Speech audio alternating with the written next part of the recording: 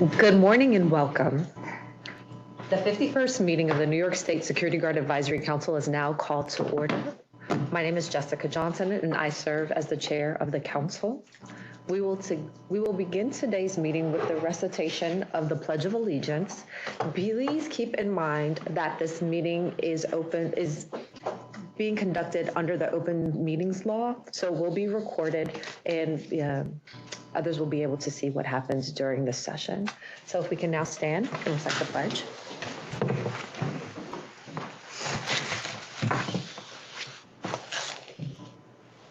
I pledge allegiance to the flag of the United States of America and to the republic for which it stands, one nation, under God, indivisible, with liberty and justice for all. Thank you. Before we move into the hearing, we'd like to recognize one of the long-standing members of the Advisory Council who has given not just his contributions to the actual regulations of New York State Security Guard Act of 1992, but he's also given us his time and input as a member of the council all of these years. So we will adjust the agenda to recognize Mr. Bruce Holm. Let me just make a couple of quick comments if I know. Bruce doesn't know anything about a quick comment. I've enjoyed meeting almost all of you, but not quite, and being on here, I think approaching maybe 30 years, I'm not sure, but at least 25, close to 30. And keep in mind, as far as this industry goes, it's a good industry, the investigative side and the security side. It's twice the size of public law enforcement. I think we still love that figure. And it's an integral part of not only the judicial system, but every security setup that this country has.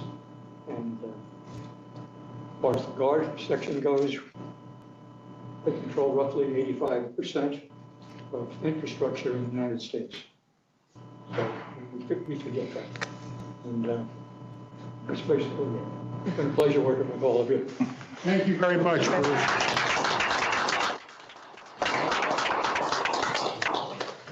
Keep standing, sir. No.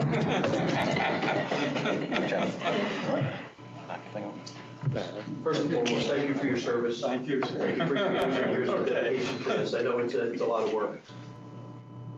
New York State Security Guard Advisory Council would like to present this certificate to you. For over 25 years of service as a member of the New York State Security Guard Advisory Council, the Council and the staff of the Division of the Criminal Justice Services Office of Public Safety proudly recognize your significant contribution toward the professionalism and excellence within the security industry in New York State. Thank you very much. And I just wanted to say just a few words to thank him. He's obviously been integral in the regulations, both you and Mr. Zell's and regulations, helping us all along the way. And it's been really a huge part of this, a true gentleman through all of our efforts. I've been here for 10 years and really appreciated all the insight that you've shared with us and helped us, and a lot of growth that this council has had over the years is due to your leadership. So thank you very much for everything that you've done for us. We really appreciate it. Okay. With that, I think I'm done on my horse. And just in closing, I'd like to say, as we think about the impact that you've had on the security guard and investigations industry here in the state of New York, we're not saying get out. We're saying thank you, and we'll see you later. Because you really have done a yeoman's task of making the industry more professional, which was the emphasis behind the Security Guard Act of 92. Yes. And putting your money where your mouth is and actually Pictures, yeah. work to make sure that we have I don't know, you gotta tell me where to send it. and integrity for the industry. So thank you all.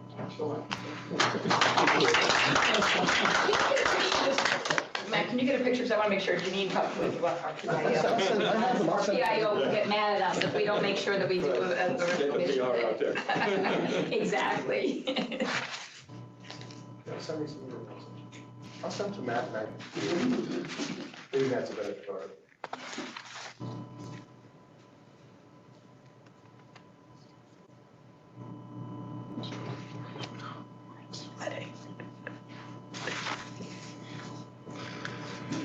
Okay. Thank you so much. Okay, Nice meeting you. thank you, everybody. Hey, Bruce. Thanks, Bruce. Thank you, Bruce. Thanks a lot. Worth the trip. Oh, wait, we have a box.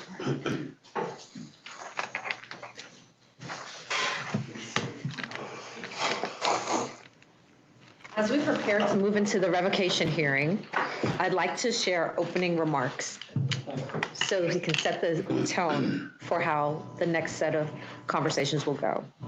The Security Guard Advisory Council is holding hearings today to determine whether certain security guard training school approvals and security guard instructor certifications should be revoked.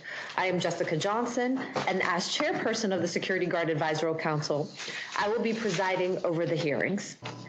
As an overview, we will hear one case at a time. The division will make their opening statement, followed by the opening statement of the respondent.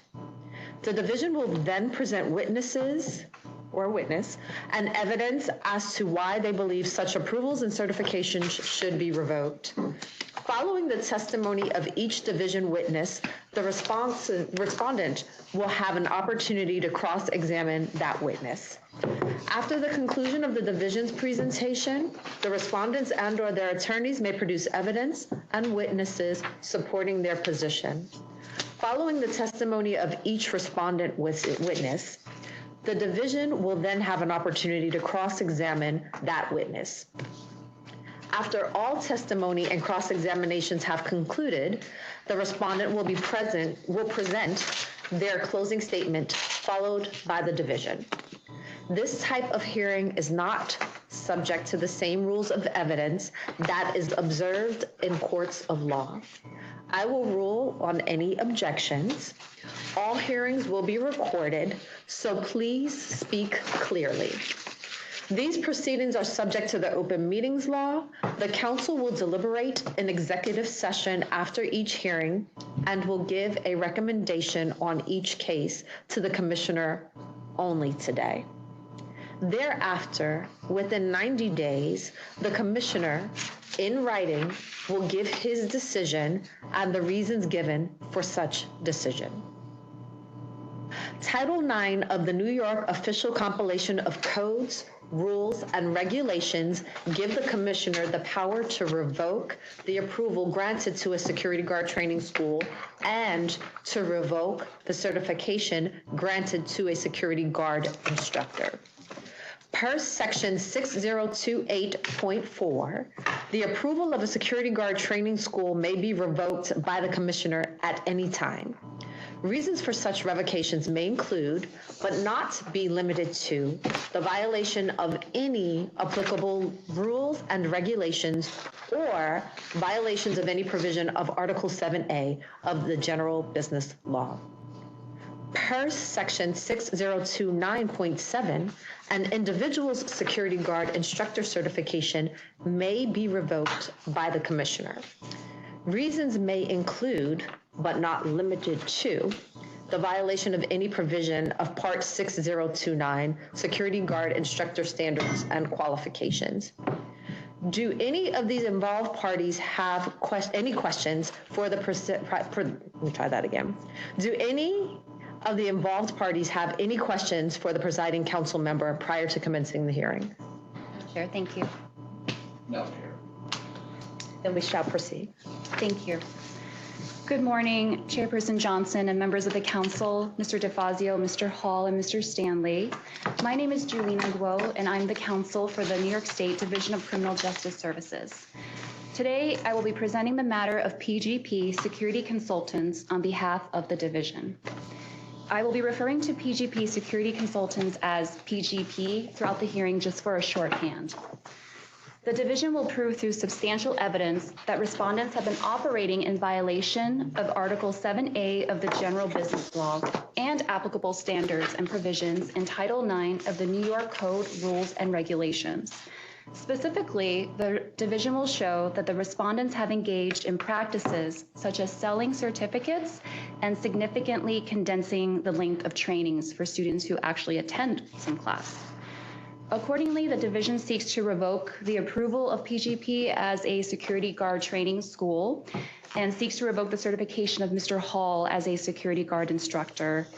You will hear about the thorough investigation conducted by division staff members Mr. Griffin and Mr. Castro, including the students with whom they spoke, who've had involvement with PGP, and the independent third-party evidence that corroborates these allegations.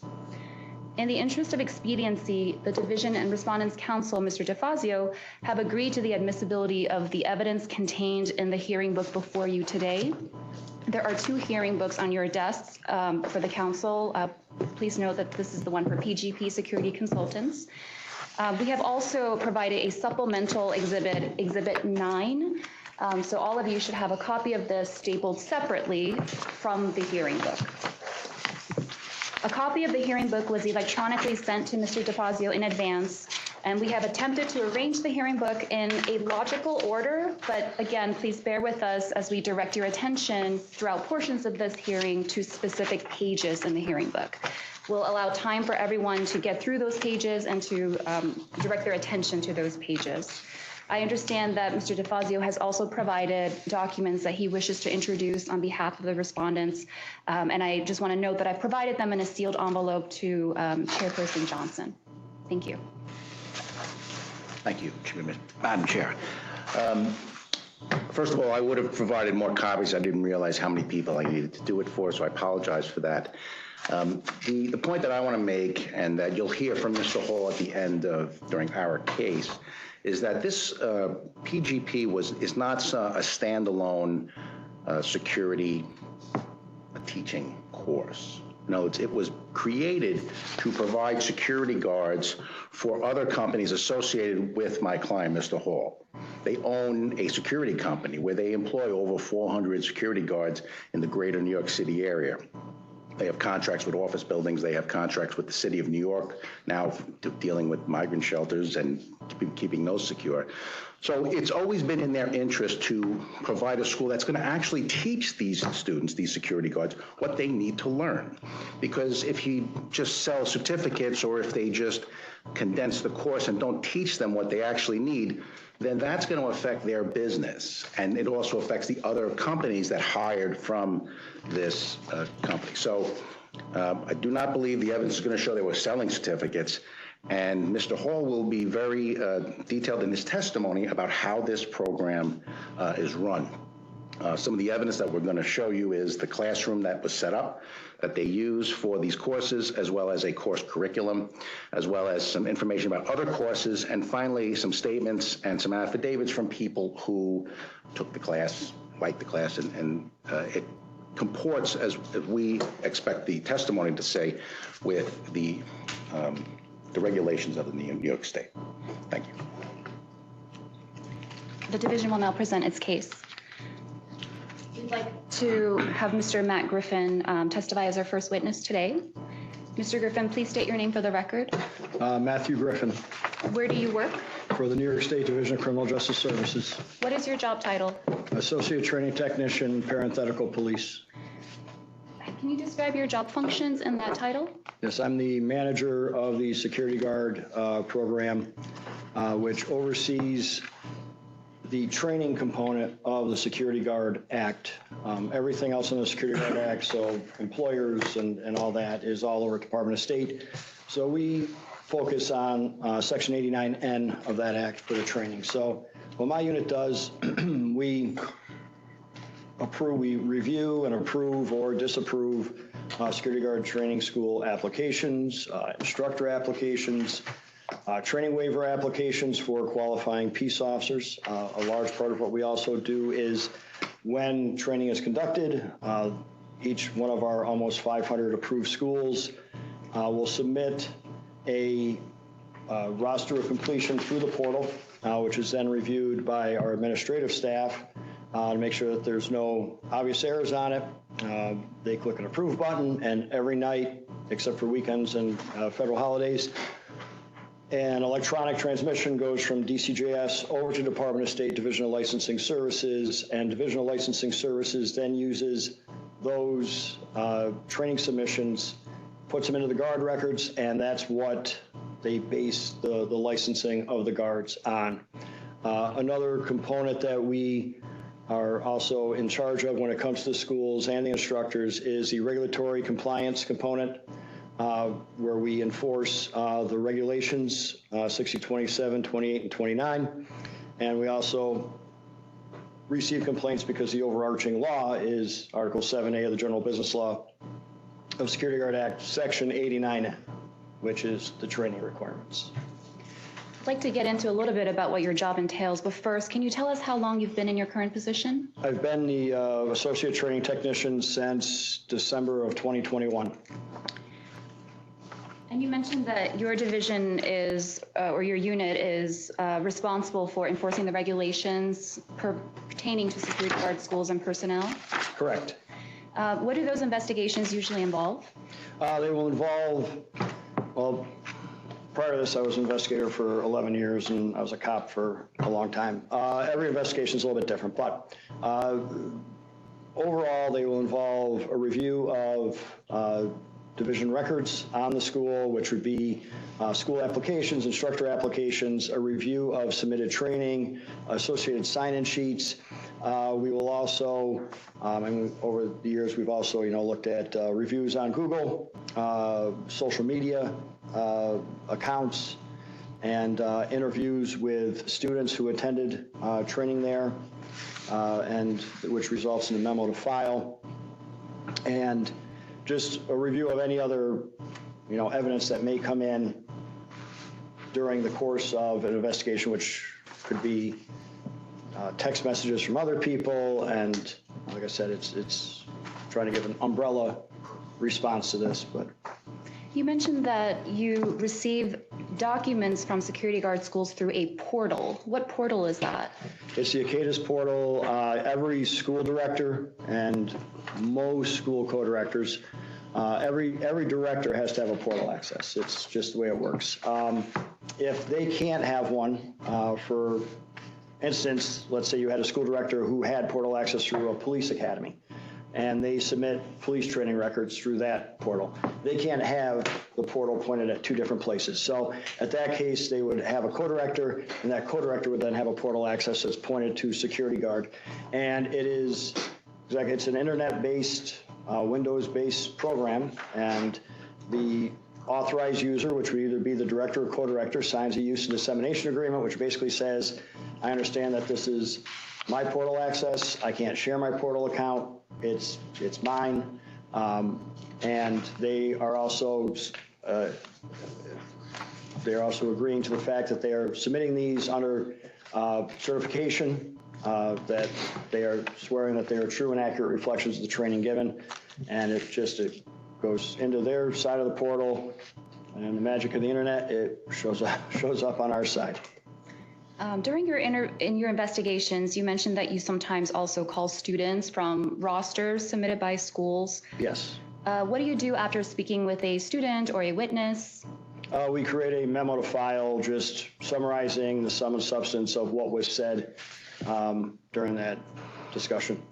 And is this all a part of your normal course of business? It is. Now, have you held any other positions at the division? Yeah, prior to my promotion in December 2021, I worked as the senior training technician from November 2014 to December 21, and that was also in the security guard program unit, where I was responsible for the actual review of the security guard training school applications, conducting audits and investigations into security guard training schools. Then after the retirement of a second staff member, I took on the review of instructor applications and the training waivers. So you've been working in this division, in this unit, since 2014? Since November 2014, yes. Thank you. What type of training have you had at the division pertaining to your line of work? At the division, I've been to a use of social media in investigations course. I've also been to a course involving, justice-involved veterans, and I've also been trained, kind of on-the-job training with, the operating regulations that we have, learning those, learning the Security Guard Act, and the requirements to become and maintain a security guard. Are you familiar with the security guard regulations as it pertains to today's hearing? Yes. What is their purpose? The purpose of the regulations is to, and I say this in all the director's orientations that we do, it's the rules that we play by. It's the rules of the road, so to speak. So stay within these guidelines, we're good. You get outside of the guidelines, then, we're talking regulatory violations, and that can lead to suspension pending revocation of an approved school. So it's basically just to ensure that there's a minimum standard of, number one, the training courses, and then conduct of the security guard training schools. Can you please describe your work experience prior to coming to the division? Yes, prior to coming to the division in November 2014, I was a part-time sheriff's deputy in northern New York for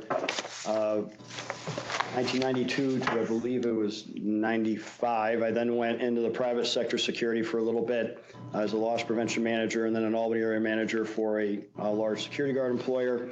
And then I was hired by New York State and stationed with the New York State University Police in SUNY New Paltz, then SUNY Oswego, and this is 97, 97, 98, 99. 99, I was transferred to the SUNY Albany, which is a center, larger department, in Albany, New York, and into their station. And in March or April of 2003, I was promoted to investigator within the New York State University Police, where I handled everything that a police investigator would handle, from attempted homicides to serious assault, sex assault, theft, and all that. So is it fair to say that you've had investigatory experience conducting investigations prior to coming to the division? Yes. Mr. Griffin, how did these respondents today come to your attention? So they initially came to our attention on August 5th when we received a duplicate report from Department of State, and then on April 5th, and then on April 11th, we have two admin assistants who assist us with the review and processing of all that training submissions that come to the portal. In looking at that, we also have this sign-in sheet that we implemented in December of 22. And they were noticing some discrepancies on the sign-in sheets coming from PGP,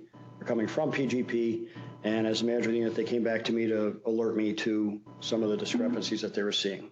With regard to what you said initially about the duplicate training record, what did you do with that information? I handed that off to Kylie DeCastro for follow-up. And who is Kylie DeCastro? She is the criminal justice program rep who took my position when I was a senior training tech. Okay, so we'll hear from Mr. Castro shortly. With regard to the second statement that you made about sign-in sheets, what did you do with that? I reviewed the sign-in sheets that were in question. The concern was some of the student signature areas were blank. Others, it looked as though the handwriting was very consistent with other students, so it would suggest that somebody other than that student was signing in under the student signature section. So I looked at it and I agreed that, yeah, there's some cause for concern. So I, at that point, emailed Mr. Hall, who was the school director, who I'd had previous interactions with as a school director, and asked him if he had some time to speak that day. I'd like to direct your attention to Divisions Exhibit 1, page 10. Just give everyone a moment to get to page 10 of the hearing book. Do you recognize this document? I do. What is this document? This is the email I sent to Mr. Hall asking if there was a good time for us to speak about some of the sign-in sheet issues we were seeing. And Mr. Hall responded in this email? Yes, he said he was available, pretty much any time between 2:30 and 4 o'clock that day. Did you end up speaking with Mr. Hall on that day? I did. I spoke with Mr. Hall via the telephone, and there was also a female on the call as well. Mr. Hall said either the front desk worker or front office worker or something like that. I actually forget her name. who was on the phone with us. And to clarify, that female worker was a PGP staff member, not the division staff member? Correct, yeah, it was a PGP member. Please tell us about your conversation with Mr. Hall on April 11th. So I expressed our concerns, looking at some of the sign-in sheets, some of the problems that we were seeing, that some of the signature areas were left blank and all students have to sign, and then that some of the signatures look as though they were done by the same person. And I explained that the signatures the students have to sign, right? That's them saying, yep, we're here.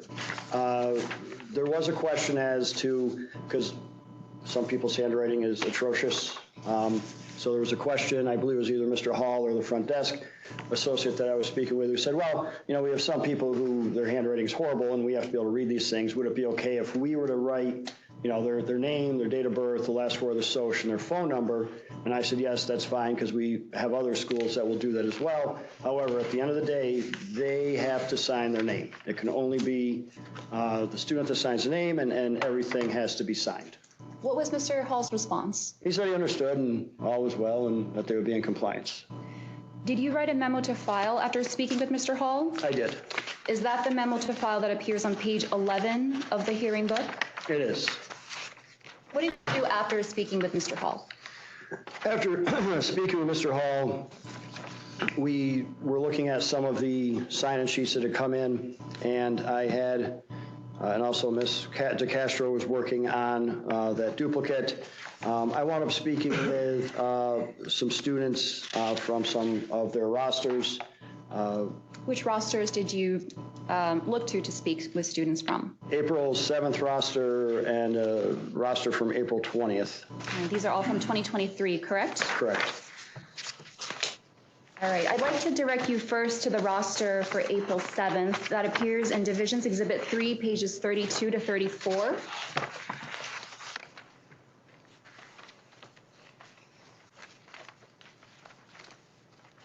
Do you recognize this document? What is this document? This is a roster as we see it on our side. This is what it looks like when it comes through the portal.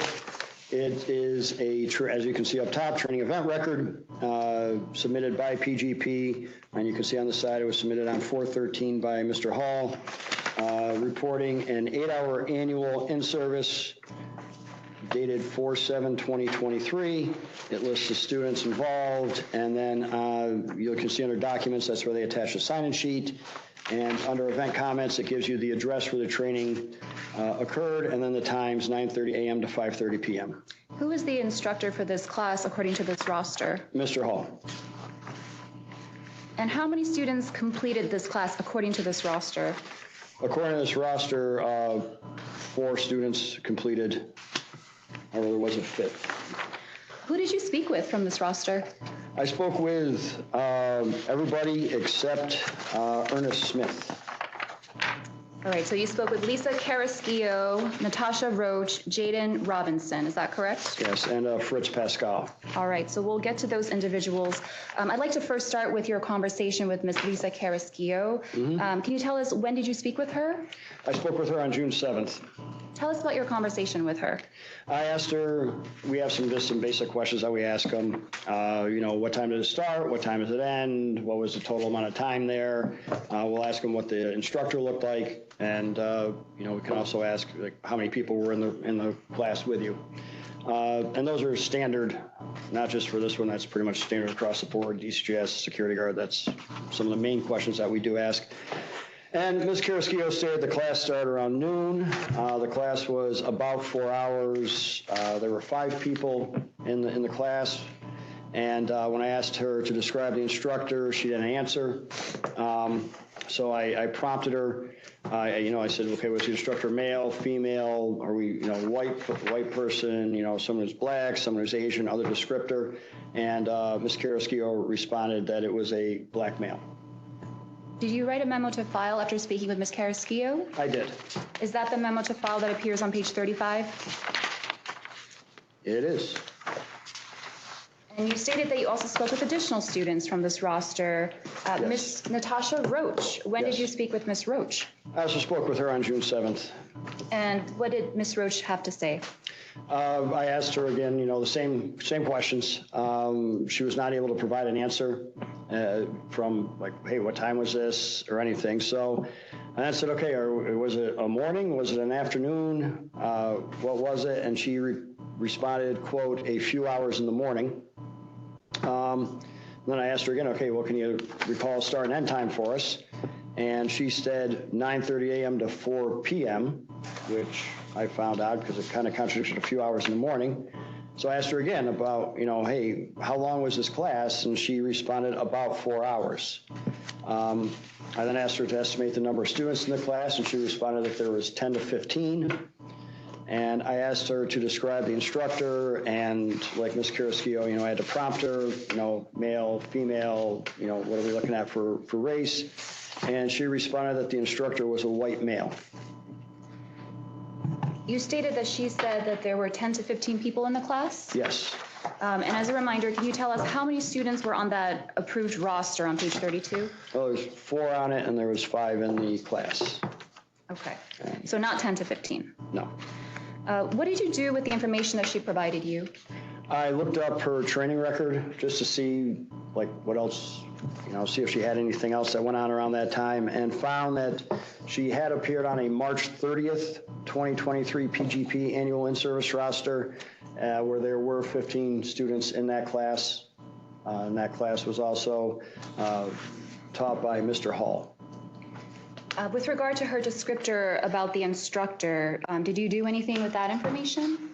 So we don't capture ethnic data. All we capture is a date of birth and last 4 of the social. That's all DCGS cares about. Name, last 4 of the social, and the date of birth. So I contacted Department of State to ask them if they had ethnic data, any pedigree information reported by Mr. Hall in any of their forms, because we had either a white male or a male who was black. And so I emailed them to say, what do you have for Robert Hall? And I provided his date of birth and last 4 of the social. Did the Department of State get back to you? They did. What did they say? They stated that per their records, Mr. Hall reported himself to them as a black male. And did you also write a memo to file after speaking with Ms. Roach? I did. That's the document that appears on page 36, correct? It is. Also stated that you spoke with Mr. Robinson, Yes. the 3rd student on this roster. Yep. And can you tell us when you spoke with Mr. Robinson? I spoke with him on June 7th. Tell us about your conversation with Mr. Robinson. Mr. Robinson's conversation was different than the other two. I asked him, what were the start and end times? He immediately responded 9:30 a.m. to 5:30 p.m.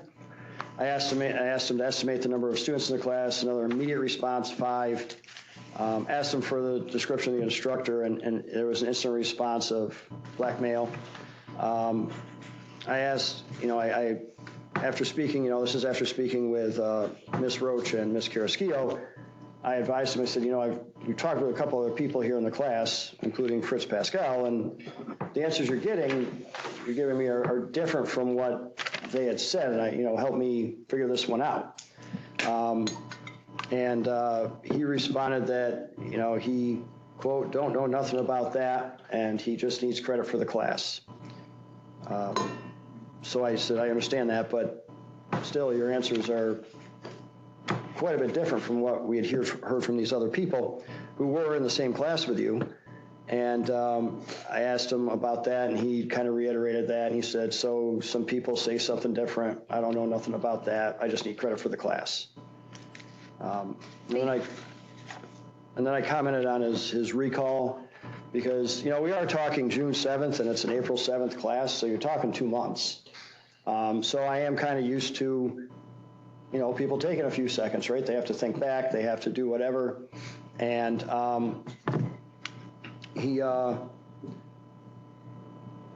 just mentioned you have very unusual recall, and I asked him, did you speak with anybody? Right? Did you speak with anybody where they said, hey, by the way, if someone calls, say this, because we've had that happen in the past. It's not unheard of. And he at first said he didn't really know what I was talking about, so I explained it to him. Someone speak with you and tell you what to say, should DCGS call. And he just said that he, quote, didn't know anything about that and just needs credit for the class. Based on your experience conducting investigations, Did this conversation indicate anything to you?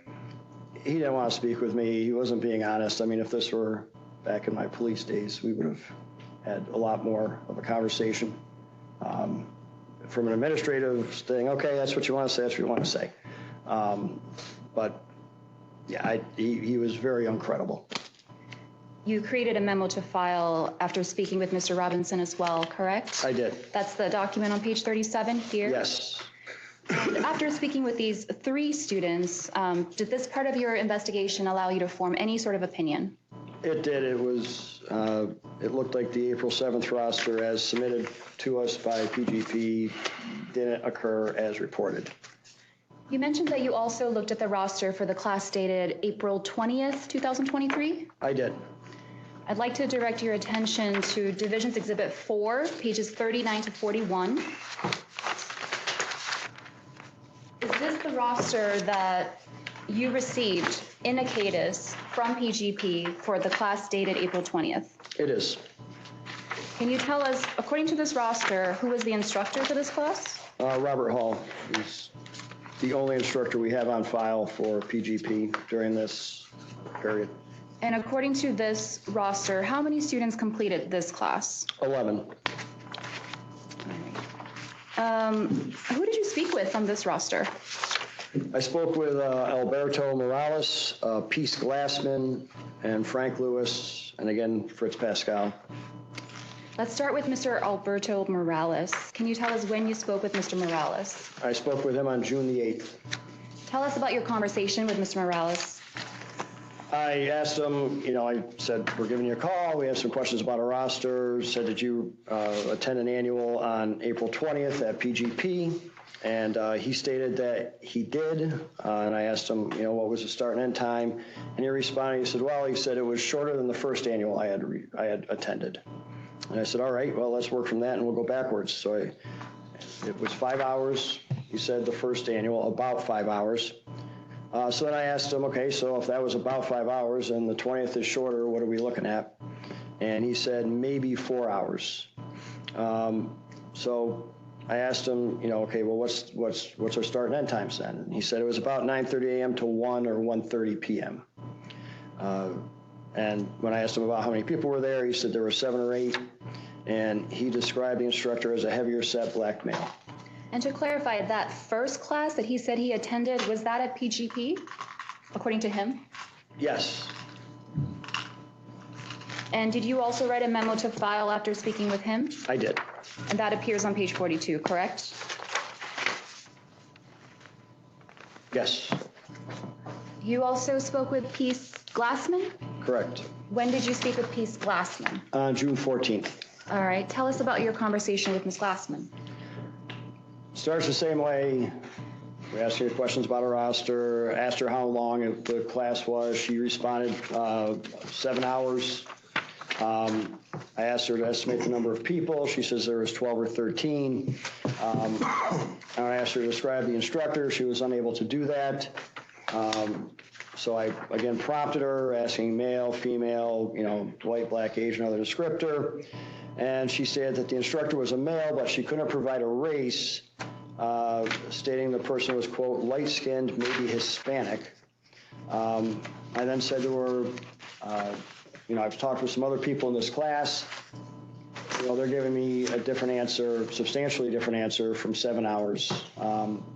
And is it possible that it was shorter than 7 hours? And she said that it could have been. And I asked her, well, could we revisit that? Could you, think back on it? And how long do you think it was? And just give me an estimate. And she said maybe 4 or 5 hours. Is there another instructor that's certified on file at PGP besides Mr. Hall? The only one we have is Mr. Hall. And you also wrote a memo to file after speaking with Ms. Glassman? Yes. And that appears on page 43? Yes. Okay. You stated you also spoke with Mr. Frank Lewis? Yes. From that roster? Yep. Tell us when you spoke with Mr. Lewis. I spoke with Mr. Lewis on June 14th. Can you please describe your conversation with Mr. Lewis?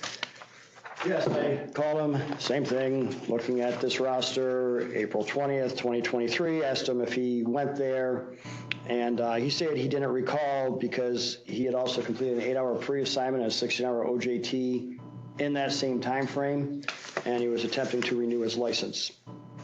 So I asked him, okay, was this 8-hour pre-assignment, 16 OJT also conducted at PGP? And he stated it was not, that he had gone to Hughes Institute for Security in Manhattan for the pre and the OJT. So I looked up his training record and confirmed that, yes, he was on a roster for an 8-hour pre-assignment, a 16-hour OJT submitted by Hughes with the dates for the OJT being April 20th to 21, 2023. Okay, so you stated that you reviewed his record and saw a roster from Hughes. Yes. I'd like to direct your attention to page 52 to 53. What is that document?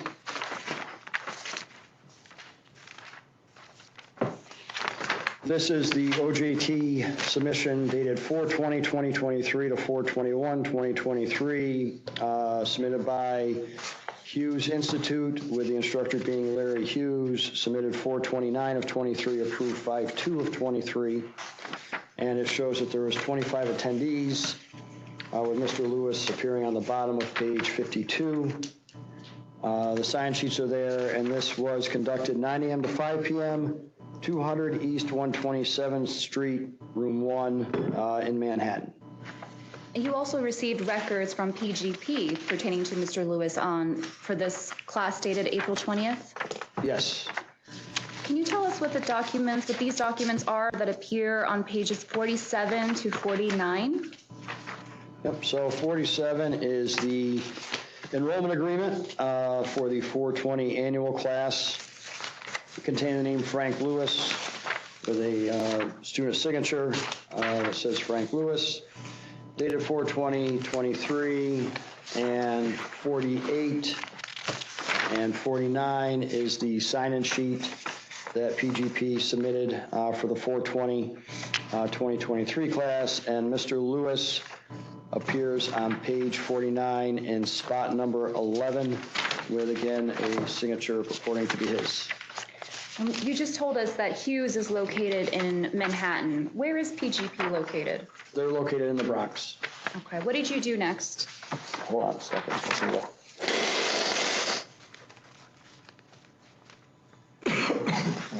So, from there I asked Mr. Lewis, I said, well, I see this training from 4/20 to 4/21 at Hughes, and I pointed out that he's on a April 20th, 2023 annual roster from PGP, and that Hughes, with overlapping times, Hughes is in Manhattan, PGP is in the Bronx. So I asked him, again, did you go to PGP for an annual on April 20th, 2023? Because it's very hard to be in two places at once. And he stated that he had not.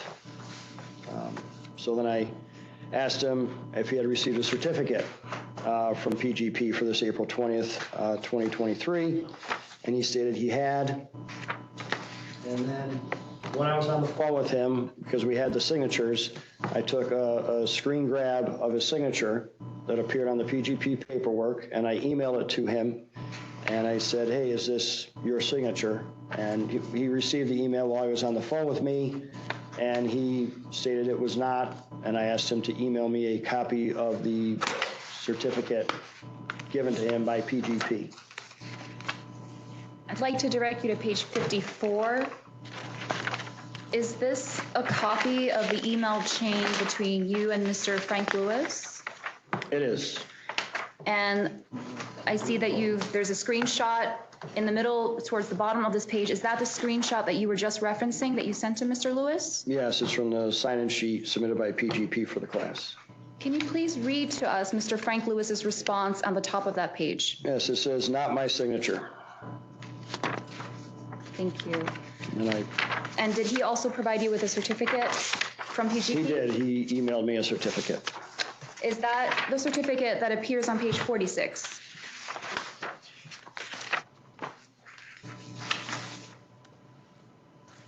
It is. Can Can you tell us where we can find his name on the certificate? It's right up towards the top. It says, "Be it hereby known that," and then Frank Lewis, And what is the date of the class that he purportedly completed? 4/20/2023. Where do you see that on the certificate? It's towards the bottom, right above the school ID number and school director's signature. Okay, there's a school director's signature. Whose signature is that? And that's Robert Hall. Thank you. And you also, did Mr. Lewis tell you how he received that certificate if he wasn't at PGP, according to him? Yes, I asked him, "Did you stop by and get it? How'd you get this thing?" And he stated that it was emailed to him. You also wrote a memo to file after speaking with Mr. Lewis, correct? I did. That appears on page 45.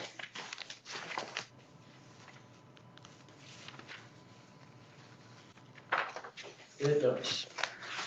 You've been mentioning the name Fritz Pascal a couple times today, and I'd like to get to that. Who is Mr. Pascal?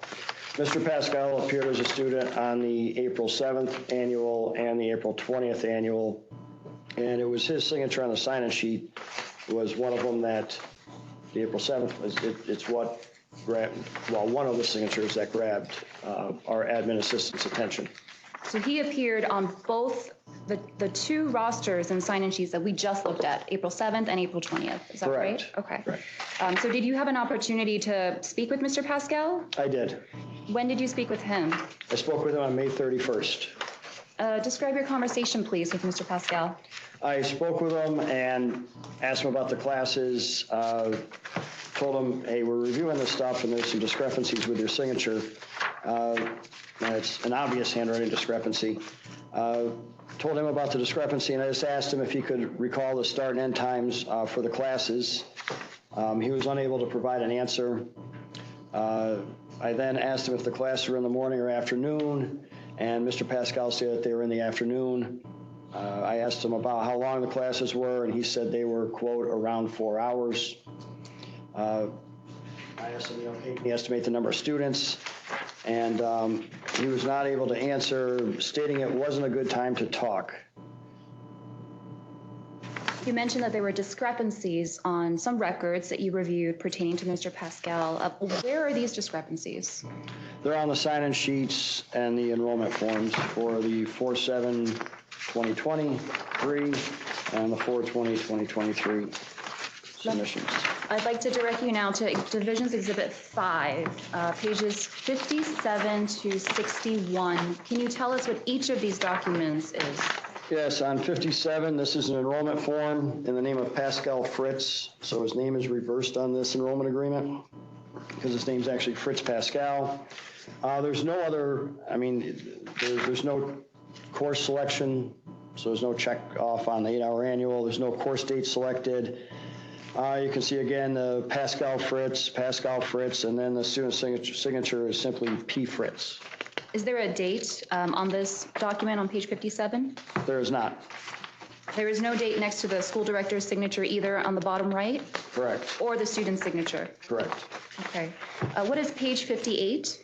58 is the sign-in sheet for the 4/7/23 annual in-service. You can see it's correct. He's Fritz Pascal here, and then under the student signature, we have Pascal Fritz in the same handwriting as we see on page 57. Okay, and what is page 59? 59 is a dated enrollment agreement with the name Fritz Pascal, 4/20/23. And the signature, it's dated, it's selecting an 8-hour annual, and the signature under the student signature, as you can see, is markedly different from what we're seeing on the 4/7 enrollment form and that sign-in sheet. And this is also dated 4/20/23, and the name is correct as Fritz Pascal. And lastly, pages 60 to 61, what is this document? This is the sign-in sheet for the 4/20/2023, and you can see on page 61 in slot 13, Fritz Pascal, and then a signature there. How did you use these documents in the course of your investigation? So I used them to compare the signatures, and I had also emailed Mr. Pascal, similar like what I did with Mr. Lewis later on. I said, can you help me out with this? Which is your signature? Or is either one your signature? And I understand it's not a good time to talk, but can you answer some of these generic questions about it, about the class? And he did not respond to me, despite a couple other follow-up emails and some follow-up phone calls. He just never responded to me, so I was able to, again, using our partner agency over at Division of Licensing Services, I contacted them, asked them, because they will have a copy of his known signature on his application, and I emailed them and asked them, hey, do you have a security guard license application for Fritz Pascal, which they were able to supply to me. So they did provide you with a response? Yes. And what did they provide you with? It's his application for a security guard license dated December 16th, 2021. Is that the document that appears on pages 62 to 63? It is. And this was sent from the Department of State to you? Yes. Can you point us to where Mr. Pascal's signature appears? It's on page 63, about halfway down, under applicant affirmation. How does this signature compare to the others that we just saw? It's different. It's obviously, I mean, naked eye different to the one on 4.7, and it is different than the one that appears on page 61. And did this part of your investigation allow you to form an opinion? Yes. What was that opinion? That, again, the rosters were not an accurate reflection of what occurred, and that Mr. Pascal did not sign that sign-in sheet, and due to the fact he was really unable to answer many questions about that, and I got the, it's not a good time to talk, and they hang up, that I would question whether or not he was there. You also wrote a memo to file upon speaking with Mr. Pascal. I did. That appears on page 56.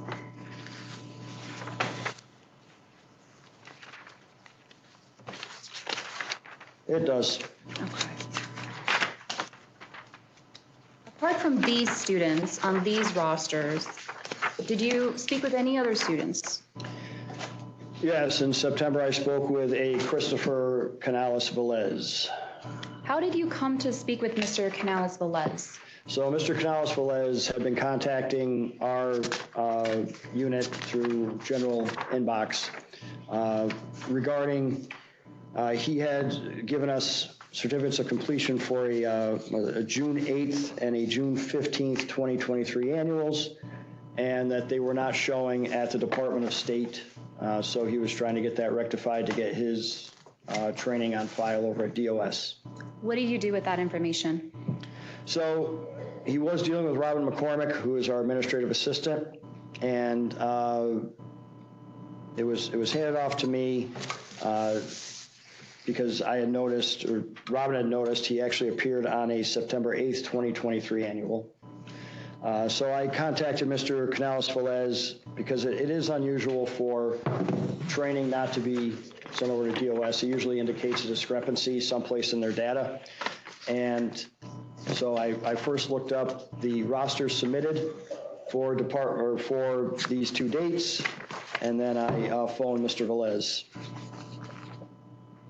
Did PGP submit any documents to you for the class dated June 8th that Mr. Canales-Velez said he attended?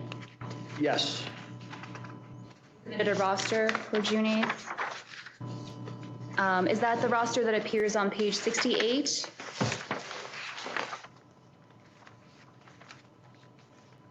It is. And did they also submit a roster for June 15th, that second day that he said he attended? They did.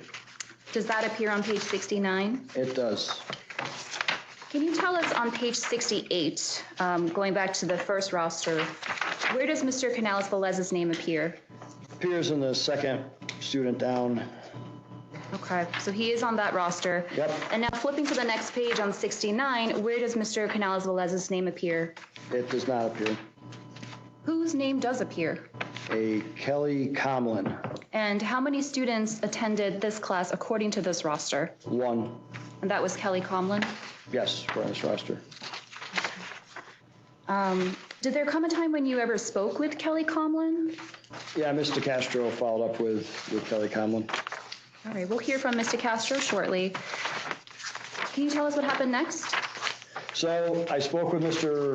Canales-Velez and noted that really none of his training that he'd ever completed went over to Department of State except for the pre-assignment, and that's only because the pre-assignment the guard actually mails with their application, and that's that guard card is it's entered into the Department of State record off that paper certificate. So that's the one training class that will not come from Department of State. Then once they're on the record as a guard at Department of State, all that stuff that's coming over from DCGS will enter in. So at that point, just from experience of working in the security guard unit, I figured that there was a data discrepancy. So started comparing notes with Mr. Velez while I had him on the phone, saying, okay, here's what we got for you. Here's date of birth, here's your last four, and it turned out to be a last name issue. So I asked Mr. Velez to email us a picture of his driver's license to see how that is showing on his driver's license, which is how it would show over at Department of State, and that's where our data discrepancy was. So I was able to fix his data here and get it over to Department of State as to what he for the rosters he had been submitted on. Did Mr. Canales-Velez provide you with any documentation for the classes that he said he attended in June 2023? Any certificates? Yes. He was able, with his email to our general inbox, he had emailed copies of both certificates. And you stated that there was only one student that appeared on the June 15th roster, correct? Correct. And it was not Mr. Canales-Velez? Correct. I'd like to direct your attention to page 73. Can you tell us what this document is? 73 is a 8-hour annual certificate of completion in the name of Christopher Velez, dated 6/15/2023, issued by PGP. Who is the issuer from PGP? Who signed this certificate? School Director Robert Hall.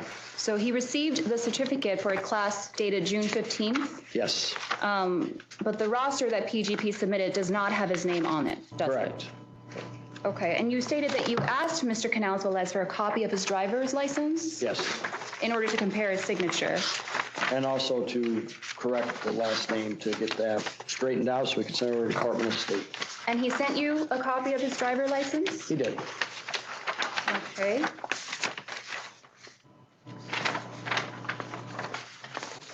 Just 1 second here. Is that the license that appears on page 88?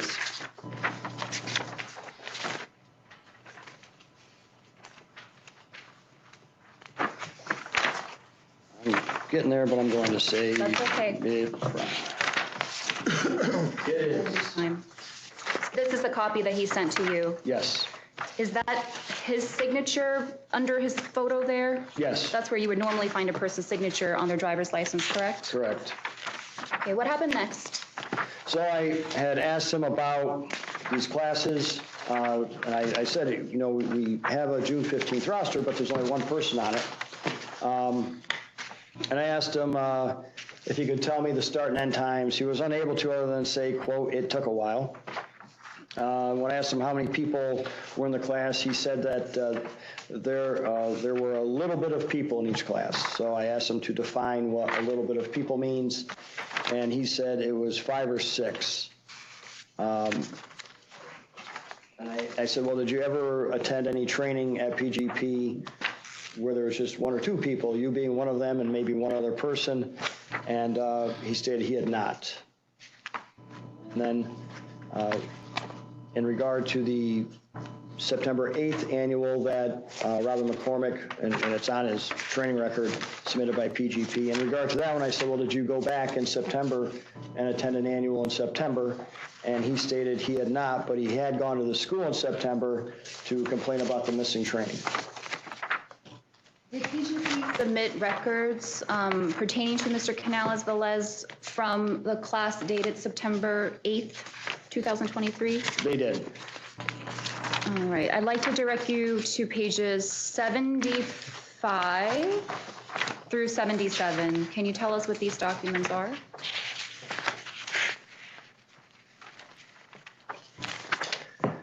So 75 is the enrollment agreement, the name of Christopher Canales Velez, which, just as a quick aside, that was a problem with DOS. We had different last names. Showing an 8-hour annual in-service, and it looks to be dated 9/8/23, signed by Mr. Canales Velez and also signed by Robert Hall. And what is the document on page 76? 77? 77 is a sign-in sheet for the 9/8 annual conducted at PGP. And Christopher Canales appears in slot number 10. Okay, what did you do with this information? So I took these documents and I compared it to the known signature we had on his driver's license. And I also looked up his previous training. So the enrollment form that was submitted on 6/8 for the 6/8 class. Is that the document that appears on 74? It is. Okay. And I printed them out and I looked at them side by side. And when you do that, if you look at the document that appears on page 74, you'll see that the document that appears on page 75 is actually a photocopy of the document from 74, and somebody changed that 6 into a 9 by putting a slash on there, making that 6 into a 9. Otherwise, it is a photocopy. There's absolutely no variation whatsoever in any of the handwriting. And then I looked at the 6/8/23 sign-in sheet, and you'll see Christopher Canales is on page 76. He's in slot number 4, Christopher Canales, and it has his signature, which is consistent with the signature we saw on the driver's license. Looking at page 77, which is the September 8th annual submitted by PGP with Christopher Canales, he's in slot 10. And you'll see that signature is nowhere near similar to the one that appears for the June 8th. However, if you look on that June 8th on page 76, in slot 5 is a Christopher Martinez. And if you look at his signature, it looks like Krista M. And then you go to 9/8/03 under Christopher Canales, it's that Krista M signature there. So it looks like perhaps the wrong signature was looked at when we were creating that sign-in sheet. And what happened next? So after that, I spoke with Kyla DeCastro to see how she was making out on her end of things. And we created a summary memo of our findings, which was sent to our executive staff, Deputy Commissioner Mike Bonts and Office Director Johanna Sullivan, as well as my boss, Todd Murray. And we summarized everything we'd found so far. And this is now getting into September-ish, or August, it's later on. So before we get there, let me ask you, did there come a time when you spoke with Mr. Canales Velez again? Yes. Okay, yes. when did you speak with him again? On October the 12th, I was creating the book that's in front of you, or helping to create the book that's in front of you. And I looked up his training record again and saw that there was now a September 25th pre-assignment and a September 26th and 27th OJT showing on his record as having been submitted by PGP. And again, did Mr. Canales Velez tell you if he attended any classes at PGP in September of 2023? Well, I spoke with him on September 20th. He did not, and I noticed that these were dated after that date. So I called him back to ask him if he had gone back to the school and attended any classes. And what did he say? He stated he had not, but he had gone there to complain because what had happened as a result of the data discrepancy, the training not being registered correctly, his license had expired. He had gone past the 6-month grace period.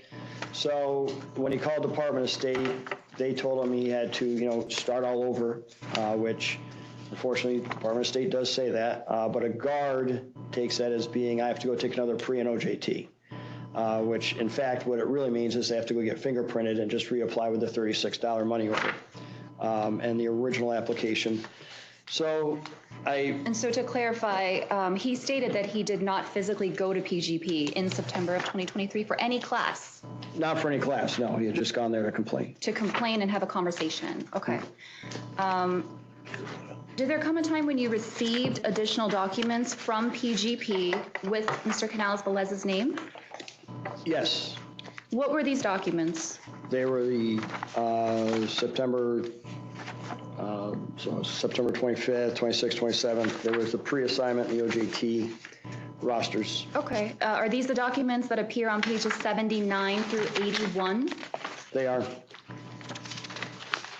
Can you show us where Mr. Canales-Velez's name appears on each of these? On page 79, he's the first student listed under attendees, and on page 80, he's the first student listed under attendees.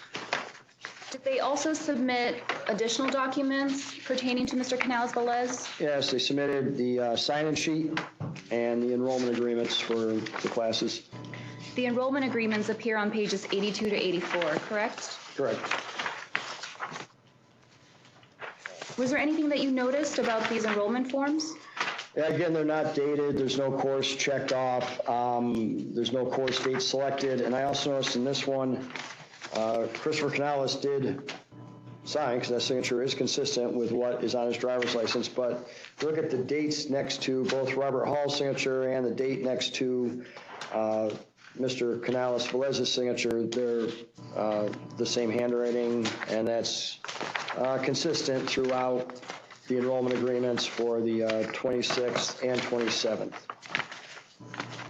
And there's no courses selected, and there's no dates of course selected. You also looked at sign-in sheets provided by PGP? I did. Okay, and those appear on pages 85 through 87 Yes. for September 25th through the 27th? Yep. How did you use these documents in your investigation?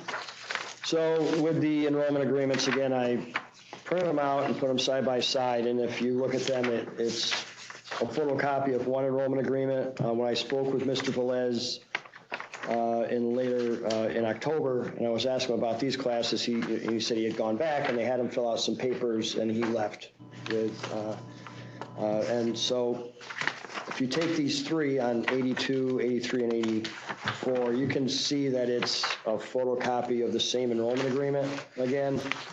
And you can tell that there's absolutely zero variation in any handwriting, and normally your handwriting is going to have some variations to it. Like the R in Christopher, under the student signature and under the student name printed, it kind of trails upwards. Also by my signature, I, Christopher Canales, and it goes up. And if you look at those, I mean, each one, he has that little slash at the end, but it's a little bit different angle, a little bit different length. And then if you look on the succeeding enrollment agreements on 83 and 84, it's identical. So it appears to be photocopied enrollment forms. We've looked at a lot of documents just now pertaining to Mr. Canales-Velez. Can you just summarize whether these documents allowed you to form any sort of opinion? What was that opinion? I would object to the opinion question, because I believe that's the ultimate issue for your recommendation. I can rephrase, counsel. Mr. Griffin, can you please tell us what these documents indicated to you? These documents indicated they were consistent with what Mr. Velez stated, which was, I went in there, I filled out some paperwork and left.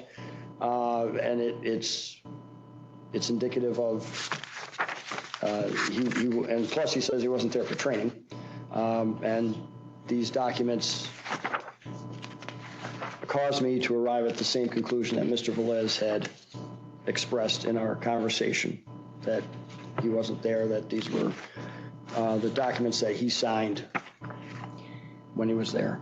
So you mentioned that you then spoke with your supervisors at the division. Yes. So what happened after that? So after that, we do the summary memo. We put, here's what we found, because I don't have sole power to say, that's it, we're going to suspend pending revocation. That ultimate decision is made above me. So we discussed it, made a summary memo, here's what we have, and the management staff of the Office of Public Safety concurred that in this case, with the sales of certificates and the significantly condensing classes, those are regulatory infractions that we have consistently and historically suspended pending revocation throughout at least my tenure here at DCJS.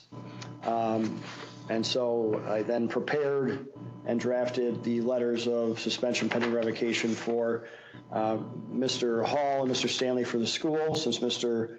Stanley is the owner and Mr. Hall is the director, and a letter was also drafted for Mr. Hall, since he was the person on record as the instructor, and that he we'd also be looking to revoke his instructor certification. And those documents are in Exhibit 8, 98 through 101, correct? Correspondence that you just referred to?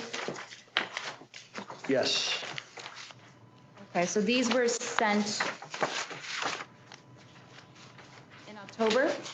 October, yes, they were sent October 6th, I believe, because we do tracking on them, and I believe they were received at the school, I want to say October 16th.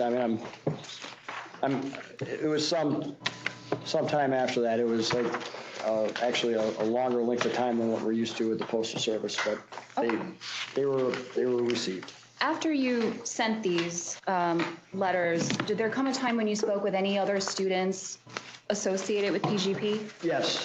How did you come to speak with that student?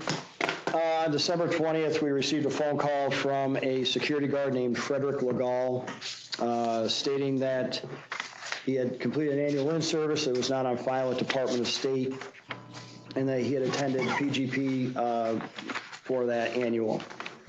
I'd like to direct your attention to Division's Exhibit 9, which is that separate supplemental exhibit that I was referencing. This is not paginated, so it doesn't have page numbers, but it's a very short exhibit. Can you tell us what that first document, it looks like to be the first four pages of this exhibit is? Yeah, so the first 4 pages, this is a annual in-service training course submitted by PGP dated January 27th, 2022. Reporting an annual in-service that occurred at PGP with Robert Hall as the instructor. We have 15 attendees.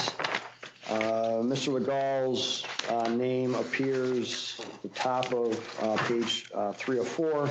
Look in the lower right, the page number goes with the roster. Why did you look up this roster? Well, when I was talking with Mr. Legal about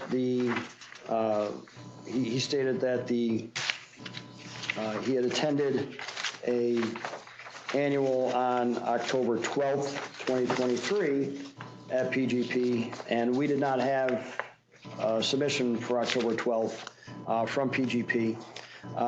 So I explained it to him. I said, hey, the reason this isn't on file is because we don't have it. And I said, and he said, well, my license isn't renewing as a result. I said, I understand. So I then reviewed his training, but I did see he had this other from 22, and Mr. Legal, in our conversation, I had asked him about the class. Okay, well, what was the start and end times? About how long was it? He stated at first he couldn't really recall any of that information.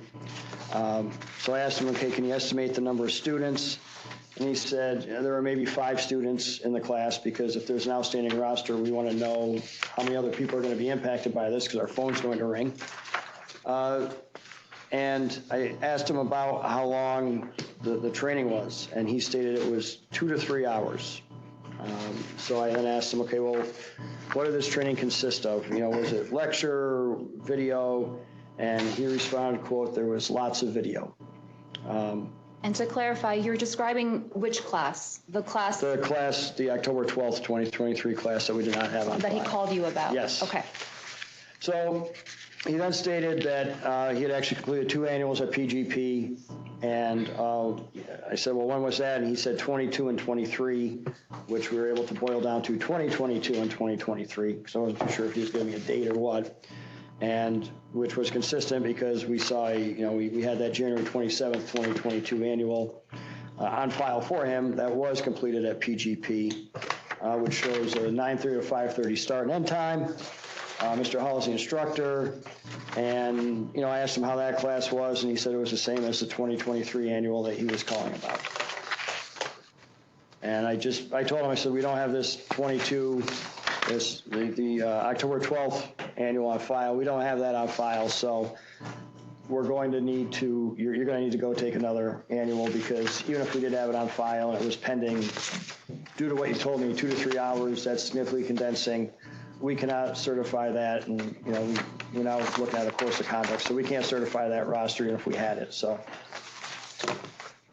And did Mr. Legel tell you how many students attended his class, both of those classes that he talked to you about? He had stated that, for the one of them, there was maybe five students, and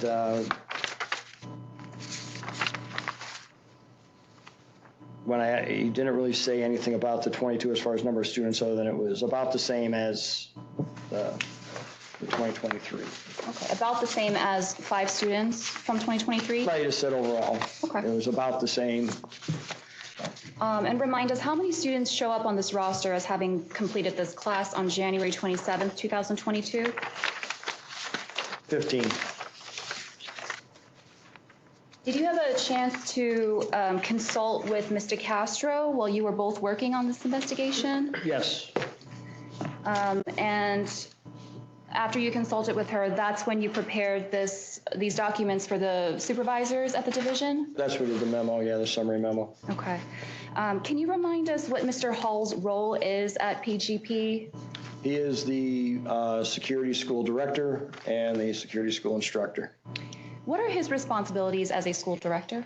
As a school director, they are responsible for the overall conduct of the school, all staff at the school, making sure that everything's being done in accordance with the regulations. Also, as the director, he was responsible for submitting a CADIS, or submitting rosters of successful completion through the portal. He's also responsible for signing certificates of completion that they hand out to the students, and just overall, they're the person in charge of making sure everything is being done as it should at the school. Do you believe that he fulfilled his responsibilities as a director based on your investigation? Objection. I think that's the ultimate issue for you to decide.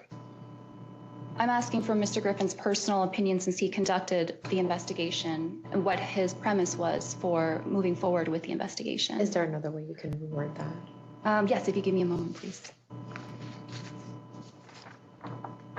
What did your investigation indicate to you about Mr. Hall's role at PGP? That he did not fulfill the regulatory requirements of a director. And what is Mr. Hall's responsibilities as a certified instructor? As the instructors, they are also charged with, under 6029, making sure all the classes are conducted in accordance with the regs, that they're conducted in full, and that there's also a thing in there that, they have to be a certified instructor, which he was, but just that he has to make sure that the classes are done correctly as well. And do you believe, based on your investigation, what did your investigation indicate to you about his role as a certified instructor? That from what we had learned throughout the course of the people I spoke with, and after conferring with Kylie DeCastro, that did not meet regulatory requirements. And what is Mr. Stanley's role at PGP? He is currently just listed as the owner of the school. He had been in the past listed as a co-director and an instructor. But for this current period, it's a 2-year approval period. He was listed just solely as the owner. Okay, so he is the owner, and Mr. Hall is school director for purposes of today's, and instructor for purposes of today's hearing. Yep. And based on your investigation, did it indicate anything to you about Mr. Stanley's role at PGP? So the role as the owner is similar to that of the director, because you're the owner of the business. You are similarly overall responsible for the conduct of your business and ensuring that everybody is doing things by the book in accordance with the rules and regs and laws. And from what we had learned, it indicated to me that there was a failure in upholding that regulation. Thank you, Mr. Griffin. Madam Chair, I did not introduce myself. I forgot to put my appearance on the record. My name is Anthony DeFazio. I'm an attorney. I have an office at 355 Main Street, Beacon, New York, 12508. It's good afternoon, Mr. Griffin. Yeah. During the course of your investigation, had you ever received any complaints from any security guard companies that the staff or that the security guards that they were hiring that had completed this 8-hour course were not up to proper standards, weren't being properly trained? We do not cover security guard companies at all. Any of those complaints would have gone over to Department of State. Okay, but would those complaints generate an investigation from your department if they're finding that they're not completing the courses, they're not being properly trained? So if someone made a complaint to Department of State that they're having issues with a security guard and a security guard employer, which I don't know if they operate under a watch guard or a PI, and Department of State saw that it went to a training issue, they would have sent that over to us. And you never got a complaint about PGP in that manner, correct? Not in that manner from Department of State, no. Okay, in fact, the investigation here started because of a duplicate certificate that was issued, correct? Yes. Okay, and that's how you began your investigation? Yes. And essentially the findings are that the alleged allegations is that he was providing certificates to people who did not attend the class. Is that correct? Correct, that's part of them, yes. And then the second allegation is that for those who did attend the class, it was less than the 8 hours which is required by the regulations. Is that right? Yeah, significantly condensed, yes. Okay, meaning less than the 8 hours, which is what's required, correct? So if you'll get, so there's condensed, we describe it this way.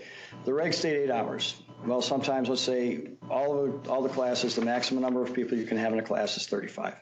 So you hold a class, there's 5 people in the class. That class may come out at like 7 hours, right? Because you're not getting as much going around. So offer some flexibility between like that 6.5 to 8 hours, where as long as it's not happening all the time, it's not condensing. We consider significantly condensed is where we're now 4 and below. That's where we're significantly condensing. Okay, so if some of the people that you spoke to, and then eventually I want to speak to Mr. Castro, but some of the people said that the class went more than 7 hours, is that correct? We had Mr. Robinson who stated 9:30 to 5:30, and then the initial estimate by, who was it, Ms. Glassman, I believe, stated 7 hours. Okay, and you had testified that, and in both this investigation and other investigations, that sometimes it's difficult for these people that you're interviewing to recall a training session that happened months before. Is that right? It can be, yeah. It takes them a moment to think back. And part of what you did, and you state in these memos, is that you had to prompt people to try to to get them to try to remember or help them remember about times, about location, about the description of the instructor. Is that right? We prompt For a description of the instructor, because if you're going to be in a room with someone for 7-8 hours, I mean, even a couple months down the road, you should at least be able to go, hey, it was whatever, right? So we will prompt them, offering them what we're looking for here is a description. We don't need their name, their birth date, and we're just looking for a general description of the person. So there we'll prompt them. In regard to the timings, we will say to them, okay, you said this, you said 7 hours, we've talked with some other people that say something different. So now we have to figure out, as the old kids show you say, one of these things is not like the other, right? So we will tell them we have something different, right? We've heard from some other people who are also in this class, provided different information to us. I want you to think back, could it have been less than that? And so I don't know if you would call that prompting, but it's just you're trying to get to the heart of the matter. You were an investigator with the New York State.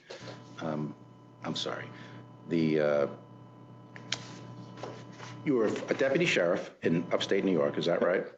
You also were an investigator. What's the organization again? It was the New York State University Police. Okay. And part of that is you investigated, you said, potentially homicides, sexual assaults, other types of crimes. Is that right? Embezzlement, all sorts of stuff. Yeah, we're general. Okay. Now, as an investigator, when you interview a witness, is it important that that witness not be tainted by the statements of other witnesses? Yeah, that's why we don't taint, if you want to use that word, that's why we will not. We don't lead off with, hey, we spoke with other people and this is what they said. Sure. We're going to ask you, and then we're going to compare your answers. You know, and when I was an investigator, right, we'd bring them in, you put them in separate rooms, you get, hey, your side, and then after you got everyone's statements down, then yes, you start comparing, well, you know, this person A said this, you said something very different, let's figure this out. Okay, but you would keep them separate. You would never interview witnesses together on any type of a crime when you were doing an investigation. Is that right? Never is a strong word. It was. Try not to. You would try to keep them separate. Because you don't want one to taint the other with their memories. Is that right? Correct. On your initial questions and all that, correct. You would not want them to influence another.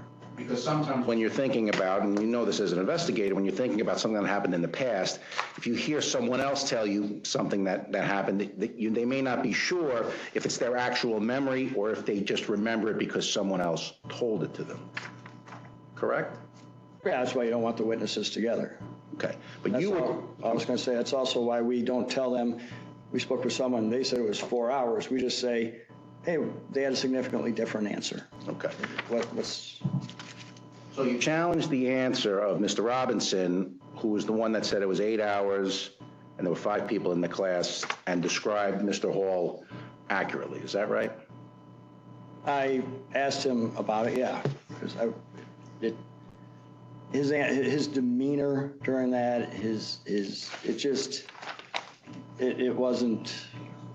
was different than other, and I've conducted numerous of these. It was a very different demeanor. It was very confrontational, contentious, you know, it was.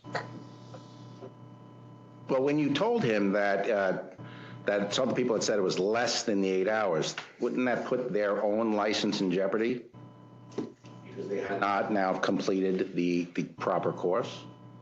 Objection, I'm not clear who's the subject. The witness I'm talking about. I'm talking when you talk to a witness and you tell the witness, well, we're hearing that the course you took, which is not 8 hours, is only 4 hours, which would mean he or she is not in compliance and shouldn't hold the security guard license because he didn't do his proper annual.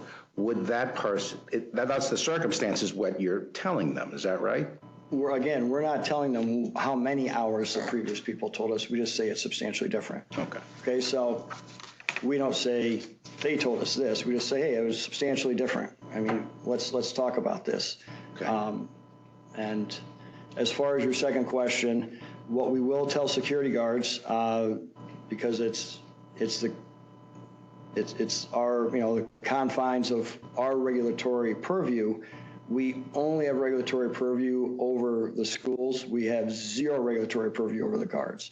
So in the situation where a guard were to knowingly lie to us, right, and they get caught in that lie, Department of State does ask, and we have an arrangement with them, that if we have a guard that knowingly lies to us, and we can show them, yep, this is where they were, this is the lie, we will refer that guard over to Department of State. If they tell us the truth, we're not in the business of taking guard cards away from people. Then the question is, then, did you refer Mr. Robinson to the Department of State for possible disciplinary action? No. Because of the statements he made to you? No. Since the issue that you were looking at with speaking to these different people was the length of this particular class, did you ever send an investigator down to actually take the class? We do not have that ability. Wish we did, but we don't. Because that would simplify the process. We would know you could send an investigator in, you could sign in for the class, he could tell you exactly how long it was, and then you wouldn't have this problem. You wouldn't have the problem of people who have to get their recall from months before. Is that right? Objection, I think that's speculation. As Mr. Griffin stated, we don't have a current practice of sending investigatory people down there. He's speculating to what would happen if we did. Well, you would know, you could have an investigator know whether or not it's an 8-hour class or not, correct? Objection. Your question was answered. I'll move on.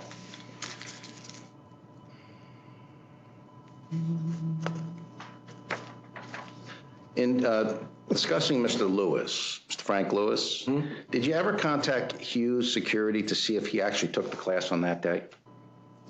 No, they had submitted a roster certifying under penalty of perjury that he took the class that day, so calling up Hughes and asking them if they did, I mean, they're only going to be looking back at their records and saying, yes, he's on our roster.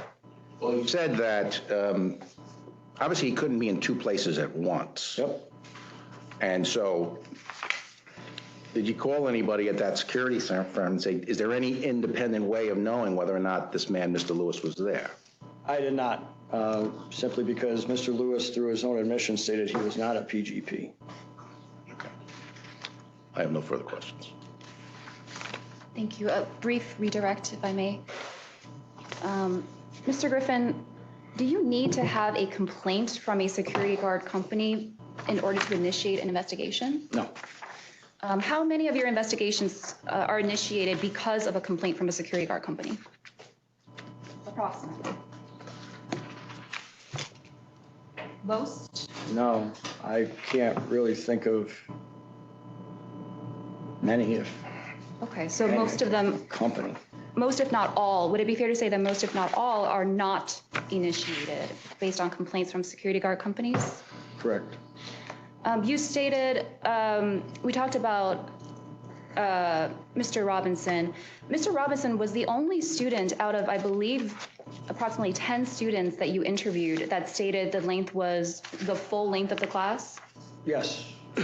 And Ms. Glassman ultimately told you that it was about 4 to 5 hours? Yes. Did you tell her that the class was 4 to 5 hours? No. Did you tell her to say that the class was 4 to 5 hours? No. How did she tell you that it was 4 to 5 hours? I explained to her, I said, we've talked to some other people.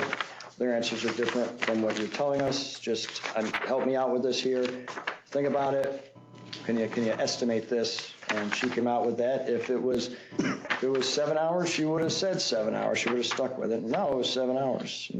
But she said, I said, okay. Did you physically interview any witnesses together in the same place? No. On the same phone call? No, it's all over the phone. In the same email chain? No, we don't do really interviews much through emails. You know, we may follow up with an email after a phone interview, but. And with regard to Hughes and Mr., was that Mr. Frank Lewis? Yes. I believe. You stated, and we showed through an exhibit, that you had in fact emailed Mr. Lewis about his signature? Yes. With a screenshot of his signature as it appeared on PGP's sign-in sheet? Yes. And what was Mr. Lewis's response again? It's not his signature, and he had told me over the phone he wasn't there and that he was at Hughes. Thank you. No further questions. Nothing else. Give me one moment, please, just to reorient myself, if you would. All right, the division will now present Ms. DeCastro. Thank you, Mr. Griffin. Will now present Mr. Castro as a witness. And Mr. Castro, good afternoon. Good afternoon. Please state your name for the record. Kylie DeCastro. Where do you work?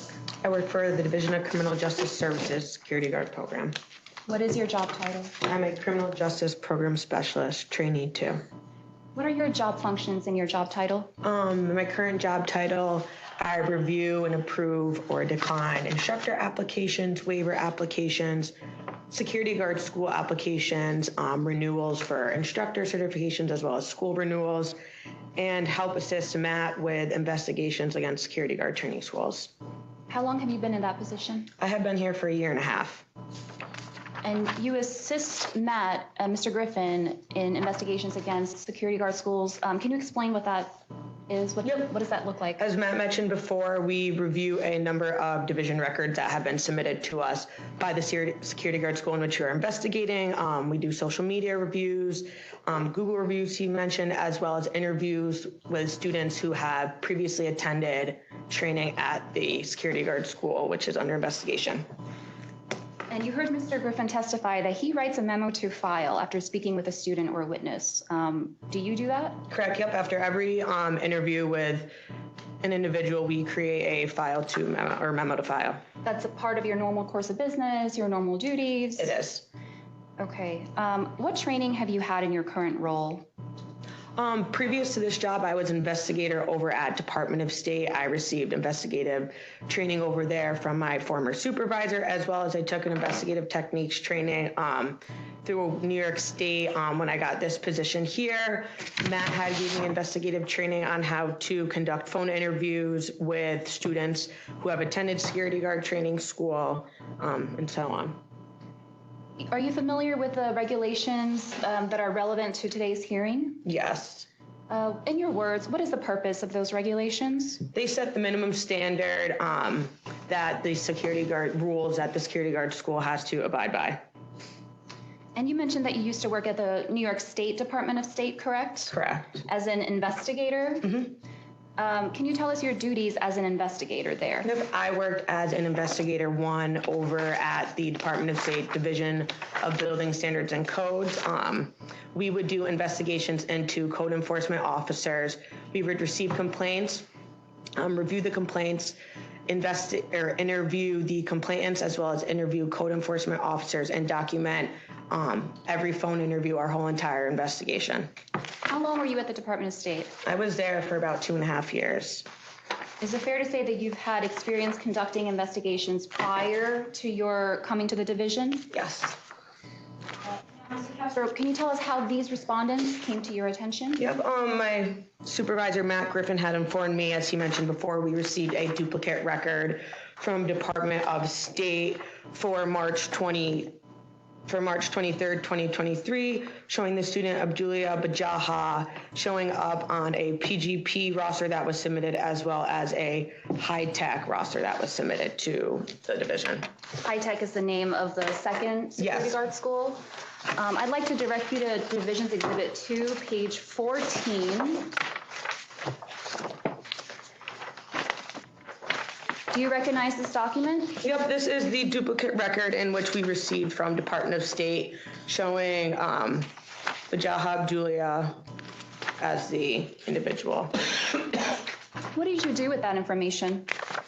I then had looked at the training that was submitted for 323 in both rosters he showed up on, which happened to be high-tech security training, as well as PGP security consultants. Let's look now on pages 15 to 16. Can you tell us what this document is? Yep, this is the roster that was submitted by High Tech Security. It was submitted on 331 for training that was conducted on 323-23. According to this roster, where does Abdulia Bajaha's name appear? It appears on page 16, the first name on page 16. And according to this roster, what was the time period in which this training took place? Yep, high-tech security took place from 10 a.m. to 6 p.m., where it's noted on the bottom of page 16. Where is high-tech located? It is located in Brooklyn. Okay. I'd like to now also take a look at page 17. Tell us what this document is. Yep, this is the sign-in sheet that was submitted by high-tech security for training that was submitted, or that was given on 3/23/2023, and as you can see, Abdulia Bajaha's name appears in slot number 2 on the sign-in sheet. You stated that PGP also submitted a record for Mr. Abdulia Bajaha for the date March 23rd, 2023? Correct. Tell us about the document that appears from pages 18 to 21, please. Yep, 18 to 21 is the roster that PGP security consultants submitted on 4/3 for training that supposedly occurred on 3/23/2023. Where does Abdulia Bajaha's name appear in this roster? Abdulia Bajaha's name appears on page 19 and the first individual.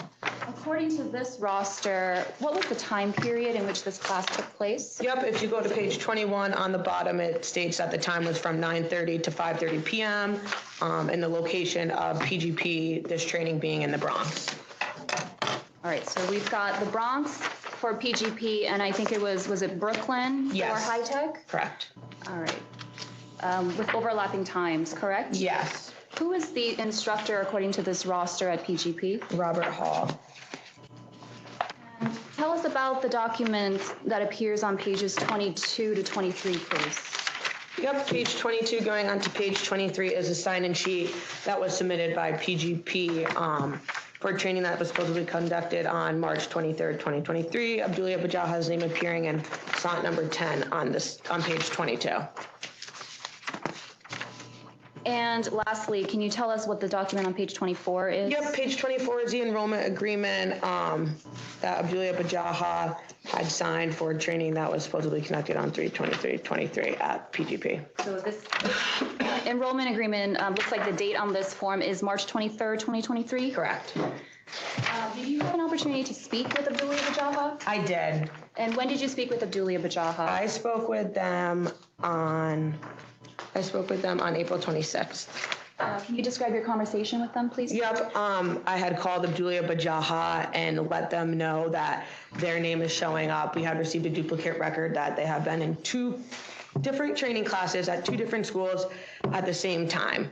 I let him know that one person can't be in 2 different places with overlapping times at the exact same time. That's impossible. So I asked Bajaha what training he actually went to on the 23rd. He had let me know that he went to high tech on March 23rd, not PGP. He stated to me that he went to PGP on March 24th, but he did not sit for the class, paid and got the certificate and left. And to clarify, Mr. Bajaha told you that he did go to PGP on March 24th. Yes, but not March 23rd. Okay. Which is what the records indicated that PGP submitted. And what did you do with that information, the fact that he had gone on March 24th? I then had looked to see if PGP submitted a roster for March 24th, and they did. Okay. Is that the roster on page 26? It is. Let's take a look at this roster. Can you tell me where Mr. Bajaha's name appears? Yep, Bajaha's name, even though he stated that he went to PGP on March 24th, after looking at the roster submitted for March 24th, 2023 by PGP, Abdulia Bajaha's name does not appear anywhere as a student. All right, so there were 4 students, and none of those names is Mr. Bajaha's names, correct? Correct. Did you have any other communications with Abdulia Bajaha? I had, they had sent me an email. Why? I had sent them an email requesting a picture of the certificate they received from PGP to verify the date on the certificate and what they are telling me. I also asked them if they could type out a quick narrative just going over our phone conversation so we had it in writing. Did Mr. Bajaha respond to you? They did. I'd like to take a look at page 25. Is this a copy of the email chain between Abdulia Bajaha and you? Yes. And taking a look at Mr. Bajaha's response to you, that paragraph on the top, can you please go to the 5th line down, I believe, starting with the words, "They had charged me $60," and just read from there? Yep. They had charged me $60 when I first got there, but I never completed the class with them. Yesterday, I got a call from the person sending this email that they gave me a certificate for the 23rd, but I never went there on the 23rd. I was there on the 24th. I will try and send a picture of the receipt and certificate if I have them. Thank you. And just to clarify, the reference to they and their in this portion that you just read refers to PGP, correct? Correct. You wrote a memo to file after speaking with Mr. Abdulia Bajaha? I did. And that's the memo that appears on page 13. Correct. Thank you. Aside from Julia Bajaha, did there come a time when you spoke with any other students? Yep, so I actually spoke with 3 other individuals who appeared on the March 23rd, 2023 roster, as well as 2 other individuals who appeared on separate rosters. Let's start with the March 23rd, 2023 roster that we were just talking about. Who else did you speak with from that roster? I spoke with Kareem Greenidge, Sheila Council, as well as Neville Joseph. And just as a reminder, that roster appears on page 18, starting on page 18 of your books. You spoke with a couple of folks. Who was the first person that you mentioned? I'm sorry. Kareem Greenidge. Okay. Can you tell us when you spoke with Kareem Greenidge? Yep, please? I spoke with Kareem Greenidge on May 3rd via telephone. All right. And what was your conversation like? My conversation, I had let them know that his name appeared on a roster submitted by PGP that we have in question. I had asked Greenidge about his experience at PGP, and I asked him what time the class had started. He stated that he went to PGP in the afternoon, sometime in the afternoon. I then asked if he had purchased a certificate or he had actually went and sat for the training. He had informed me he did not sit for the class and was provided a certificate. I asked him who was the individual who provided the certificate. He was not sure of the individual's name. He did state that it was the lady at the front desk. When asked about the appearance, could not give me an exact appearance, but did say they were on the younger side. So Mr. Greenidge told you that he did not, in fact, attend any class at PGP on March 23rd, 2023? Correct. He said that he did not sit for class. Did PGP submit any documents with Mr. Kareem Greenidge's name for a class dated March 23rd, 2023? Yes, the sign-in sheet as well as the roster. We have the enrollment agreement too. Okay, and the enrollment agreement, I think, appears on page 28 of your hearing book. And can you just briefly tell us what this enrollment agreement shows? Yes, it shows that Kareem Greenidge was there for an 8-hour annual, signed it, Robert Hall, school director, the date, 3/23. He was supposedly there. Okay. In the interest of time, I'm going to skip over the memos to file that Mr. Castro has written. They are all included in the hearing book, and as I mentioned, they've been admitted into evidence per my conversation with Mr. DeFazio. So I'm going to skip the memos to file and have her verbally testify as to the conversations. So you did write a memo to file after speaking with Mr. Greenidge, correct? I did. And who else did you speak with? I spoke with Sheila Council as well as Neville Joseph, which both are from 323 roster. Okay.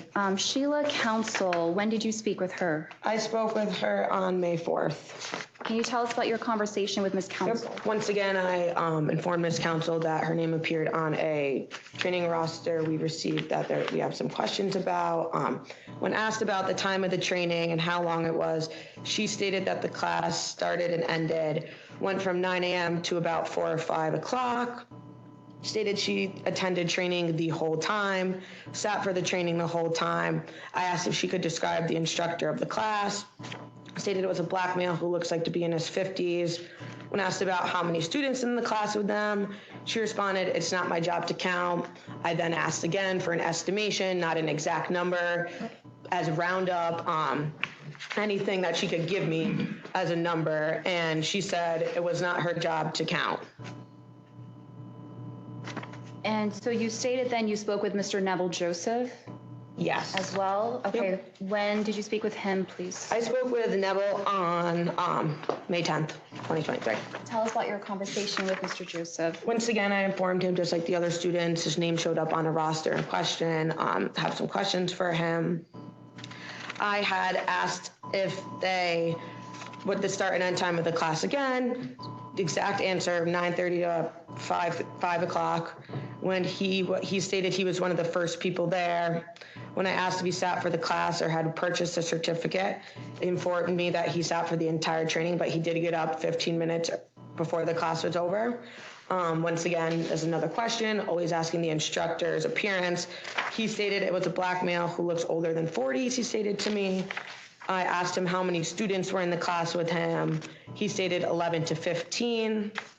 I then asked once again, if he sat or purchased the training certificate, he once again told me that he did sit for the whole class. He also stated, in quotes, "To be honest, if I knew I could do that, I would have."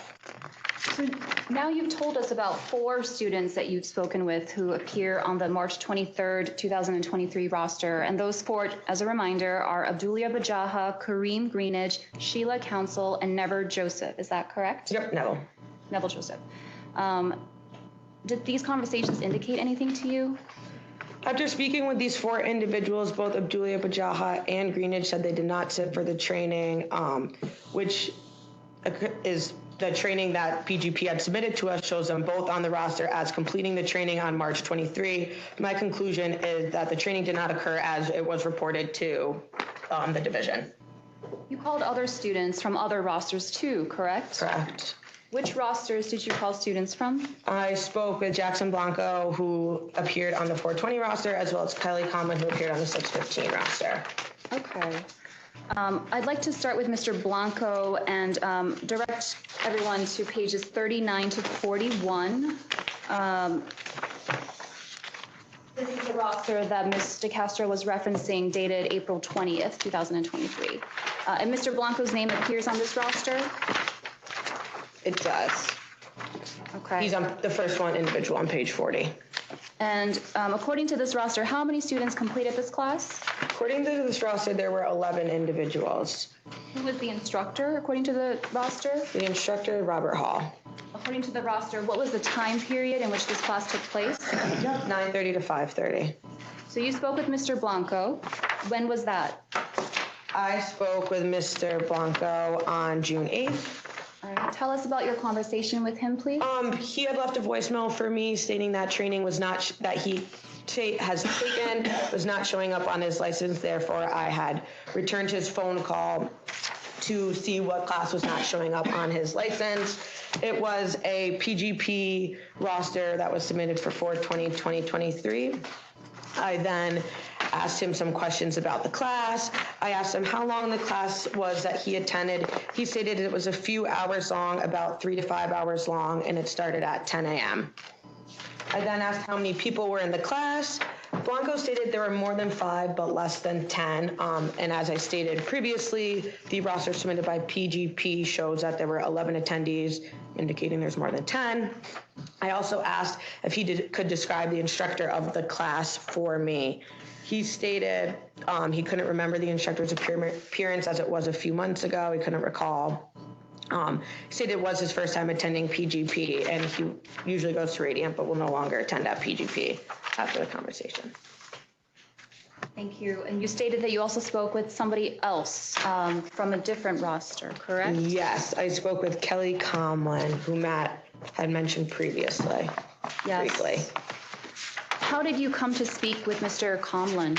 Yep, so as Matt Griffin mentioned before, as with speaking with Canales Velez, he informed him that he went to training at PGP for the June 15th and has a certificate dated June 15th, which led Matt, you heard him testify before, he went and looked at the roster that was submitted by PGP for June 15th, and the only individual appearing on that was Kelly Conlon.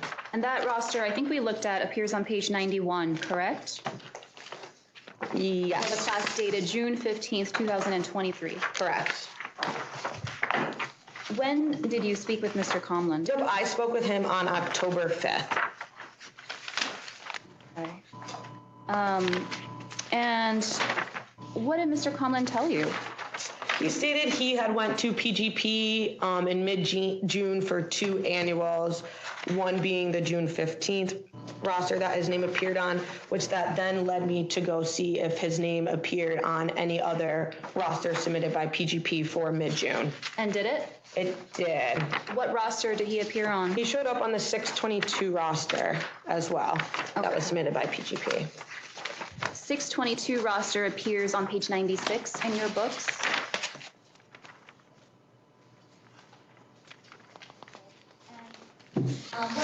What else did he tell you? Anything? Normal course of action, going through my questions, I asked him how many people were in his class. He stated there were 4 people in the first class, and the first class being the 615 class, as I stated before and Matt stated, and you can see as the roster submitted, he is the only person on that roster. And usually you remember if you're the only one in the classroom. And for the second class, he stated that there were definitely more than 4 people. And as you can see on the roster submitted, there were only 3 people. Okay. Did PGP submit any other documents pertaining to Kelly Comlin? The enrollment agreements. And do those appear, so from pages 92 to 95. 92 is an enrollment agreement. Can you tell us what each page is? Yep, 92 is the enrollment agreement for 6/15/2023. 93 is the sign-in sheet for 6/15/23 for training, an 8-hour annual at PGP Security Consultants. Page 94 is a 6/22 enrollment agreement, and 95 is the sign-in sheet for 6/22/23. How did you use these documents in the course of your investigation? I have used these documents to compare signatures of Kelly Comlin. What did you find? I found that the signature on the sign-in sheet from 6/15 substantially differs from the signature on the enrollment agreement, as from 6/15 from the sign-in sheet from 6/22 and the enrollment agreement from 6/22. Okay, and specifically, can you point us to the signature fields and how they're different? Yep, and you can also see on the 6/15 enrollment agreement, it seems to be someone had wrote Kelly Comlin's name reverse. Usually when you know your own name, you're not writing your last name first. Leads me to believe that someone filled out this information. Signature, Kelly Comlin's signature on the 6/15 enrollment agreement. And if you compare that to the signature on the 6/15 sign-in sheet, it is not remotely the same. You can just tell with the human eye. It doesn't take an expert to see that. In fact, it looks like on page 92, maybe the first letter of the signature appears to be a C. Correct. It appears to be a C, and it's on page 93, the sign-in sheet appears to be a K. Just is completely different.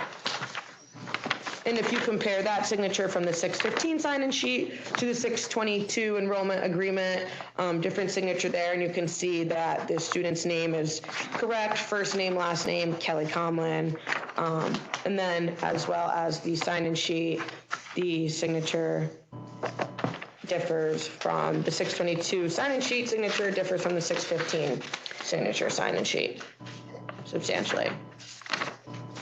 What, if anything else, did you do in your investigation? I had went to my supervisor, Matt Griffin, with my findings and let him know the information I obtained from speaking with students and looking at documents that were submitted.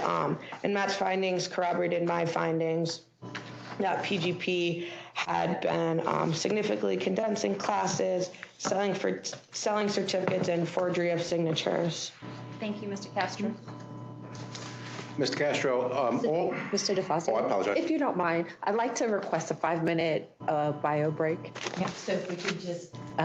Pause the recording, go into a brief recess, so I know. everybody can be It's been a fresh while. for you to answer That's your fine. questions. Thank you.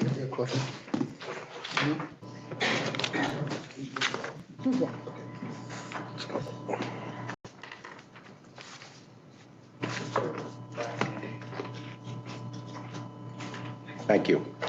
Mr. Castro, all of the interviews that you did were from the students. As part of this investigation, were all memorialized in memorandums, is that right? Correct. And those memorandums are in this book, correct? Yes, And those detail the conversations that you had with each one of these witnesses, is that right? they do. Okay. And it also lays out how you asked the question and how the conversation went between you and the witness, is that right? A summarized version. But everything that is in this is accurate, is that right? Yes, everything that they've told me is right in the book. Okay. And you wrote down contemporaneously with having the conversation. Is that right? I did.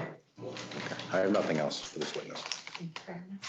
Nothing further, thank you. Mr. DeFazio? So, Judge, I'm going to be submitting the 4 documents that have been provided. There is one change, though. The affidavit, I made a mistake when I drafted it. Number 5 says I spoke to Lisa Garillo. It's actually Garasquillo. That's the woman that was detailed by Mr. Griffin and interviewed by him as part of his investigation and in the book. Are you okay with me opening these? Or Yes, please open them, and I'd like to submit them as evidence. And I spoke to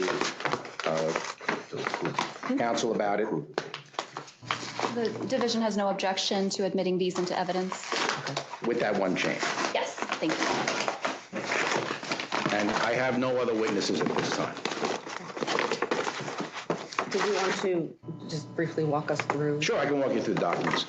So the first document is, and again, I apologize for not making 4 copies, would have made everybody's life easier.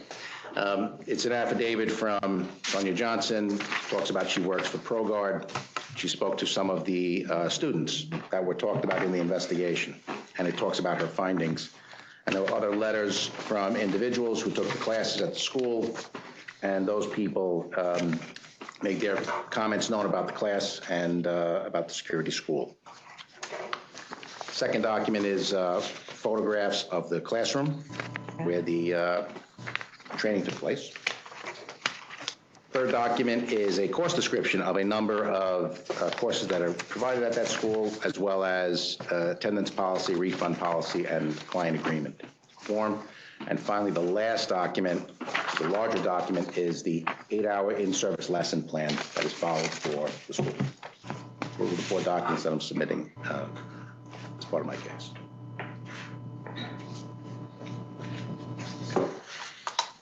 Seeing no objection from the division, we will admit these documents. Thank you. Thank you, Madam Chair. And with that, Madam Chair, I'm not going to call any witnesses to this for this matter. And I rest. The division can now do its closing. Yes, Mr. DeFazio, would you like to present a closing argument? Sure, yes, I could. As I said, the testimony from the witnesses, and you can look through the hearing book, tends to be all over the place. And as even Mr. Griffin had stated, the recall for some of these people was problematic, and is typically problematic because of it's further in time. It's a one-day class, and some of the people who said that it was less than the 8 hours couldn't tell who the person was. The description of the instructor couldn't tell whether some said it was in the morning, some said it was in the afternoon, And so they're really all over the place. The only people that do get it within the 7 or the 6.5 or 8 hours, even though Mr. Griffin claims that they're not credible, they actually may be the most credible simply because they do have recall, which is one of the most important attributes of any security guard, certainly anyone in law enforcement, the ability to remember what happens. In fact, they're tested on that. So I would submit that they haven't met their burden in this case, and the documentation that I provided, I think, shows that as well. Thank you. Are there any questions from the council for Mr. DeFazio?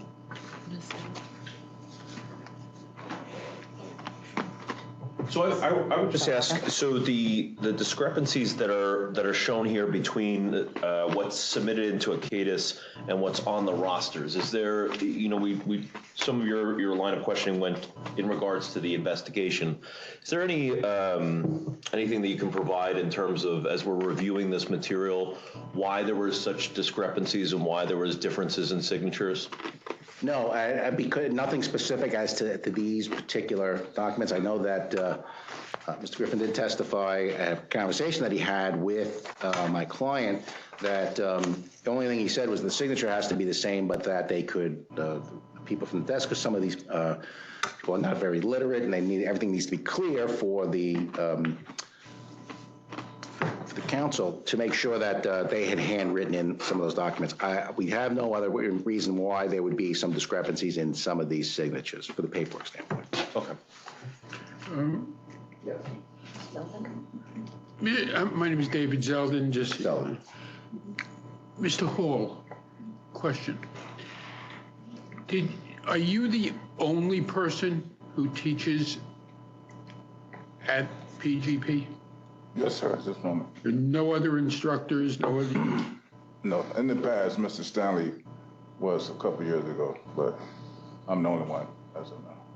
Okay, and now, in all of these classes, you signed that these people all had the 8 hours or whatever. How many of the classes did you do that were less than 8 hours? How many classes was less than 8 Right, hours? in other words, you did classes that were, some of them, you would, I guess you would admit, some of them were less than 8 hours. On the general rule, you know, if for every, let's say, 5 classes you did, were they all 8 hours, or was some of them? Well, the visual may have came into place in some of the classes where I showed videos, and that right there kind of averaged out the time of the class. Some of the classes. So in other words, you're saying that you showed a video, you showed a group of videos for 8 hours and No. Combined. No, I lecture and I show videos.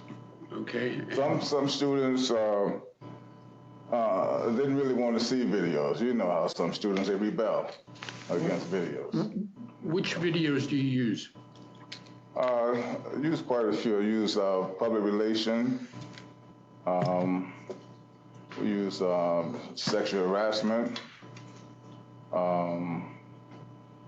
We use access control. It's quite a few that we use. I'm just throwing out what we. Okay, so in a typical 8-hour class, how much time is spent on videos? Usually about, I would say on a 16 hour. The 8 hour is, I usually do more lecture during the beginning, the free assignment, right?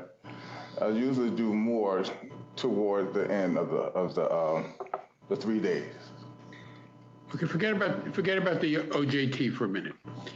And forget about the pre-assignment. Let's say the 8-hour annual course. Now, these people are already trained security guards. They've already been working for at least a year as security guards.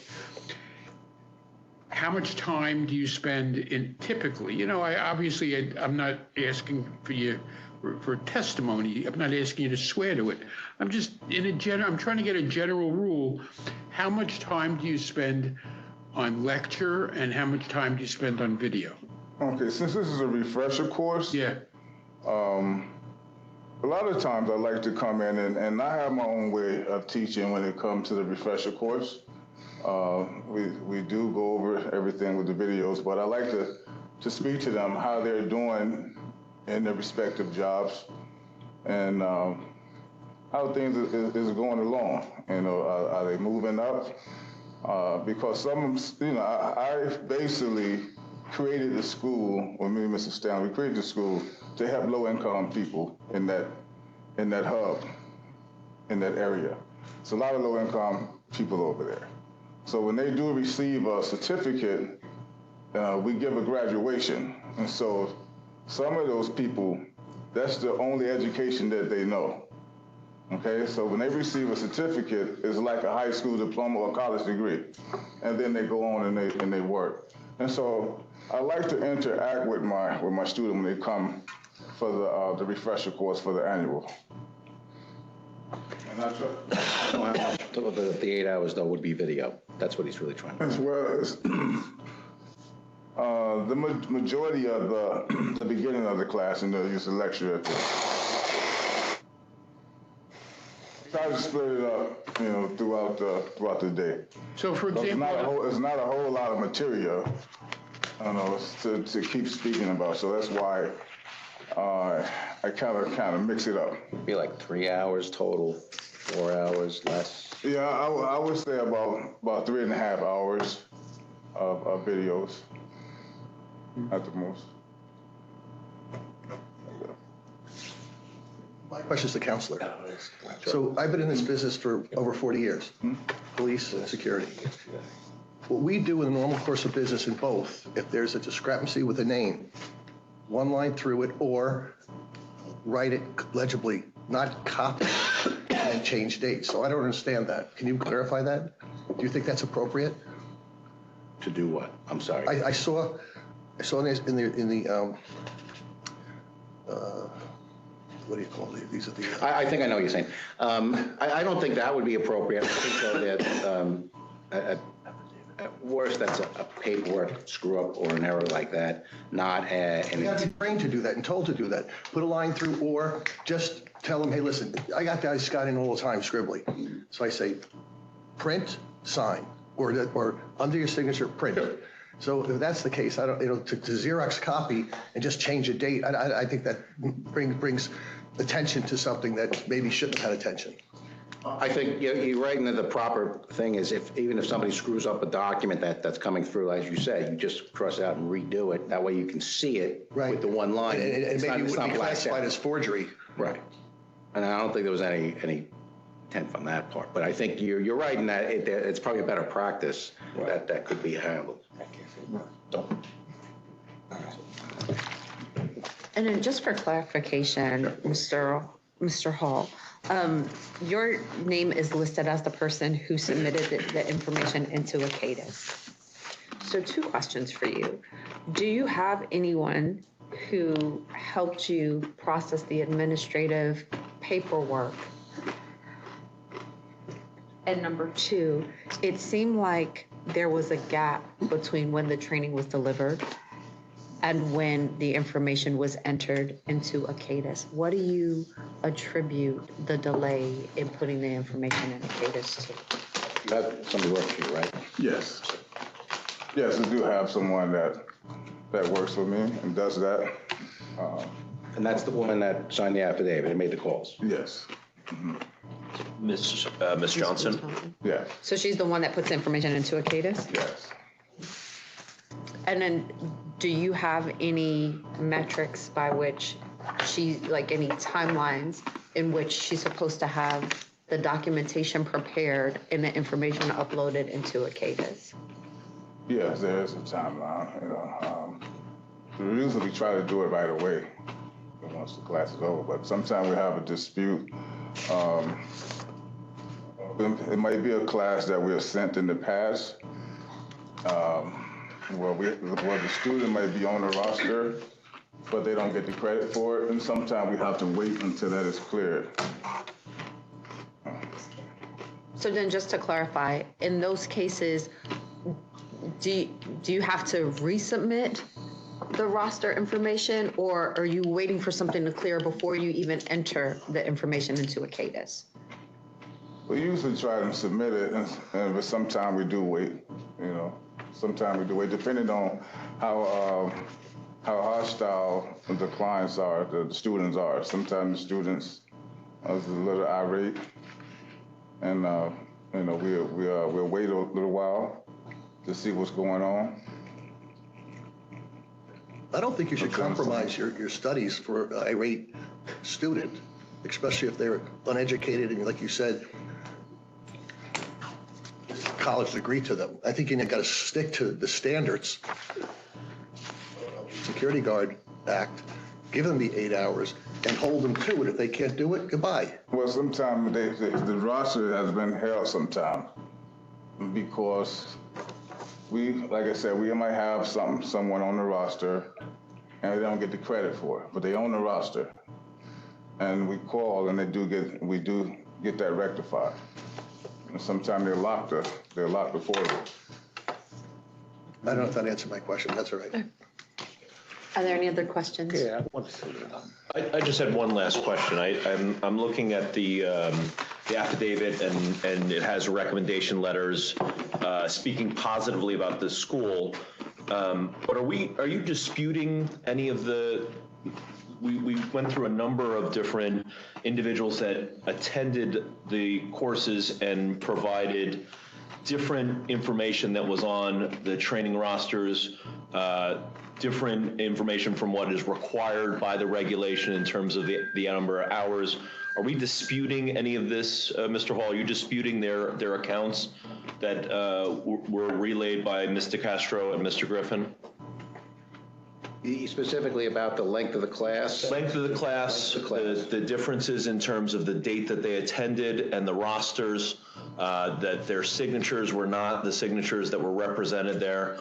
I see the recommendation letter, but I don't have an answer clearly about the differences that were shown by each one of these students that were interviewed. I think the issue about the length of the class is the testimony from some of these witnesses is all over the place, meaning they're not able to recall a lot of different things, and there's a lot of questioning by the investigator, Mr. Griffin, by bringing in other people. And I question whether or not that was the proper way to do it, because you're not getting one person's just there, what happened, what they said, and you're challenging that, and all of a sudden things are changing. That's not, I don't necessarily agree that that was the proper way to do it.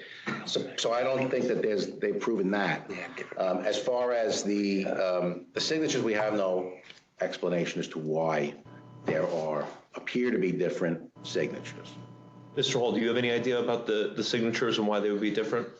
Well, we have a couple of people that works in the office, right? And if we get in there selling certificate, we don't sell certificates, not at all, okay? We're not here for the money.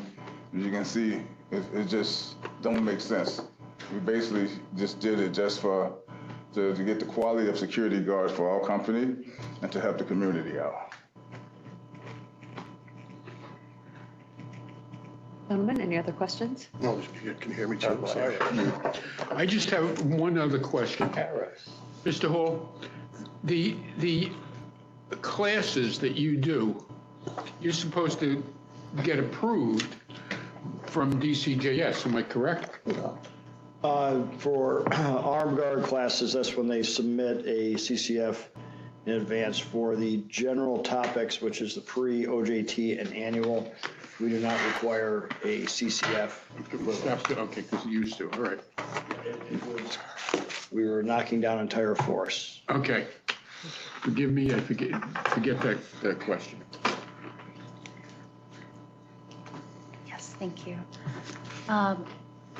Chairperson Johnson and members of the council, the division has presented substantial evidence that respondents' PGP security consultants, Mr. Stanley, the school owner, and Mr. Hall, the school director and certified instructor, have failed to comply with multiple regulatory provisions governing the conduct of security guard personnel and security guard training school operations. You have heard from both Mr. Griffin and Mr. Castro regarding the comprehensive investigation that they completed. Collectively, they spoke with more than a dozen students who appeared on rosters and sign-up sheets submitted by PGP.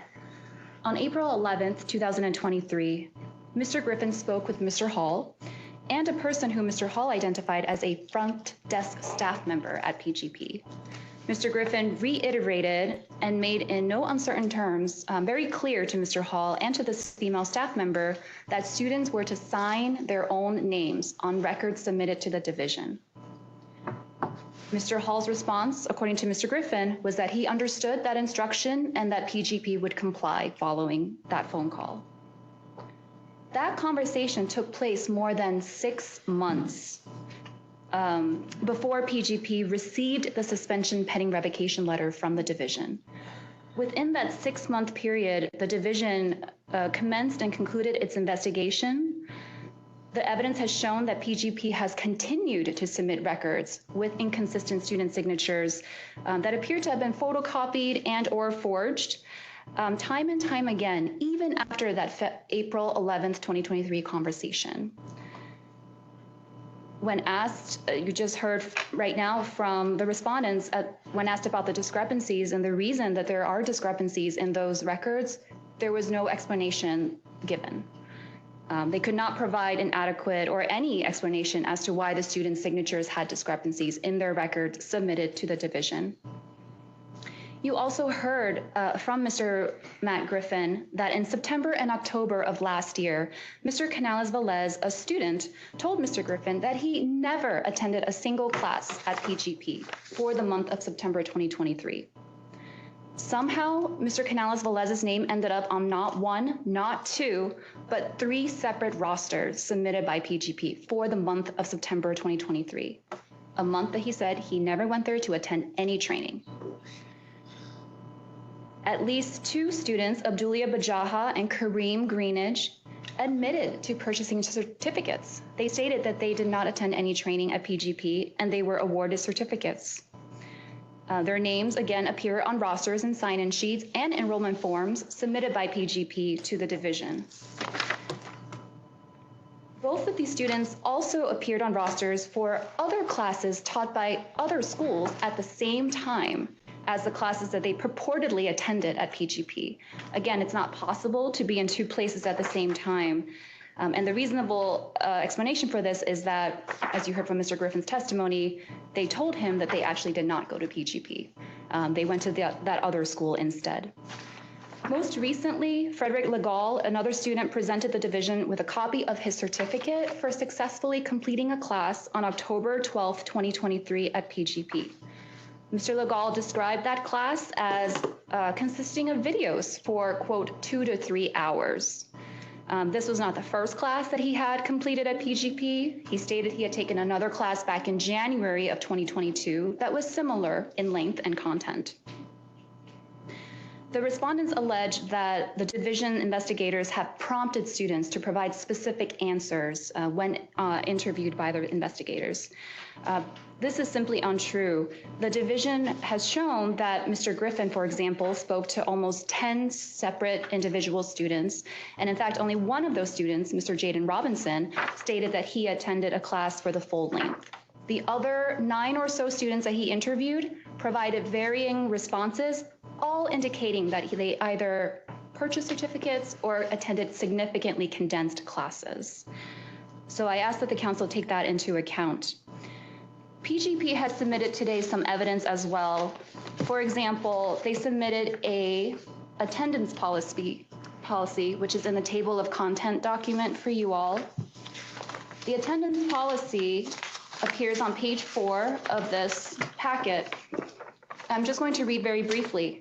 Students must attend all classes on time. Students must be on time after all class breaks. And students must remain for the entire length of the course in order to receive credit. So then I ask the council, how is it possible that multiple students told Mr. Griffin and Mr. Castro that they were awarded certificates, but only having attended 2, 3, 4, 5 hours at PGP? PGP's own attendance policy states that you can only get a certificate if you attend the full length, and that is at least 8 hours for the 8-hour annual in-service training. And PGP submitted an affidavit from Ms. Johnson. I'm not sure actually if it's Sonia Johnson or Soraya Johnson. I think I see 2 different names, but Ms. Johnson. And Ms. Johnson's affidavit states that she interviewed several students, including the students who Mr. Griffin and or Mr. Castro interviewed, and that they were happy with their service and that they received their certificate. The division is not challenging whether or not the students receive their certificates. That's, outside really the scope of what we're trying to prove. What matters is how they receive their certificate, if in fact they did receive it. And as we heard from the testimonies of Mr. Griffin and Mr. Castro, many students stated that they got these certificates not by attending any training for the full 8 hours, but because they purchased them or because they attended a couple hours of training. As the instructor, Mr. Hall is responsible for ensuring that all his courses comply with the minimum requirements set forth in Article 7A of the General Business Law of New York, including applicable rules and regulations of this division and the policies and practices and procedures of this division as well. And as the school director, he is the person signing off on these rosters and sign-in sheets. He's responsible for ensuring that all the records submitted to the division are accurate and that they hold integrity and reflect what actually occurred. This is stated in plain terms in the respondent's own manual, the PGP Security Consulting, Inc. Packet that they provided to us today. On page 48 of this manual, there is a section on course completion forms in which it says the school director is responsible for ensuring the security guard training class roster / notification of successful completion is completed accurately and bears the school director's original signature. We did not see the school director's original signature in many, or perhaps even all of these documents that we looked at today, right? We were looking at photocopies.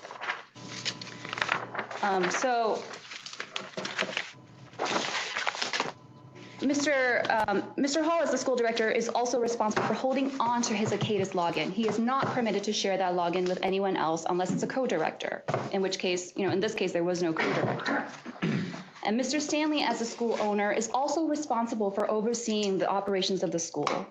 Through their conduct, the division has proved that through their conduct, neither Mr. Stanley nor Mr. Hall has demonstrated the good character, integrity, or trustworthiness that is valued and essential in this industry. The division respectfully requests that this council sustain the disciplinary actions against these respondents by revoking the approval of PGP Security Consultants as a security guard training school and revoking the certification of Mr. Hall as a security guard instructor. Thank you. Thank you. We will now go into executive committee. So I ask that we pause the video. We thank you, gentlemen, for coming in, presenting your case. We'll make our recommendations to the commissioner, and you will hear accordingly. You said within 90 days, is that right? Thank you. Thank you for your time. No, we're good. No.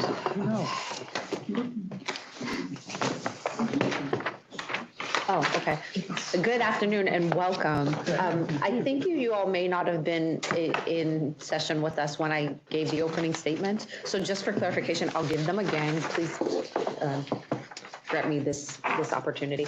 The Security Guard Advisory Council is holding hearings today to determine whether certain security guard training school approval and security guard instructor certifications should be revoked. I am Jessica Johnson, and as chairperson of the Security Guard Advisory Council, I will be presiding over this hearing. As an overview, we will hear one case at a time. The division will make their opening statement, followed by the opening statement of the respondent. The division will then present witnesses and evidence as to why they believe such approvals and certifications should be revoked.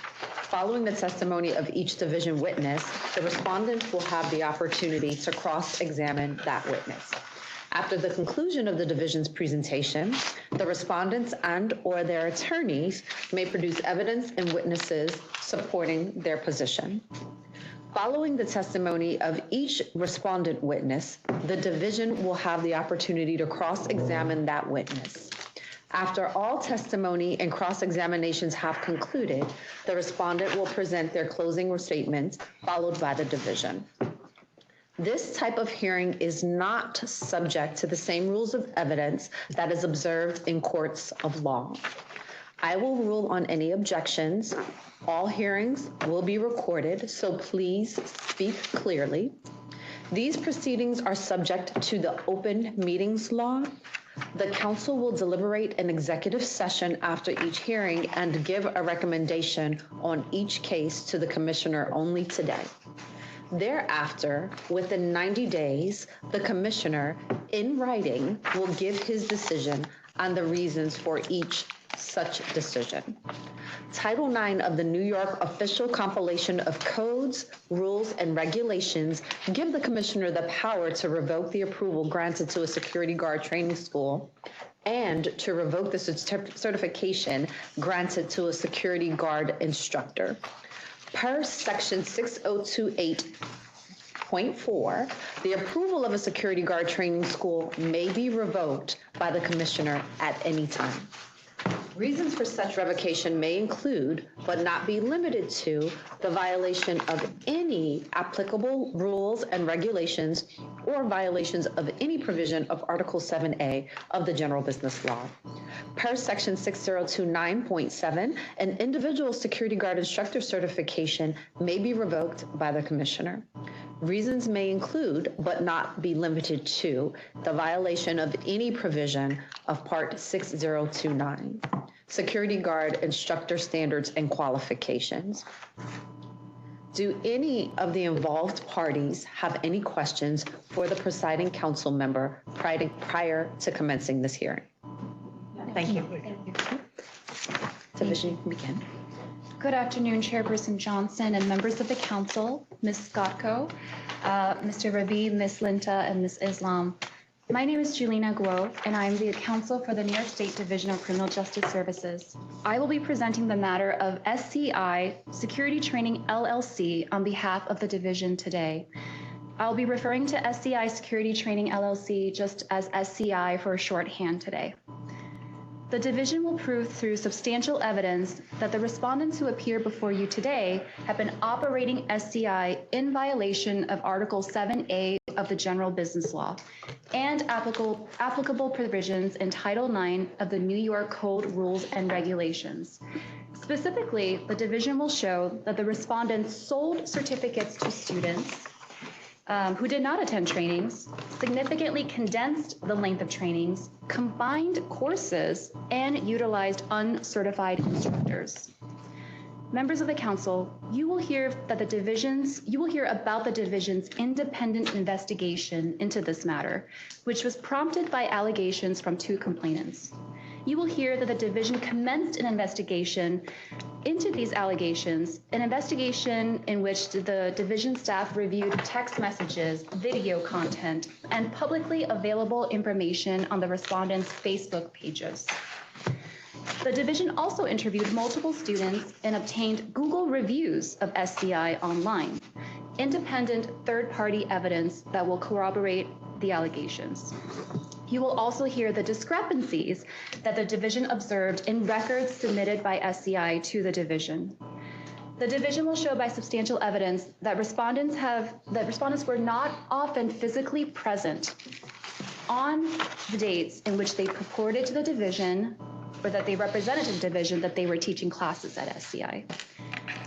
Or that Ms. Linta specifically, as the certified general topics instructor, taught there.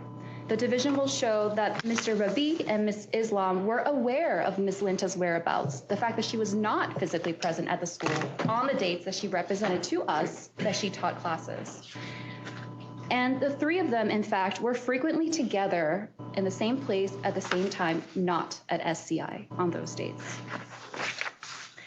Accordingly, the division seeks to revoke the approval of SCI as a security guard training school and to revoke the certification of Ms. Linta as a security guard instructor and to revoke the certification of Mr. Rabi as an armed security guard instructor. The division has prepared this hearing book before you today, and in the interest of expediency, the division has spoken with Ms. Scotco about the admissibility of certain exhibits, primarily exhibits 2, 6, 7, 8, 9, 10, 11, and 12 in the hearing book. There is no challenge to the admissibility of evidence there. And the division has also provided a supplemental exhibit 13 as a separate stapled attachment to the hearing book. And the councils have conferred, and there is no challenge to the admissibility of exhibit 13. All these exhibits have been shared with Ms. Scotco, and a copy of the hearing book was electronically sent to Ms. Scotco in advance of this hearing. The division also wants to note that with regard to this hearing, the respondents have waived their 15-day notice period for a hearing and have decided to appear before you all today. Again, we have attempted to arrange this hearing book in some logical order, and please bear with us, and we'll provide sufficient time for everyone to get to the pages as directed. Thank you. Thank you. Council Chairperson Ms. Gao, thank you in advance for your time and attention today. My name is Anna Scotco. I represent SCI Security Training, Ms. Linta, Ms. Islam, and Mr. Rabi. in their response to the letters of suspension that were issued by DCJS on February 2nd of this year. SCI Security Training is a family business owned and operated by my clients since 2011. For well over a decade, SCI contributed a great deal to their community and to the training of security guards in New York. But all families have challenges, and this one is no exception. Since their marriage in 2017, Ms. Linta and Mr. Rabi were frequently kept apart by employment and extended family obligations, including serious life-threatening illnesses suffered by both of their fathers. Ms. Linta's father suffered multiple heart attacks and had heart surgeries.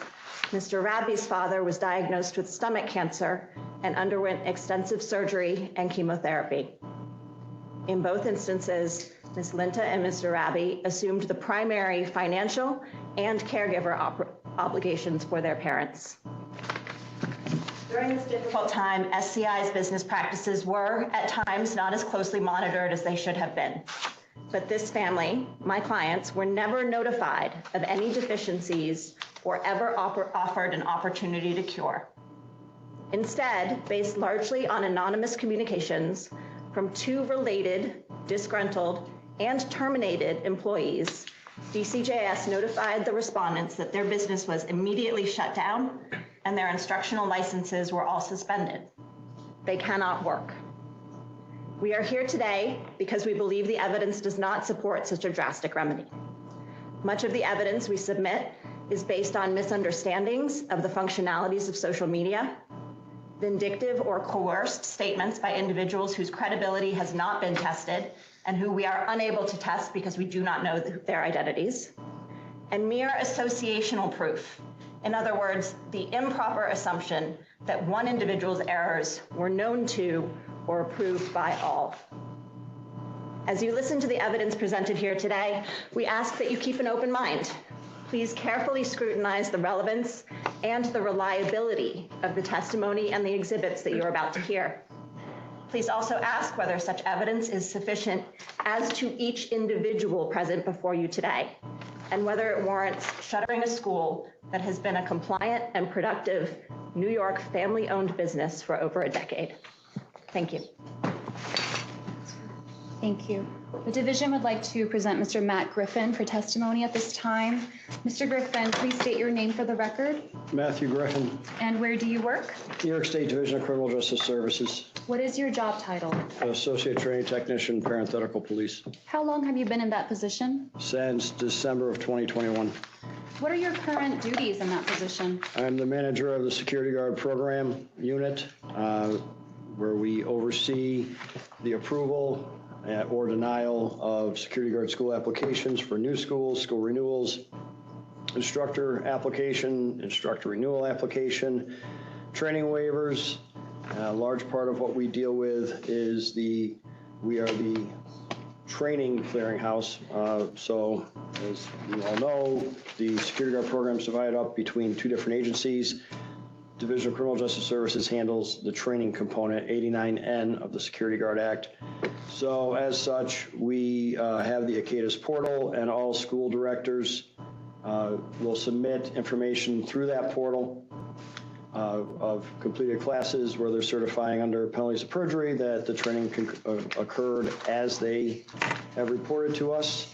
That training is then reviewed, just to make sure that there's no data discrepancies, all the students are added, and then it's sent to the Department of State where they use it for security guard licensing purposes. And we also are in charge and have the regulatory purview of the Security Guard Act 89N, as well as the accompanying regulations 6027, 28, and 29, doing audits and investigations into schools upon receipt of complaints, and then compiling all those findings and then making a suggestion to the management staff of the Office of Public Safety to determine an appropriate remedy to that. You mentioned audits and investigations. What do those entail?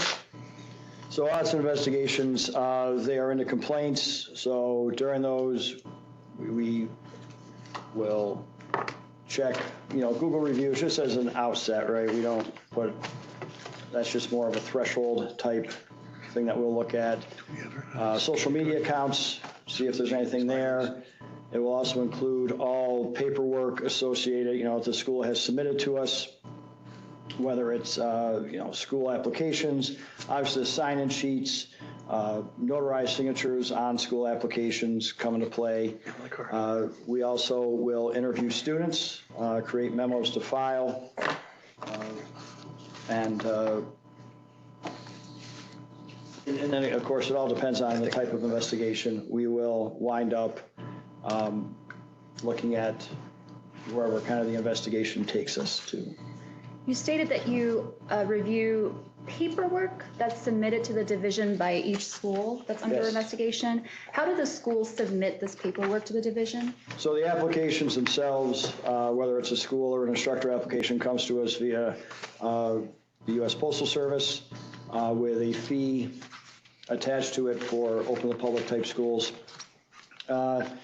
As far as the roster submissions, beginning in 2019, roster submissions come to us via the ACADIS portal system, which is an online system where the school director receives a login, username and password, and they also complete a UND agreement, use and dissemination agreement, where they're saying they understand that they're the only person that can access the portal. You cannot share a portal. If you have someone else you want to share a portal with, well, then that person has to become a co-director. Then a request has to be made for that person to be given a portal account. Because really what you're doing through that portal is you're certifying under penalty of perjury that the information that you're entering it's on you. You're the person, your name's on it, and you're the one that's saying that it occurred. And the school director is the one with access and the login credentials for that portal? For SCI, yes. Like I said, you can also have a co-director where the school director could ask for that person to also have their own separate login. Do you ever speak with individuals during the course of your investigation? We speak with students. We speak with anybody, that we need to, wherever the investigation goes to. But we will speak a lot with students that have attended training at the school, that appear on, rosters. Sometimes we get students that come to us. They come to our attention through duplicate training reports that we receive from the Department of State, where it's an error report that says, hey, we can't, you had one person show up on 2 rosters the same day, which DOS, you can't put that into the record. So we get those reports quite often. A lot of times they are someone hit submit twice on a roster, and it's literally they send us 2 rosters. Or in some occasions, it's somebody who appears on the same roster, same date, same time at 2 different security guard training schools. What do you do after you speak with a student or another witness in your investigation? We'll create a memo to file that just summarizes the sum and substance of that conversation and what was said. Is that all a part of your normal duties? It is. Okay. Have you held any other positions at the division? As prior to my promotion in December of 2021, I was the senior training technician, which began in November of 2014.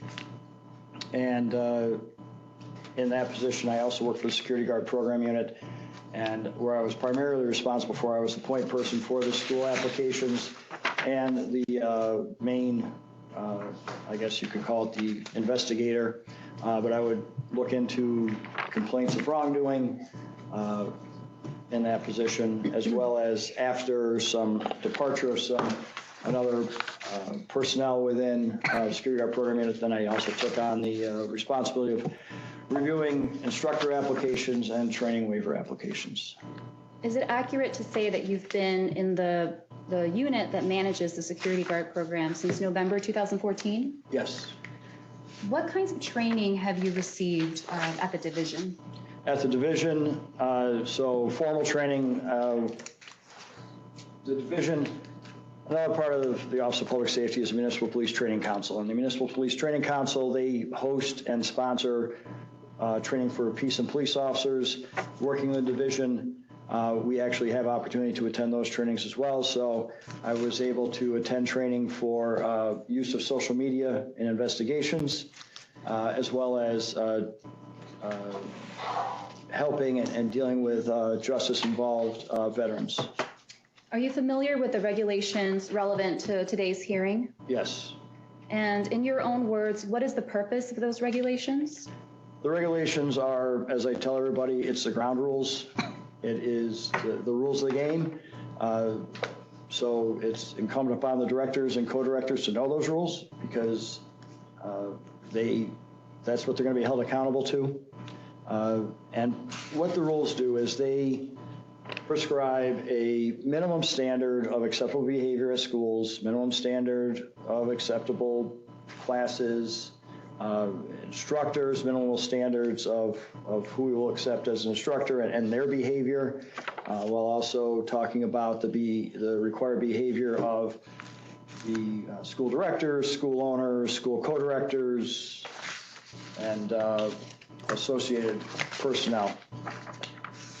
Can you please describe your work experience prior to coming to the division? So prior to the division, I went and I worked as with a sheriff's department in upstate New York, where I was raised, and I worked there part-time from 1992 to I believe it was 94, 95. I then left that and went with I was a loss prevention manager for a large retailer, and then left that, became an Albany area manager overseeing a little over 200 security guards for at the time, large employer of guards who've since been bought out in the giant buyouts that they do. And in 1997, I was brought back into police work. I had an option to go with a few different departments. I chose to go with the New York State University Police as a patrol officer, starting in 1997 at SUNY New Paltz.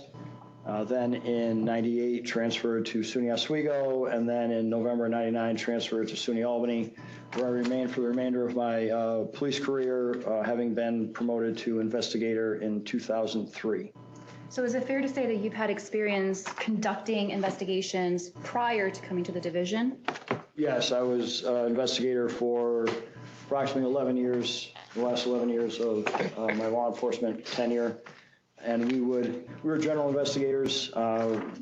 Some really huge departments have various divisions, and we were assigned to homicide or robbery or this or that. With the State University Police, you are a general investigator, so yes, I've investigated attempted homicides, I've investigated serious assaults, sexual assaults, embezzlement cases, and everything in between. In those investigations, you've had experience interviewing individuals? Yes, I've had experience interviewing people. I've also attended the MPTC Basic Course for Investigators, which is a 2-week overview course of various investigative techniques that covers a lot of stuff, but just real quick, evidence, interviewing, handwriting analysis, and it's a baseline that will then help you determine, okay, what needs to go to the forensic center at the state police forensic center and what doesn't. That's just one example. And I've also attended individual and standalone Municipal Police Training Council interview courses, as well as drugs and a lot of other trainings. And how did these respondents today come to your attention? These respondents came to the attention of the division on January 19th. In this case, I knew about the respondents because I had been in school for a while. But for this particular case, these respondents came to the attention of the division on January 19th when we received email complaint where the complainant wished to remain anonymous.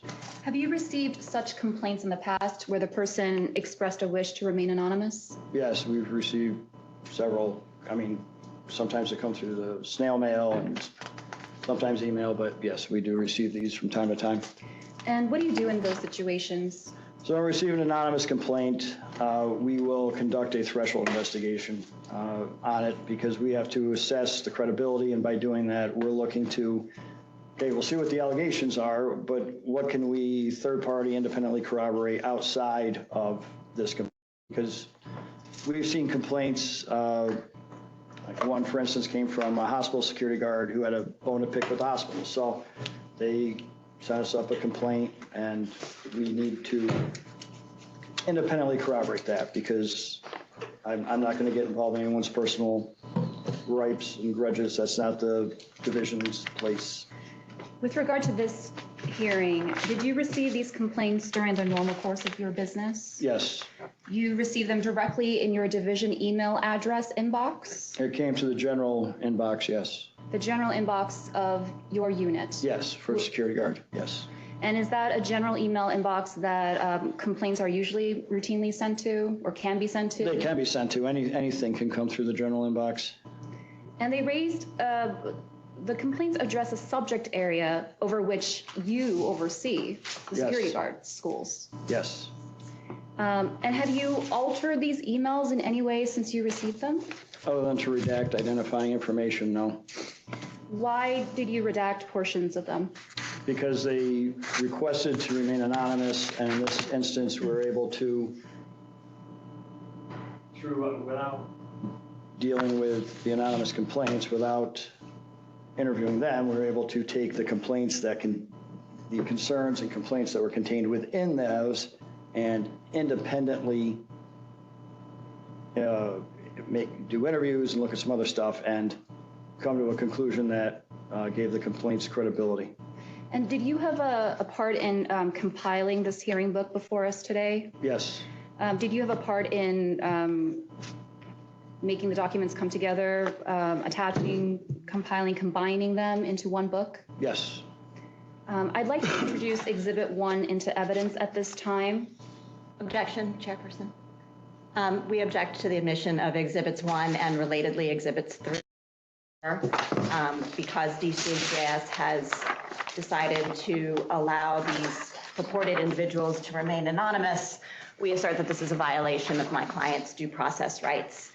They are unable to confirm the veracity of the documents, whether the individuals are known to them or affiliated with SCI, and the origin of any such attachments.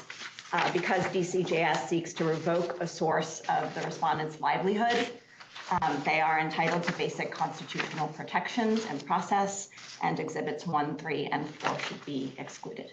I'm sorry. Can you exhibits which one? 1, 3, and 4. Exhibit 1 is the anonymous email to which they are referencing now, and Exhibits 3 and 4 are attachments related to that anonymous email. So with respect to the information that's been presented, I will say we will move forward with looking at the information because that information alone will not determine the entire outcome of what the council sees. So if that was the basis that established why the division did its investigation, then it should be part of the information that's shared. So just so I understand, it's being admitted as the event that instigated the investigation, but not for the truth of the matter contained therein? No, that's not what I'm saying. It is being admitted for the truth of an anonymous complaint. I'm sorry, I don't understand.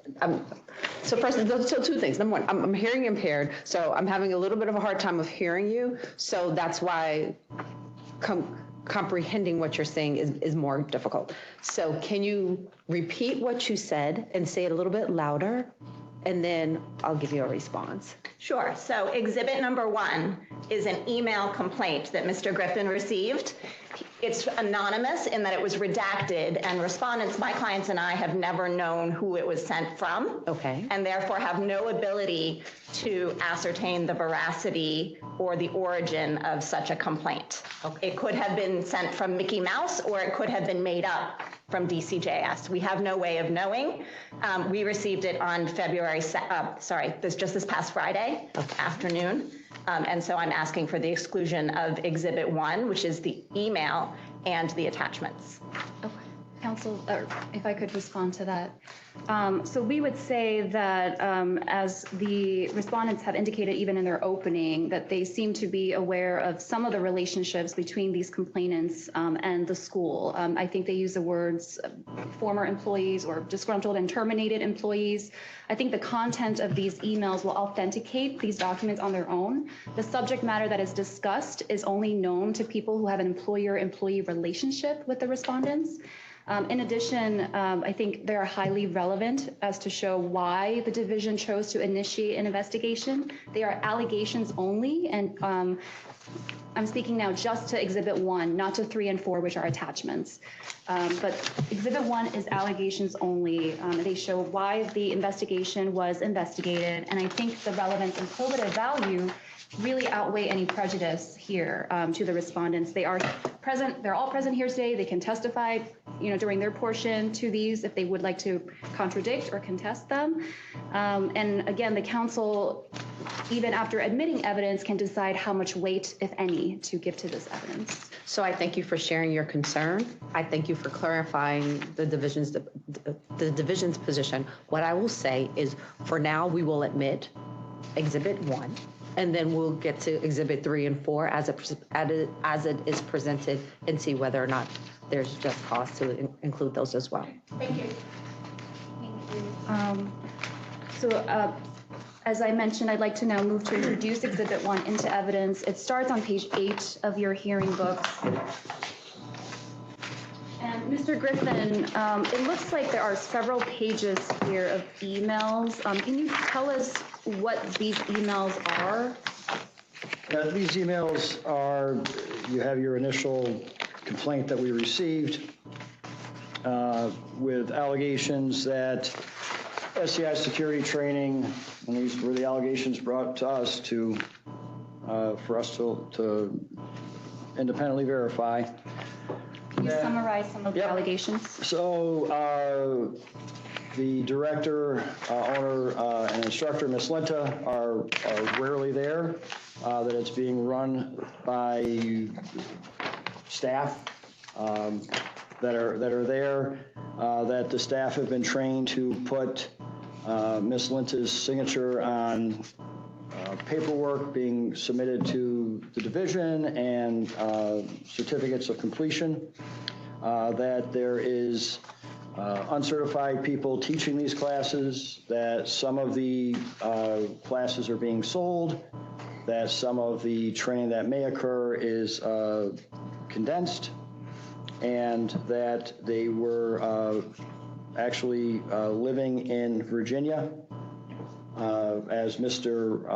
Rabi is a FBI police officer, which according to the allegations was said to the employees there that he was an FBI agent, which an FBI police officer is not an FBI agent, and that they wish to remain anonymous because they were in fear of retribution, but that is a summary of, so we're looking at potential sales, condensing, uncertified instructors, potentially forged documents at the behest of the school director and school instructor, and that they aren't there, and that they're actually absent quite a bit and living in Virginia. And so to clarify, because there's several emails here, how many complainants are represented in these emails? In these emails, there's actually two complainants. The first complainant I had to go back and forth with just a little bit of clarification questions, and also advising, to kind of set her mind at ease that, Mr. Rabi is not an FBI agent, and that actually, if that were the case, and any action was taken, it would be career detrimental to the person who took retribution action. So there were two separate individuals, correct? Yep. Captured who, in terms of the senders of these emails? Yes, and then the second email came to us on February 5th, which is a few days after we actually we submitted the suspension pending revocation letters due to what we found. And the second person also wished to remain anonymous, and They were, their email is much shorter. However, they're just generally stating that, it's kind of echoing what the first one said, but just much more succinctly, that they were forced to do things that were not part of their job description, but were told as part of their job description, including the signatures and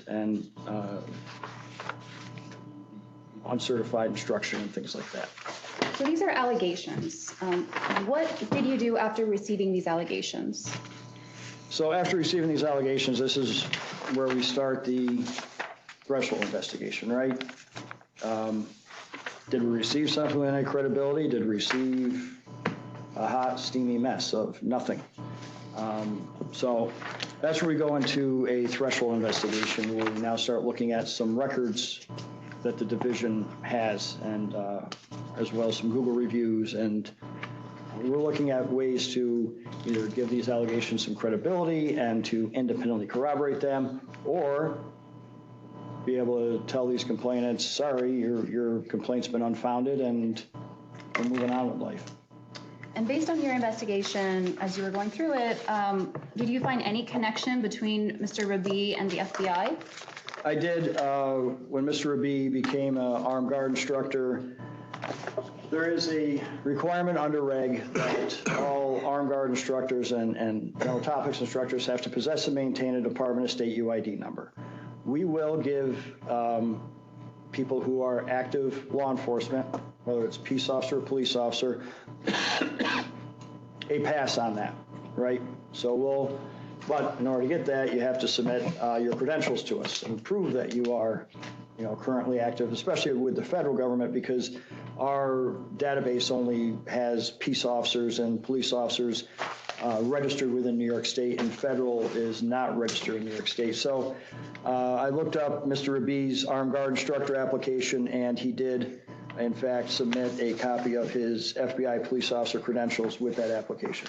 Is that the application, or at least the credentials, I should say, that appear on page 13 of the hearing book? Yes. And who did you work with during the course of your investigation?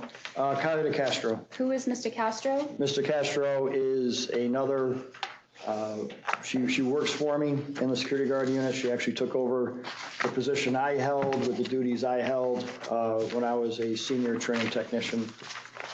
How do you go about ascertaining who the certified instructors at a school are? So on a school application, there's a few different parts. So the first part is who's your director, who's your co-director. Then you get into who are your instructors, because all schools have to have at least one DCGS certified general topics instructor. And if they're going to be armed guard, they have to have at least one DCGS certified armed guard instructor. So that's as simple as looking up the ACADIS entry for the school, seeing who's registered with that school, and also looking up the renewal applications that the school submitted where they declare who their instructors are.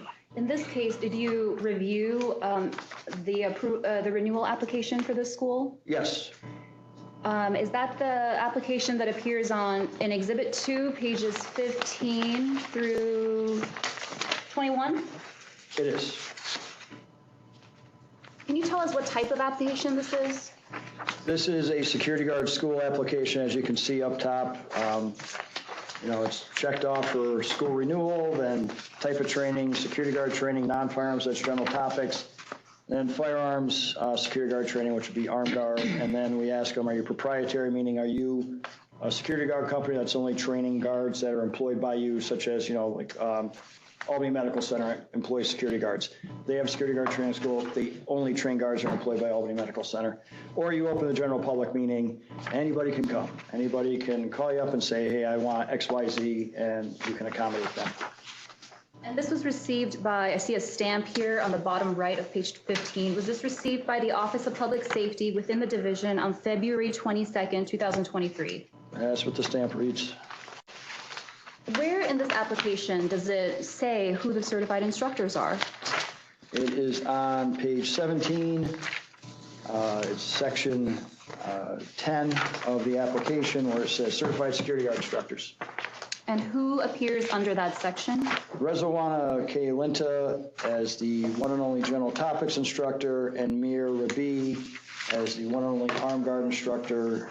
Just one quick note on that. Unlike MPTC, which is the police side of things, you have to be a general topics instructor before you can become a firearms instructor.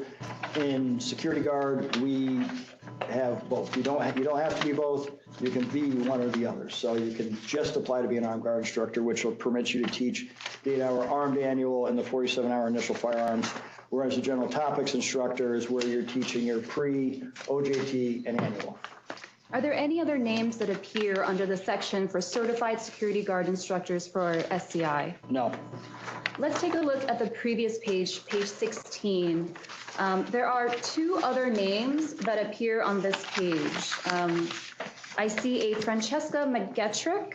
Yes. Who is Francesca McGetrick according to this application? According to the application in the section that she appears in, she would be a partner in SCI security training. They gave her the title as part-time co-director, but there really is no such thing. You're either a co-director or you aren't. And she was not entered as a co-director for the school. Also, the Department of State UID number you see there is expired, so she did not possess that. That was not a valid UID number. However, she really wasn't, she was never entered as a co-director, so, and she's not an instructor, so she's a partner apparently in SCI. And the second name that appears, it says partner 2, name, Roxana B. Islam. Who is that? That is, well, as we learned, I believe that's the mother of Reswana Linta. And they're also a co-director, and then per diem, again, there's no such thing as a per diem co-director. You either are or you aren't. So again, she was not entered as a co-director.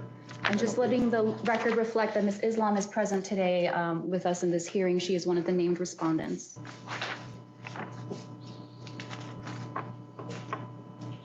Okay. And now, you mentioned that you received these emails in Exhibit 1 that we looked at. These are allegations only. Did you receive anything through these emails that were attachments? Yes, attached to the emails were a series of screenshots of text message conversations for a group. According to the text message, according to what we received, it was for the, it was I think SCI security or SCI fingerprinting, and it was a group text between people employed or working at that business. You received this attachment during your normal course of business? Yes. Was this sent to your personal email address at the division or the general email address? This came in again at the general address. I'd just like to renew my objection to this exhibit. And then can you just, again, with this particular exhibit, what is your objection? Because it was an attachment to an email that has remained anonymous. So respondents have no way to verify the source or veracity of the complainant in violation of their constitutional due process rights to not have their livelihood stripped from them without the opportunity to cross-examine such individuals.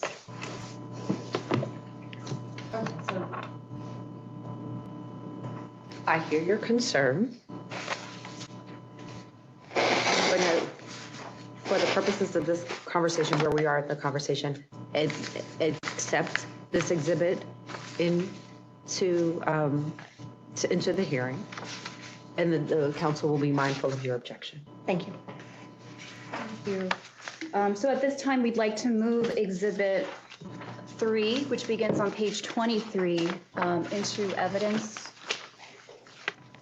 And again, just looking at the first page of page 23, at the very top, what is the name of this chat group? It says SCI official group and then SCI fingerprinting. Okay. There are multiple messages in these pages. I'm going to just direct your attention to a few because I don't think we have time to go through all of them. But can you please read us the 2 messages? There's one sent on 12:57 p.m.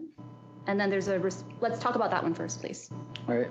It reads, it was brought to my attention that the date 3/20 for annuals was switched to 3/22, but what happens with the people who has those dates already and wrote it on their renewals? won't that mess up when they send out their renewals? Who sent that message, from what you can tell? An employee who's a member of the SCI official group. And how do you come to that conclusion? So everybody had a name attached to this, and there was actually a picture of some of them in with the in the text group. And this particular one has a redacted square to the left of its message. What does that indicate? That would have been the picture that was associated with the person. And you applied those redactions, correct? Yes. What is the message directly underneath that? Can you please read that? This is from Rezwana at SCI Fingerprinting.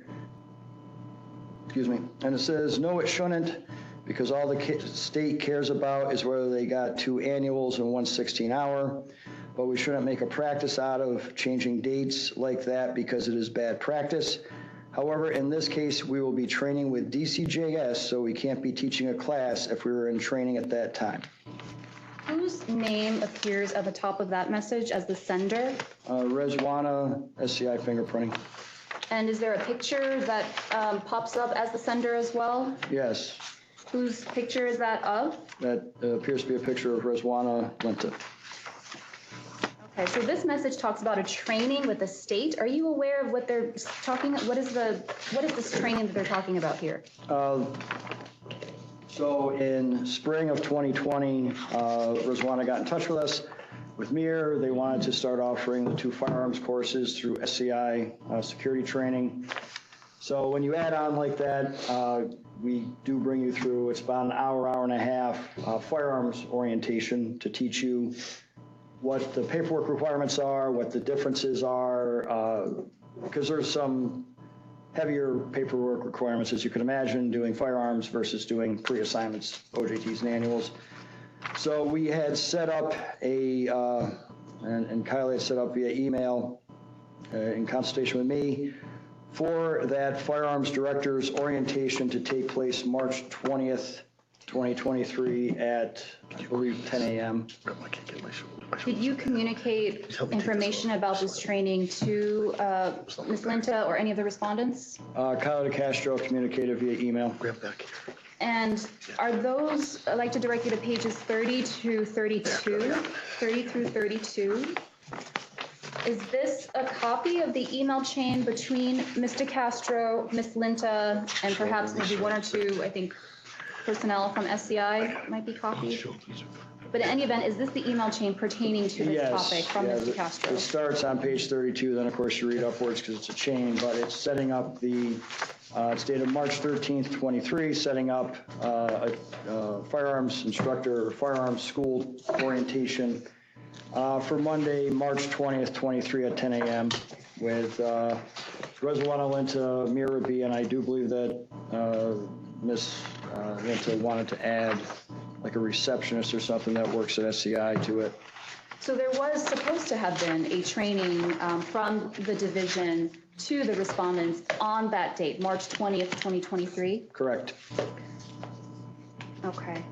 I'd like to take you back to page 24. We were looking in that section. There is a message that was sent at 12:05. Can you just read that one to us briefly? It's client needs 2 annuals. It's one of Leroy's people. Please send him photos of his annuals. Whose photo appears as a sender for that message? Miss Linta. Okay, and then page 25, looks like there's some pictures on the top, but then a message at the bottom. Can you read that message to us? There's pictures of driver's licenses. And it says there are 11 students, all need 1 annual each. Date is for 3/19/23. Thank you so much. They paid via Zelle. Whose name appears as a sender of that message? Rezwana at SCI Fingerprinting. And whose photo appears as a sender of that message? It's Miss Linta. Are you familiar with Zelle? Yeah. What is Zelle, generally speaking? It's like a Venmo. You can pay somebody over, you connect it to a bank account, and someone else has it connected to their bank account, and you get like a code, or like I use Venmo personally, but you put in their code and you say, I want to give Joe Blow $50, and $50 magically goes from your account into Joe's account. Based on your experience in this field, is it normal business practice for students to pay for security guard classes through Zelle? Most of the time what we see is it's a transaction at the school, it's cash. We do have schools that will take credit cards, but a lot of schools are moving away from that because they've been getting scammed by some of the students with that. But we've seen some where it's like PayPal or something, but by and large, it's done through either face-to-face cash transaction or possibly a credit card transaction. Thank you. I'd like to move to page 26. Can you read us those two messages sent at 11:23 a.m.? Yep. This is from another SCI worker. He is Leroy's coworker. He needs one 8-hour annual, or sorry, this is at a worker at SCI, sent by Rezwana. He is Leroy's coworker. He needs one 8-hour annual. His Social Security redacted, and phone number Lance Vanta's cell, and then his phone number has also been redacted from that.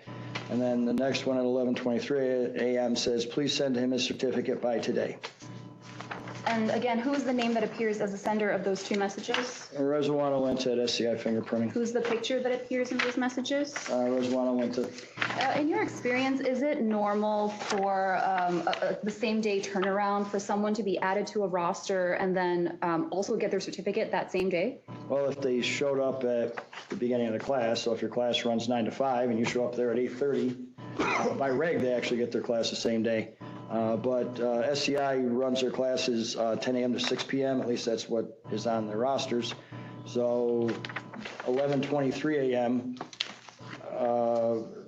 It's unusual. And how do you know that SCI's courses generally run from 10 a.m. to 6 p.m.? On the roster submissions, we have them put the date of the training, and then under the events comments, they have to put the location of the training, and then the start and end time of the training, and just SCI's been in school for a while, and they run their classes from 10 a.m. to 6 p.m. almost without fail. But this message was sent at 11:23 a.m. in the screenshot, correct? Yes. And the only instructor at SCI General Topics is Miss Linta, correct? Correct. And she is the sender associated with these messages at 11:23 a.m.? Yes. Okay. Can you read us the next message on page 27, sent at 8:04 a.m. on Friday, July 14th? Yep, it's says, hey, Raphael, someone left a review about you being a great instructor, which is absolutely wonderful. However, the only approved instructors we have, Rabbi and I, so going forward, just make sure that they don't put your name and the word instructor next to each other. Can you read the next message? Yep, it says, I would highly recommend not to introduce yourself as an instructor. You can say facilitator, office assistant, co-facilitator, and etc. Whose name appears as the sender of those two messages? Rezwana at SCI fingerprinting. Whose photo appears as Rezwana Linta. And again, are you familiar with someone named Raphael on any certified instructor applications? No. All right.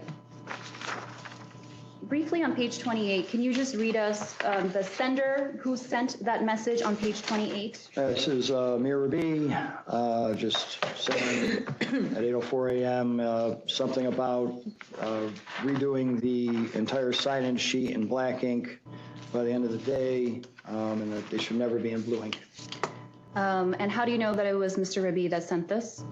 Well, his name appears on top as Rabi SCI fingerprinting, and that's a picture of Mir in that little circle next to it. There is one more text message here on page 29. Can you read us this message sent at 10:24 a.m.?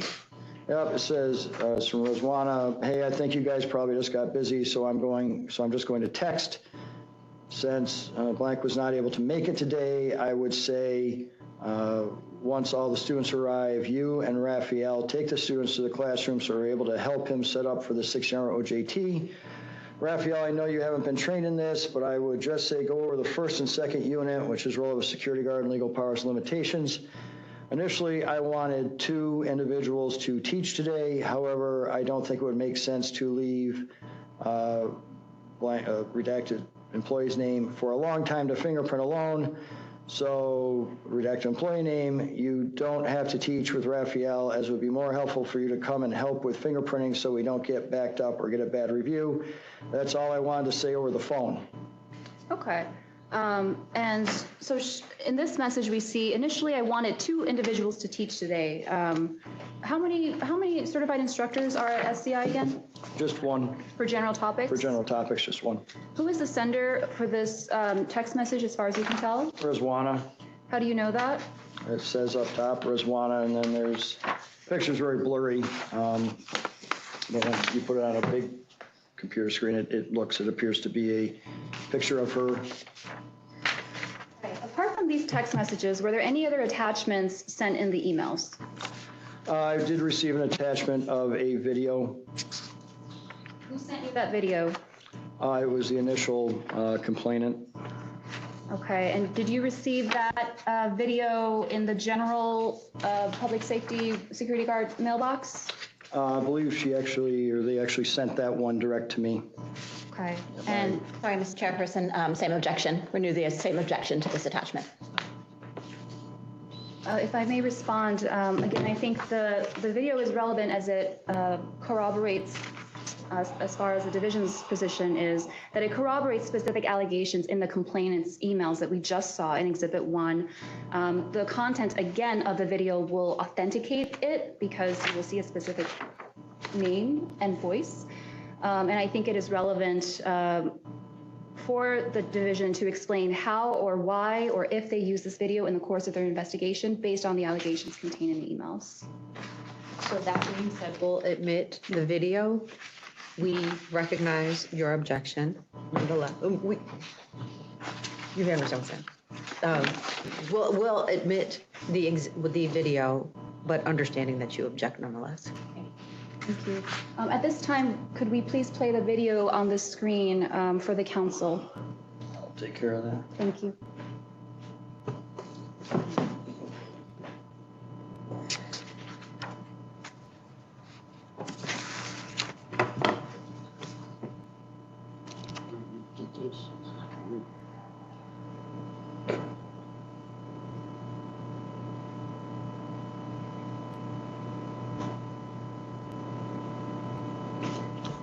All right, guys, so this is how you sign my name, just in case for future reference. Literally an R, then the entire spelling. It's not Rez, it's Rizwana. And then the L, just bigger than the R, right? And one huge swirly with a dot. Thank you. That is the extent of the video. Mr. Griffin.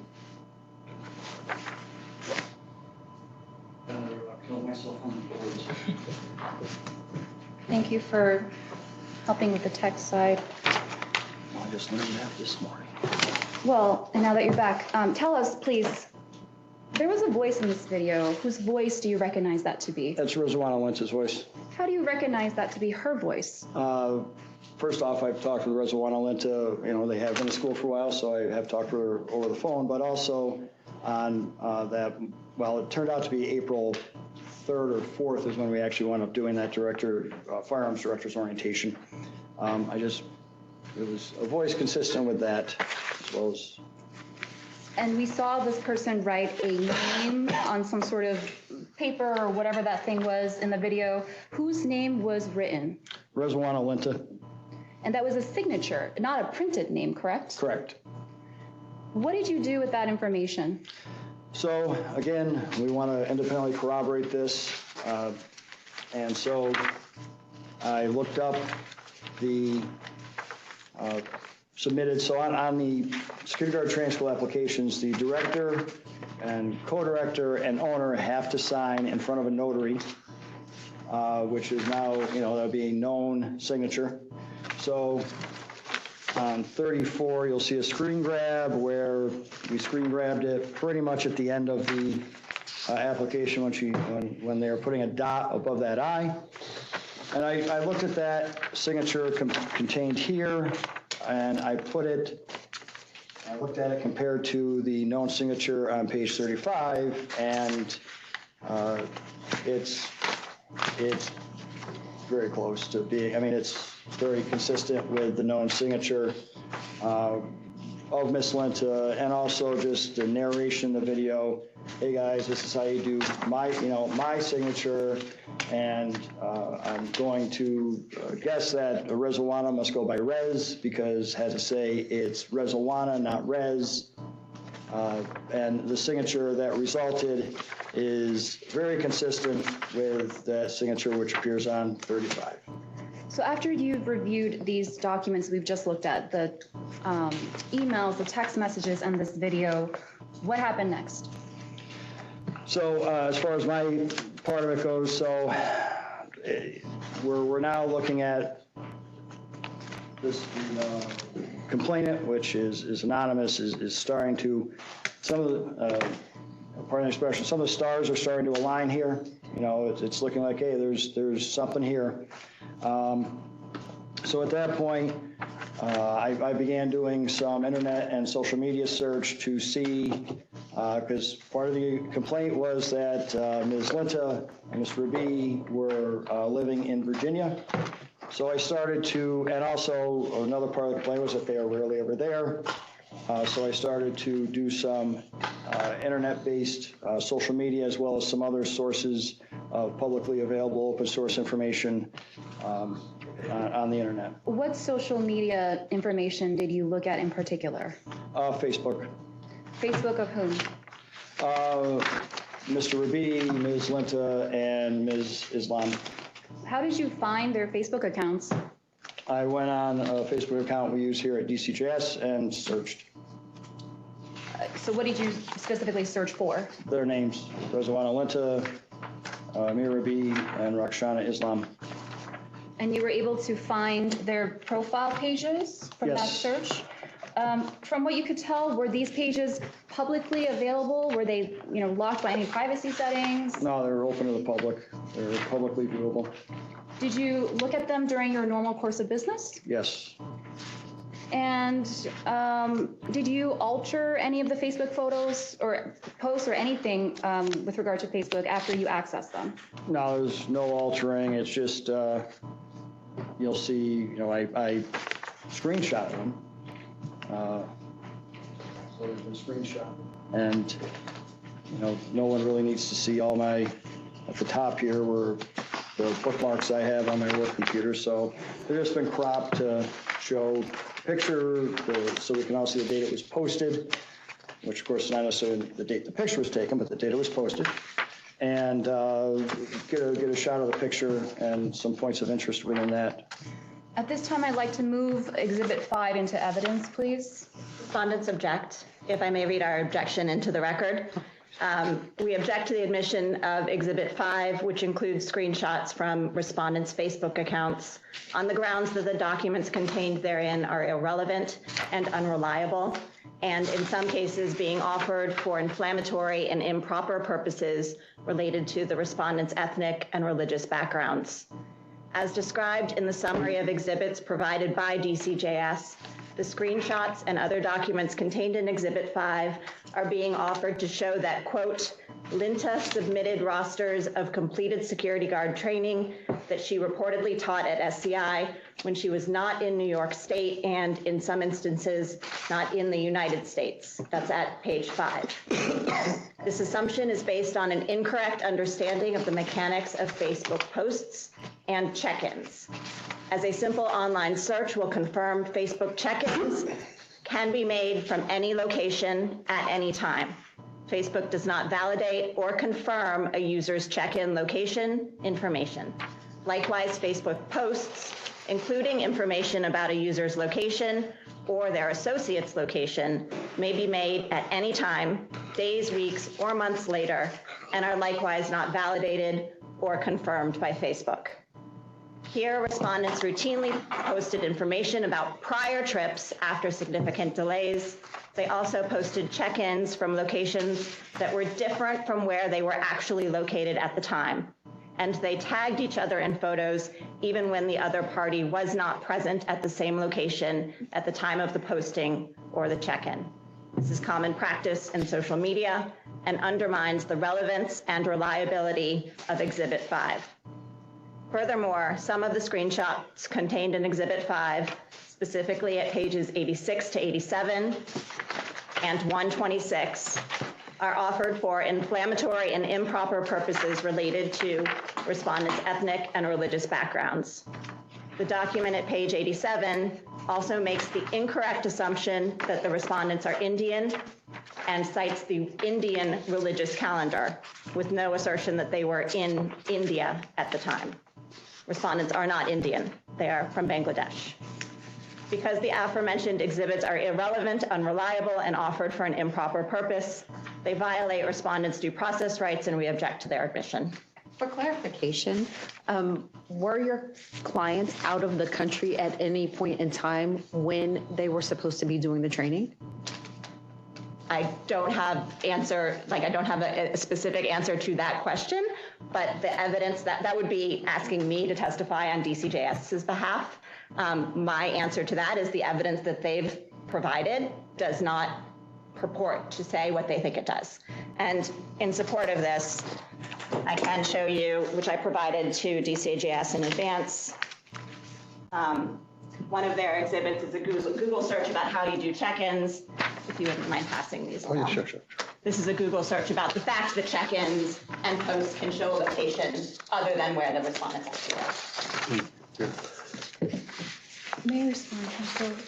Can I clarify quickly? Just there appears to be two separate, in terms of your objection, there's two separate points to it. One, the mechanisms of check-in, and two, the inflammatory portion of that, and that was restricted to specific exhibits. Can we parcel those two out? Can you specifically, you mentioned pages 86, 87. I wasn't fast enough. 86, 87. Then you 86, mentioned 87, and 126. Okay, and 126, and those are specific to.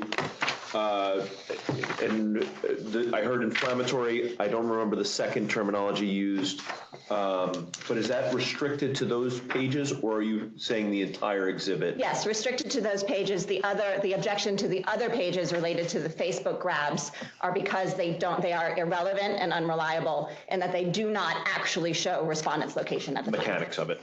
Understood. Okay. Council, if I may respond to the objection. First of all, I'd like to respond to pages 86, 87, and 126 as a preliminary matter. Page 86, the division has not made any representations. This is not a post that the division has posted. This appears to have been posted by respondents. Page 87 is a page, an informational page that is appear to have been posted by a publication perhaps, or a website in New Delhi in India. However, it is being used to explain what a specific term and cultural custom means, in this case what iftar means in the Muslim faith.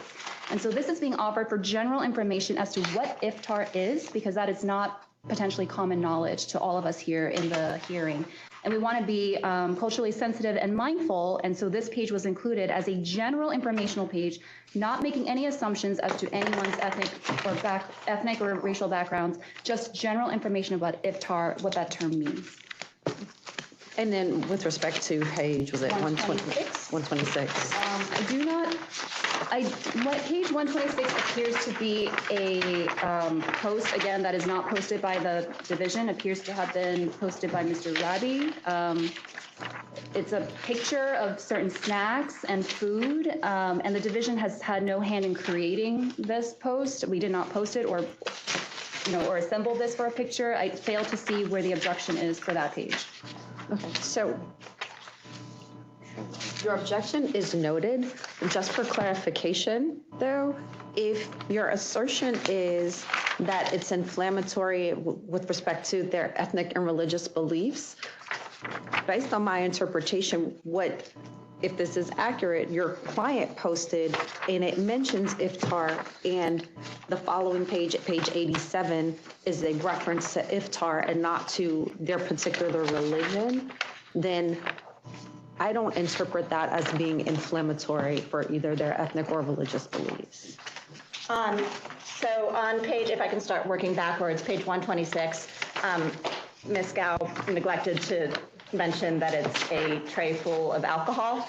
I cannot imagine the purpose that that is being admitted for other than to be inflammatory and prejudicial. But this is used to show location? Or date? Yes, Council, this is not a post that we have posted, and in fact, you cannot just look at page 126 on its own. It's a collection of posts from that same date for the same event. So that was not posted by DCJS. Also, if I may, with regard to page 87, I just want to also clarify that we were looking at information about Ramadan and Iftar in 2021. And that is specifically because the page 86 references Iftar with a post that was posted on April 14th, 2021. So again, we were looking at that for informational purposes. So 126 was posted in public domain by your client, correct? As I'm sure hundreds of photos were, they selected these to be presented in front of the council.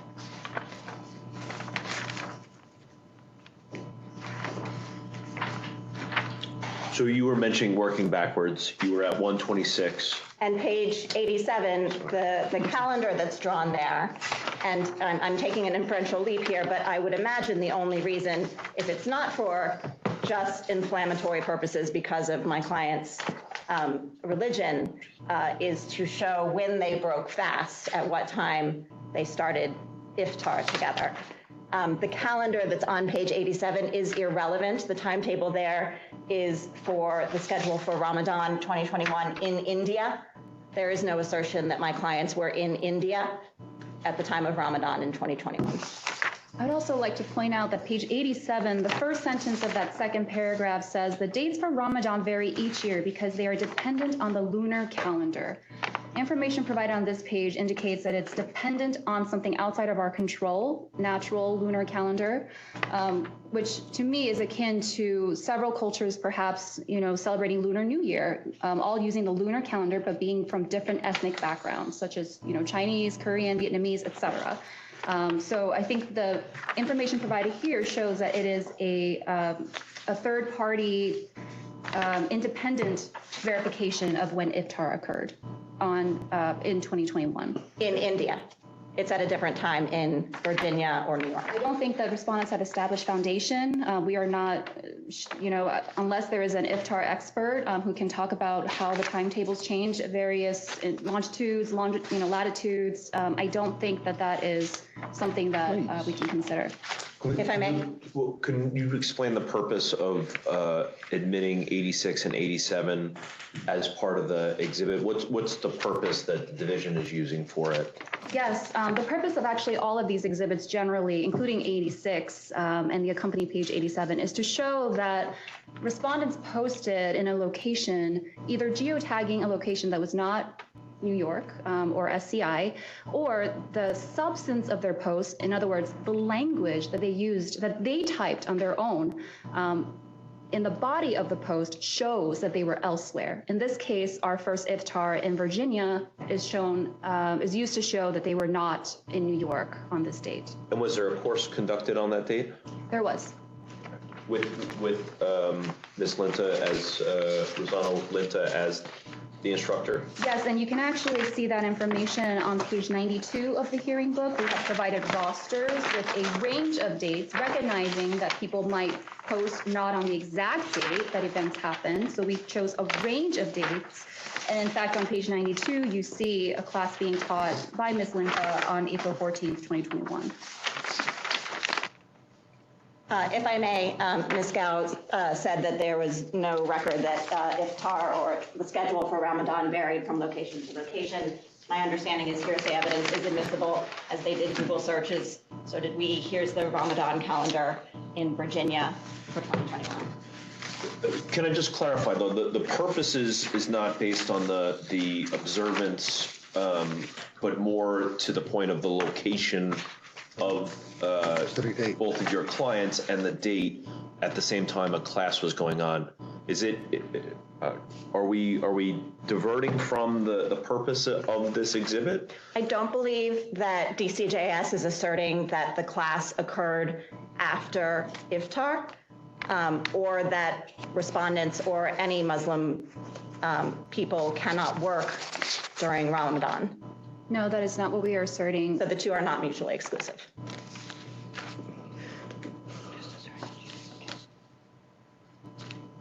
So this is what is going to happen. We will admit these exhibits. When you have the chance to present, you will present any additional information that offsets what the division is saying with respect to these admissions. Thank you. I'd also like to just note in this exhibit that was just passed out that April 14th, 2021 is a date in which Ramadan is observed. And so I presume there was also an iftar on that date as well. So we are not contesting that, whether or not there was iftar on April 14th, 2021. We are simply making the point that this post was, in its own substance, written by Mr. Rabi, states that they experienced iftar in Virginia on this date.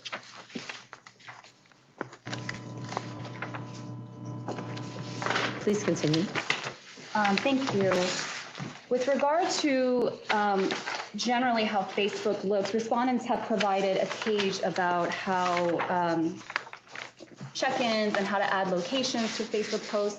I now want to turn actually to the division's exhibit on the same topic, which can be found on page 39 of your hearing book in Exhibit 5. And just as a point of clarification, Council, I have moved to introduce Exhibit 5 into evidence. Are you ruling that you will permit this to be moved into evidence? Yes. Okay, thank you. And then council will have the opportunity to present any information to rebut what's presented. Understood. So, Mr. Griffin, do you recognize this document on page 39? I do. What is it? It's a Google search that I did about what a Facebook check-in is. Okay, and what does it say? A check-in is it's a special status update. That's not here, but from some other readings, a lot of businesses have them. It's free advertising for the business. So you go there, you're going on your phone, and you check in there through Facebook. Smartphones, of course, are all GPS located, so that's how like Google Maps works and Google Directions and all that, because they're all GPS located now, and everyone knows where you are at all times. So it looks at the phone, looks at the place, okay, they snap the picture here, they're checking in here, it geolocates the phone and tags you there. Do you have any experience using Facebook check-in on your own? Yeah, we did a test from my division cell phone on January 31st at 2:57 p.m. while I was sitting at my desk in this building where DCJS itself does not, at least that I could find, have a check-in location. We're not a business, not looking for free advertising.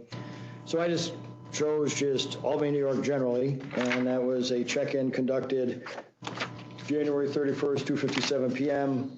by us here at DCJS. The current name under our Facebook account is Seth Rogers, but that does change. Is that a print?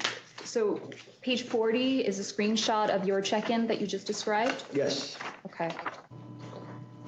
And now you told us how you searched on Facebook to find the respondents' Facebook pages. Mm-hmm. And so were you able to find their Facebook pages? I was. I'd like to take you to page 41. Can you tell us what that is?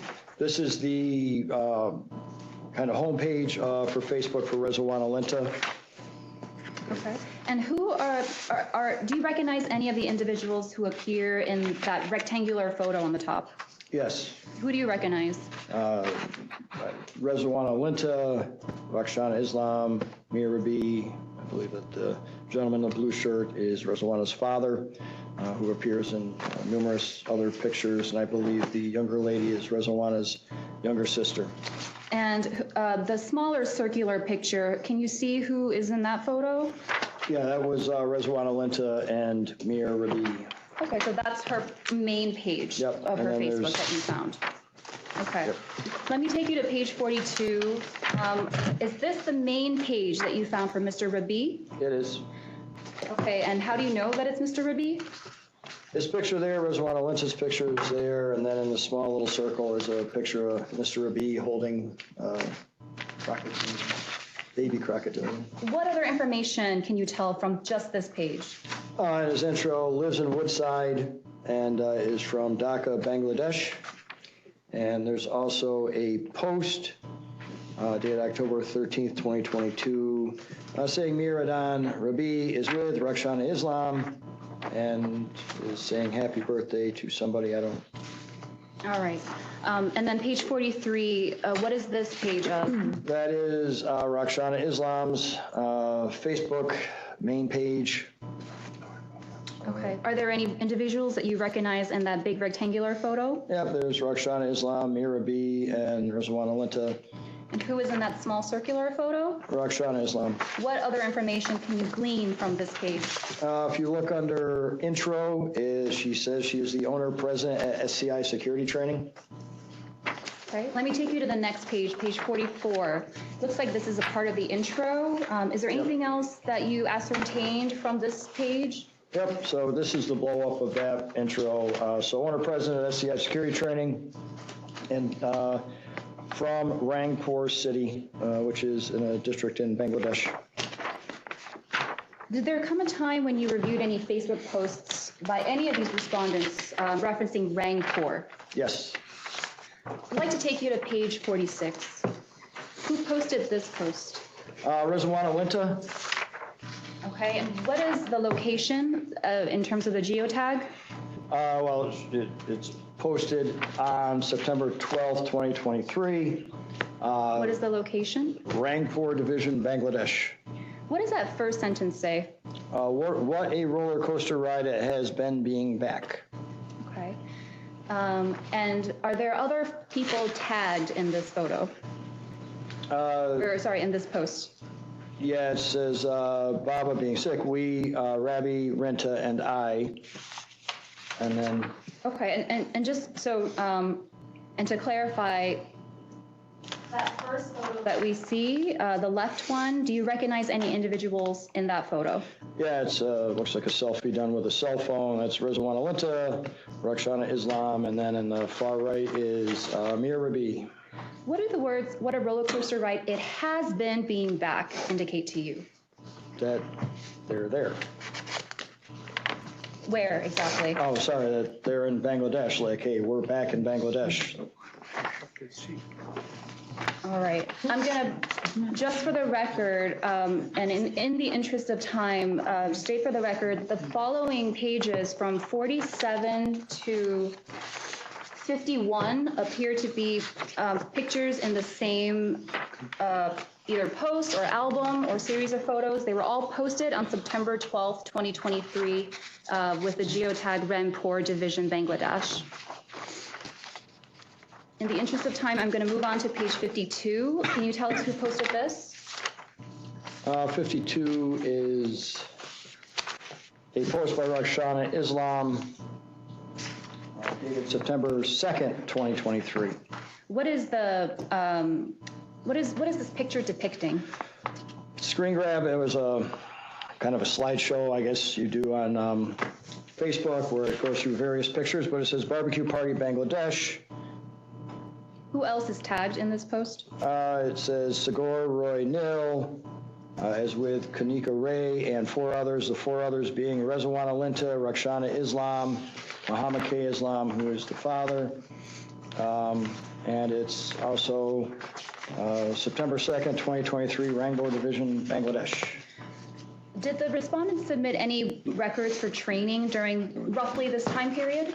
So what I did was, knowing that the date of pictures posted and the date you're actually there can be two different things. However, it's not a common practice to say, well, I'm going to post pictures from 10 years ago on Facebook.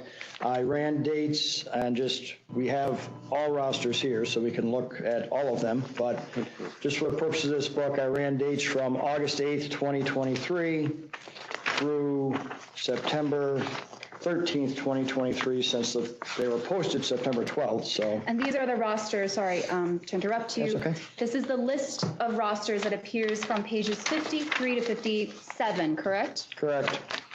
And so did the respondents post or submit a roster or submit records for training to the division, let's say for September 2nd? which is the date of that last post we just looked at? They did an 8-hour annual in-service out of Woodside, Queens, with 5 people. Did they submit training rosters for dates before September 1st, 2021?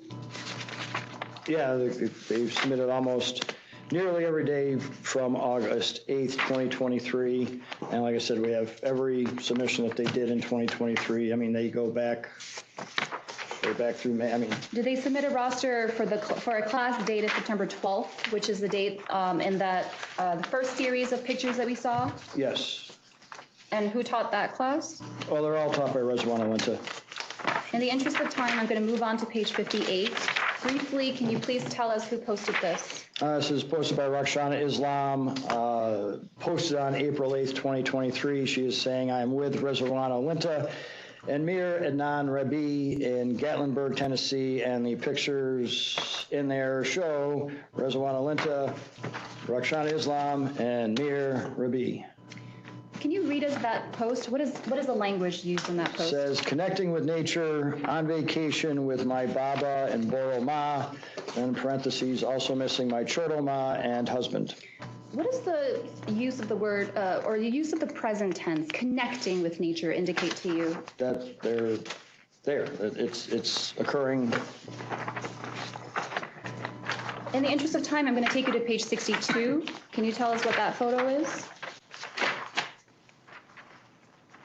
62 is a picture also posted in that same album on April 8th of Mira B sitting on a wall in front of a waterfall with a bear sculpture and a little turret placed with cliff top written on it.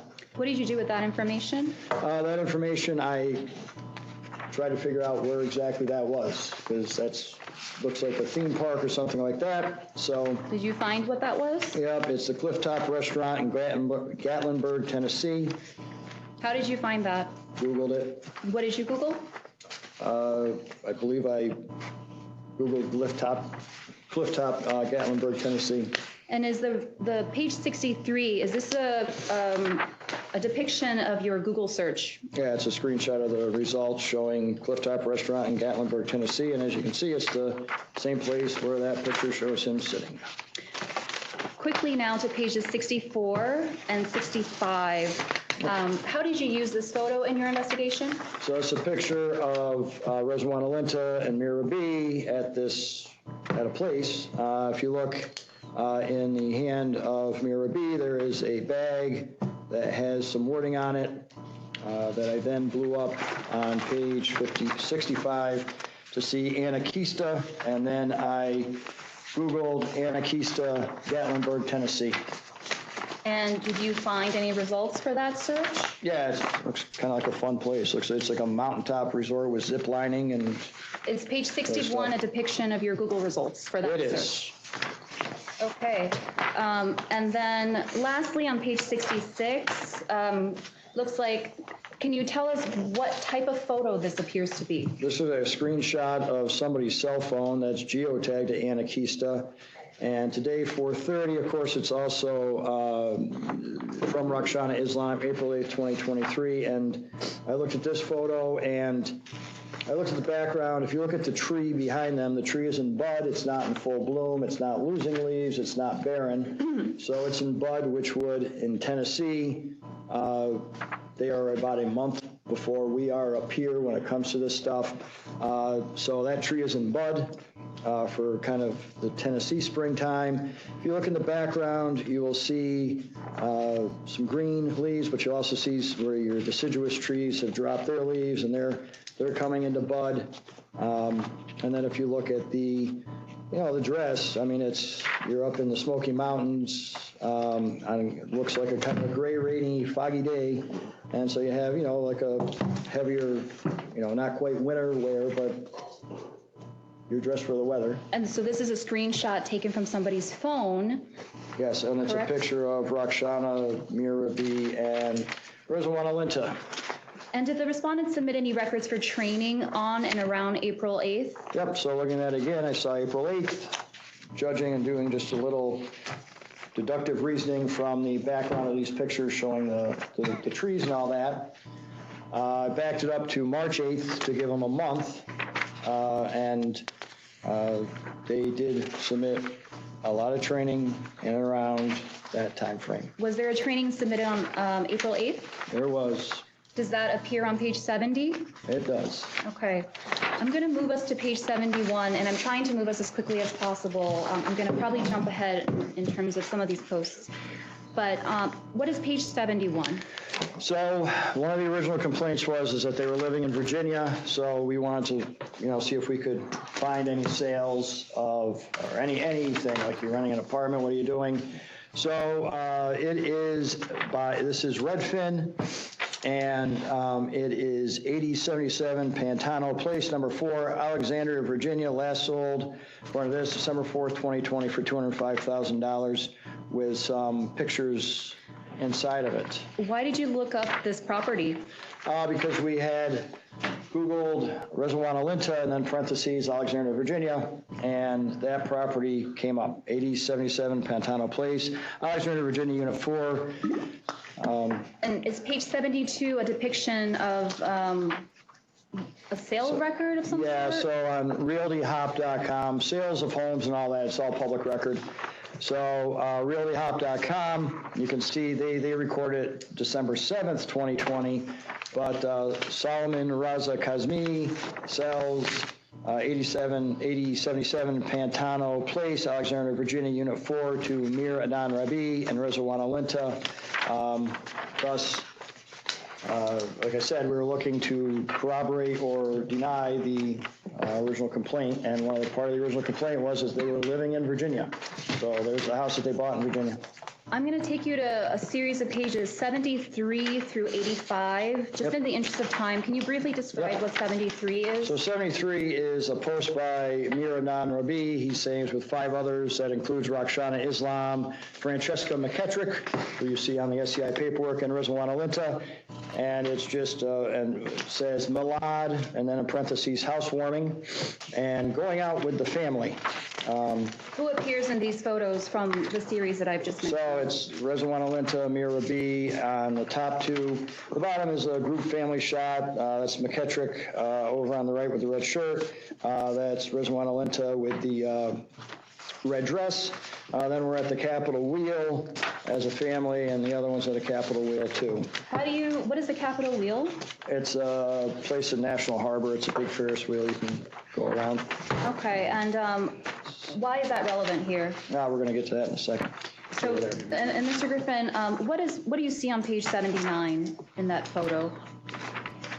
79 is the actual picture that it's the blow-up picture of what you see in the picture on page 73, the post on 73. And page 80? Page 80 is a picture of Rizwana Linta and Mir Rabi on the Capitol Wheel. How do you know they're on the Capitol Wheel? You see a sticker over what would be Rabi's left shoulder.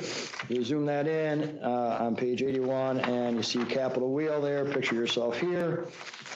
You go to page 82, and I Googled the Capitol Wheel, and that's the official logo that appears on the Capitol Wheel website.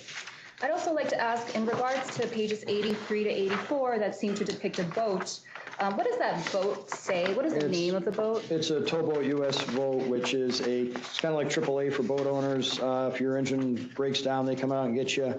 And I zoomed in on that boat.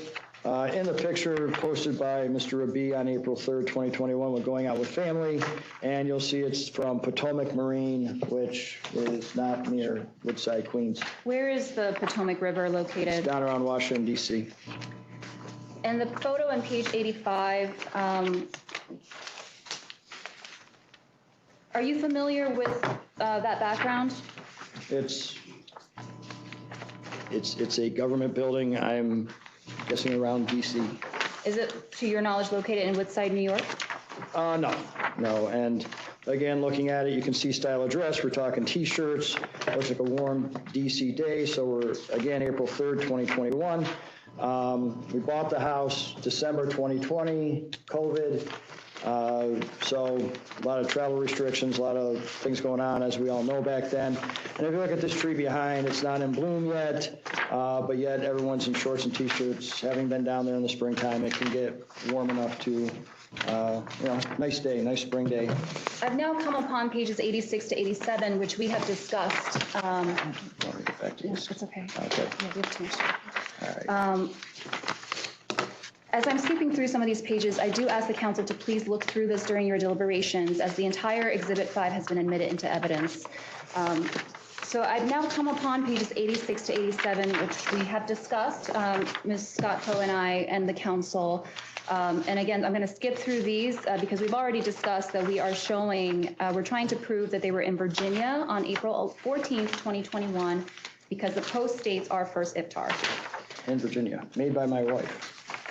Now, the rosters on page 88. Yep. Did the respondent submit training in April 2023? Yes, so again, benefit of the doubt, I went way back about a month, in this case about 3 weeks.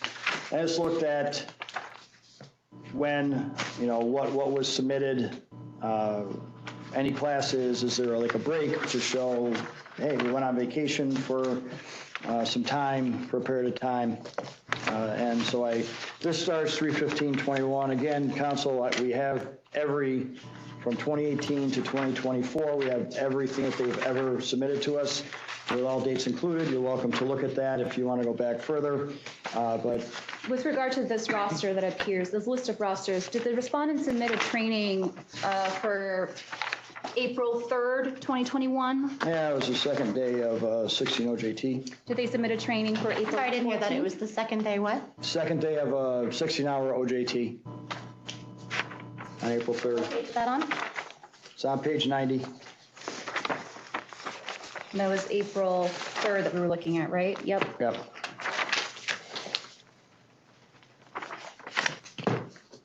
Okay, and did they also submit a training for April 14th? Yep.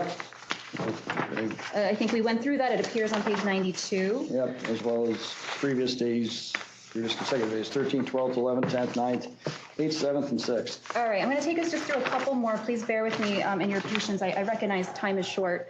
I'm going to select a couple, but I again ask the council to please review this in full in your deliberations. I'm going to just take you to page 93 first. Can you tell us who posted this post? Mir Rabi is feeling blessed with wife Rezwana Linta at Big Fish Grill on the riverfront. Posted July 24th, 2021 in Wilmington, Delaware. What does the post say? Wife is treating me to dinner. Is there a comment on this post? From Rakshana Islam, she responds, ah, so sweet.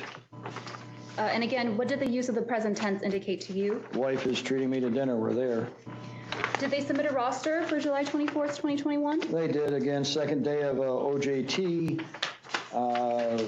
Taught by Rezwana Linta in Woodside, Queens, with 4 attendees. I'm going to skip now to page 97. Who posted this? 97 is Mir Rabi is with Alstar Nigel and Rezwana Linta at Washington Nationals Baseball Park, October 2nd, 2021. And where is Washington Nationals Baseball Park? It's down around D.C. It's where the Nationals play. What does the post say? At the game. What does that indicate to you? That they're at the game. What did you do with that information? I looked up the Washington Nationals schedule for 2021 for that time frame and found that at that game, they watched my Red Sox beat the Nationals 5-3. And that appears on page 98. It does. You found this through Google? Yep. Did they submit a training record for October 2nd, 2021? They did. Rezwana went to, supposedly was teaching an 8-hour annual in-service to 8 people in Woodside, Queens, from 10 a.m. to 6 p.m. Through your investigation, have you viewed any Facebook posts that were checked in at airports? Yes. We had Denver International Airport and Washington Dulles International Airport. What do check-ins at airports indicate to you? That they're at the airport. I mean, in your opinion, would a person have reason to check in at the airport after they've already left the airport? No, it's I can understand saying, hey, I really love this place. I'm going to check in there today, but who loves airports? I'm going to take you now, skipping some pages, to very briefly a series of photos that appear on pages 120 to 129. I believe we've already talked about page 126. Yeah, we'll put that in context. Yes, we need to put that in context for the council. So please tell us who posted the photo on 120. 120 is Amir Rabi with Newsrat, Santa, and Rezwana Linta in Killington, Vermont. When was this posted? It was posted July 9th, 2019. And do you recognize Ms. Linta and Mr. Rabi in the photo? I do. And page 121, what is the word on the gondola in that photo? Killington. Okay. Who are in the photos? Who are in the photo on page 122? That is Rezwana Linta and Roxana Islam on top of Killington. And again, these are from the same series of photos, all posted on July 9th, 2019. 124, what is this a photo of? 124 is a picture of Mirabi with Rezwana Linta in Killington, Vermont, with a happy birthday banner in the background. And you know this because it's posted by Mr. Rabi, tagging Ms. Linta with a geotag of Killington, Vermont, correct? And they're saying they're in Killington, Vermont, and I grew up 40 minutes from Killington, Vermont. I know Killington, Vermont. They're in Killington, Vermont. You're not going to find a gondola without that on there. Page 125. Who is blowing out those birthday candles? Mirabi. When is Mr. Rabi's birthday, to your knowledge? July the 5th. Okay. And so did the respondents submit records to the division for July 5th? They did. Does that appear on page 131? It does. We went back, again, to give them, we went all the way back to June 25th, all the way through. The only time they didn't submit training was July 4th. They submitted training on July 5th. And also, if you look, there's a lot of shorts and T-shirts, and you'll see a historical weather graph from weather the week of July 5th. And it was, for that, it's hot. It's 86, 87 degrees in Killington, Vermont, which is, there's not often you're going to be on Killington with shorts and T-shirts. And they've also submitted a record for July 9th, the date on which those were posted, correct? Yeah, that's just the date they were posted. Also appearing on page 131. Can we just, I just want to say why. Sure. Let me go back to page 126, the page at issue that we just discussed with Ms. Scottco. What is this a picture of, and why do you have it? I would just like to add some context to this. It's not to disparage anybody's character. I, too, have had Bacardi in Vermont before. This is a party. It's a birthday party. So here's our birthday party. Awesome. 127 is the next day with the caption "Party Too Hard," showing that they are there for more than one day. Also, Killington, Vermont is a 5+ hour drive from Woodside, Queens. So it's showing that we're there for multiple days. That's the only thing that was to show. I'd like to move to page 146. There's something highlighted there. Can you tell us what that is? 146. 146. I'm getting there. 146 is Garden by the Bay, Singapore, on June 5th, 2018, saying visited on June 5th, 2018. And did the respondents submit any rosters on and around that date? Yes. So page 147, what dates are these rosters for? 6/2, 6/3. Page 149. 6/4. Page 151. 6/5. And also, I'd like you to notice the signature on here. Whoever signed this doesn't do cursive, because that is not Rezwana Linta's signature. Unless. I'd like to take you to the series of photos that appear from 153 to 158. Who posted that photo on page 153? That is Mira B posting a photo of Linta's master's graduation dated May 18th, 2018. And there's a series of over 100 photos. We obviously did not include them all. And how did you use these photos in your investigation? So I just took a look and said, okay, so May 18th here on 154, there's a picture of Reswawana Linta in front of the Barclays Center in Brooklyn, dated May 18th, 2018, at Barclays Center in a cap and gown. Did you do anything to verify whether in fact there was a graduation ceremony on that date? Yes, What I did you did. do? I Googled, well, first off, I learned that she went to Long Island University, Brooklyn, so I Googled Long Island University graduation, May 18th, 2018. And did you find any results? I did. Are those reproduced on page 159? Yeah, it's just a screenshot of what the results are. Top result is a press release from LIU Brooklyn dated May 18th, 2018. And LIU class of 2018 graduates. And just a special note, if you go back to 154 and you look in this picture, you'll see the streets wet, you'll see some water here collected on the side. And it says, while it may have been rainy outside, the future looked bright inside the Barclays Center in Brooklyn, blah, blah, blah, happy graduation. Did the respondents submit any training records for on or around May 18th, 2018? They did. On page 162, is this a training record that they submitted for May 15th, 2018? 162.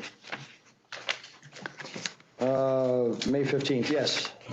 Is there a signature next to the instructor name on page 162? There isn't. Okay. And then page 164, they've submitted a training record for May 16th. Yep. Page 166, they submitted a training record for May 17th. They did. 168, they submitted training records for both May 18th and May 19th. So May 18th, they submitted the first day of a 6-hour JT with a signature there, and again, it's not the same signature that, you know, it's not even in cursive, so it's not as, you know, shown on the video. It's also not shown on any of the known signatures from Reswawana Linta, and the handwriting on the check that we have, I would argue that it's not Miss Linta that signed that.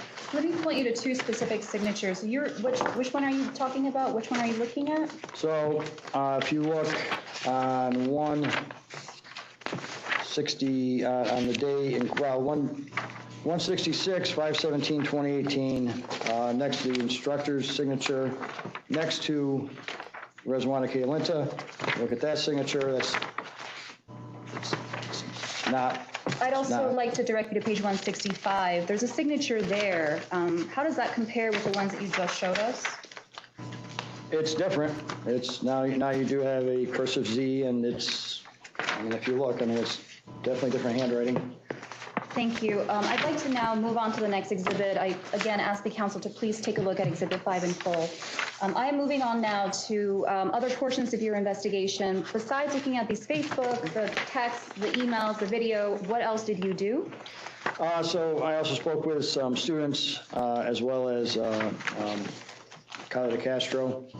Okay, and which students did you speak with personally? I spoke with Stephen Cruz, who showed up on a duplicate training record, as well as Rajitha Chirath, who called us regarding a annual that wasn't shown.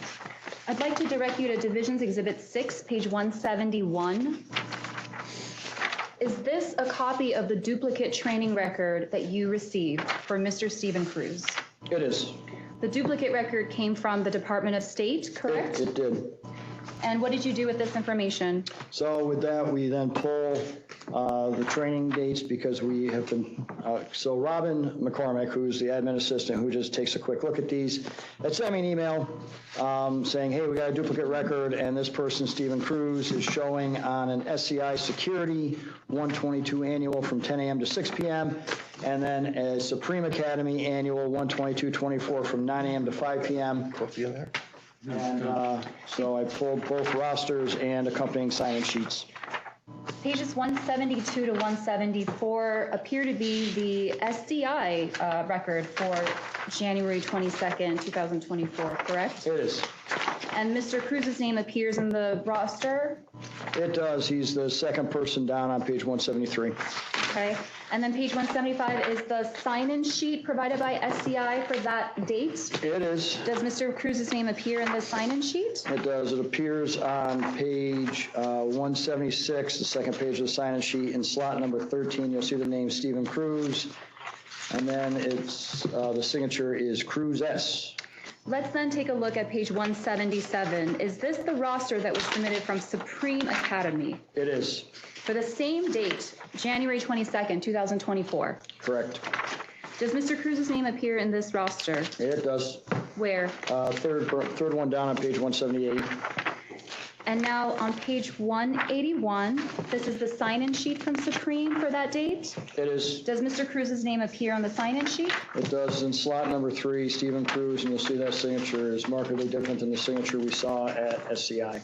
What did you do with that information? So we instituted these sign-in sheets in December of 22. So at this point, we actually have a record of other other classes where these students signed in. So I looked up Mr. Cruz's record and found that he had completed 8-hour armed annual training at Olinville Security, which is in the Bronx.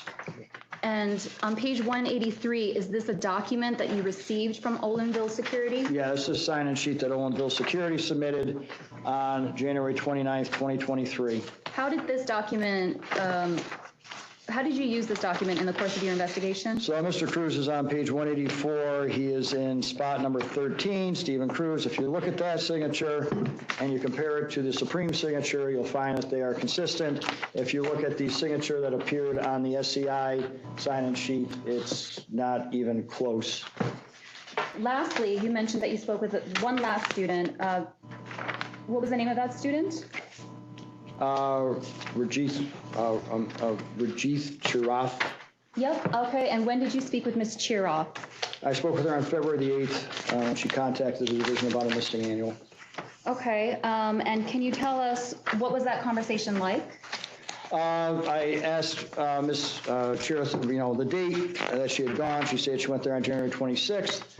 And I had asked her, about the training, because at this point, on February 8th, we'd already suspended the school after finding numerous regulatory violations.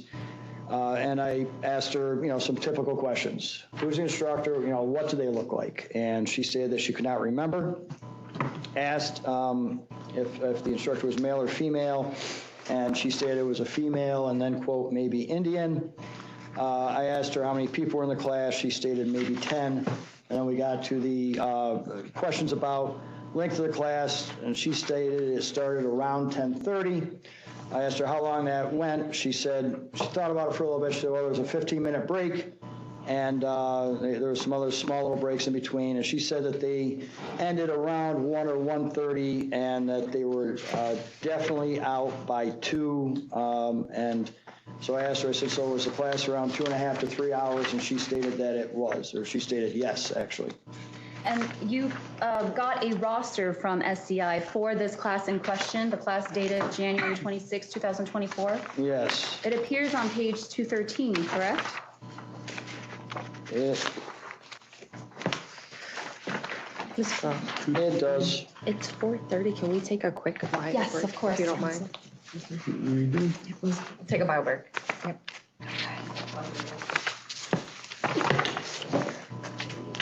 Take a break? Take a break? Yeah. All of us? No, bio? Bio. I know bio.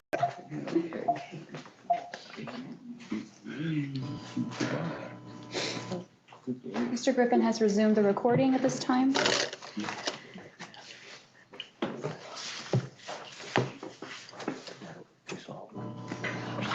So, Mr. Griffin, believe that you were talking about your conversation with Ms. Rajitha Chira before our break. And just to clarify, you stated that she told you that she was definitely out of the school by 2 p.m.? Yes. And that the class was only 2.5, maybe 3 hours? Yes. You stated previously that you worked with Mr. Castro in the course of your investigation. Yes. Did you direct Mr. Castro to perform any investigatory functions? Yes, at the initial outset with the, when we were looking at just threshold. I asked Mr. Cashers to take a look at some Google reviews to see what they say, see if there's any of the words that we look for pop up. And also had her call a few people during the course of this investigation. Thank you, Mr. Griffin. No further questions for Mr. Griffin. Bless you. Thank Bless you. Counsel, would you like to cross-examine? So first of all, let me apologize. I do have a number of exhibits to put into evidence. They are grouped in stacks of 15 because I was told to bring 15 copies, so we'll just have to pass them around, so I apologize.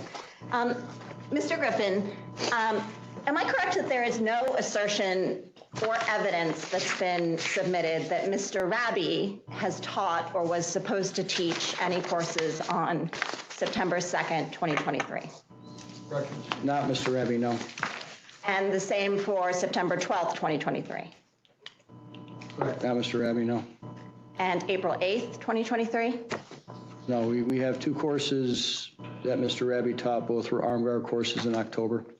And there were no other dates that he was supposed to teach a course that was related to the Facebook postings that you just went through. Is that correct? Not Mr. Raby, no.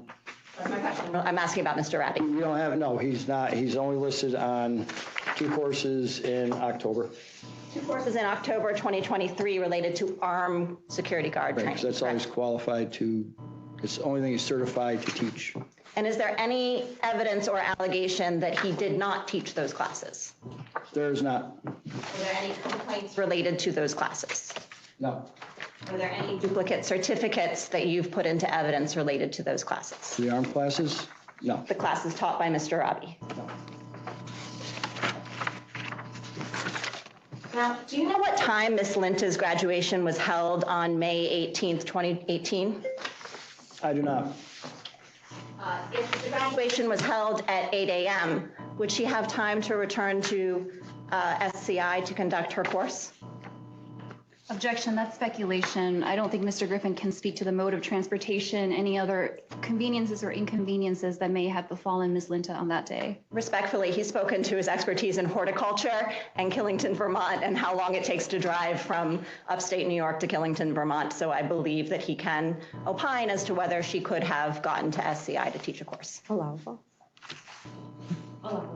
Okay, so judging from some of the 100 pictures when they went out to dinner or some sort of meal after the graduation, I would be highly skeptical of her ability to make it back to teach a class from 10 a.m. to 6 p.m. on May 18th, 2018. If the graduation was in the morning, she could not return, teach a class, and then go out to dinner with her family.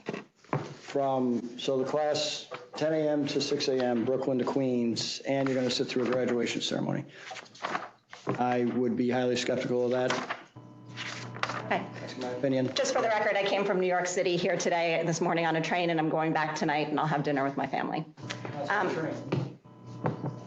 They came by car.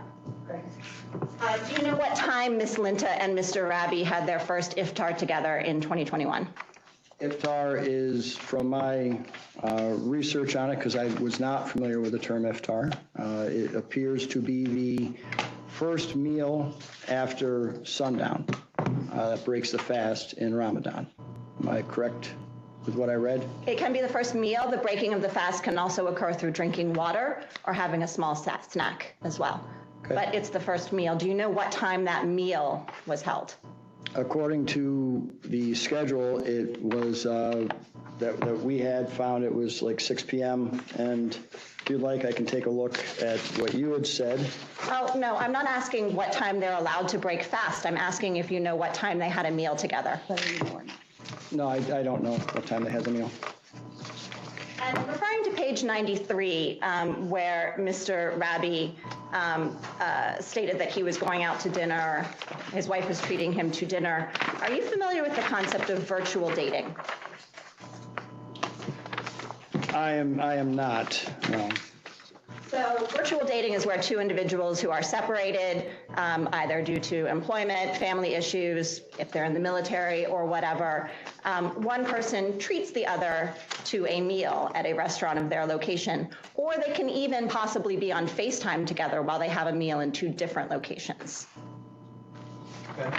I submit And the evidence will show that Mr. Rabi and Ms. Linta, being separated because of employment issues, frequently engaged in what they call virtual dating. Objection, I would say that that does not, in fact, show that on this particular date, on July 24th, 2021, that they, in fact, engage in virtual dating. It doesn't show that they didn't. But you were saying that they are engaging in virtual dating on this date? I am saying you cannot assume that they are not. It does not show them actually in the same location. It shows him saying, I'm having a meal, thanks to my wife. So your point is a valid one. Keep in mind that this is a hearing, that the burden of proof is not the same as in a court of law. Of course, and I'm assuming I can make the arguments showing why their evidence doesn't show what they are purporting that it shows.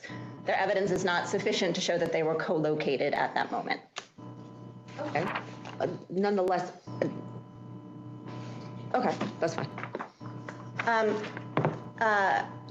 Mr. Griffin, referring to the anonymous complaint, you referred a number of times that they alleged that Ms. Linta and Mr. Rabi were living in Virginia. Is that correct?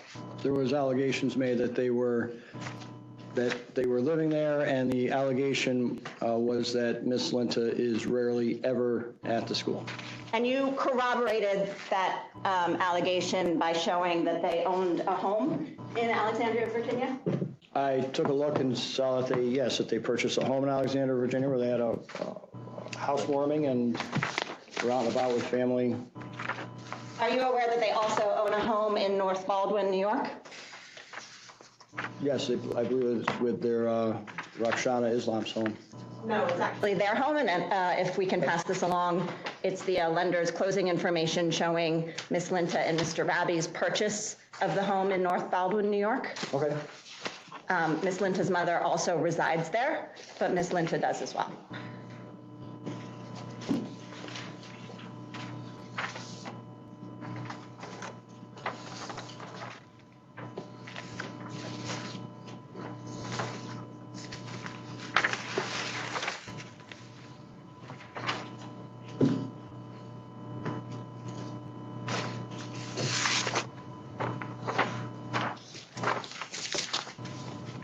I don't have any objections to admitting this document in.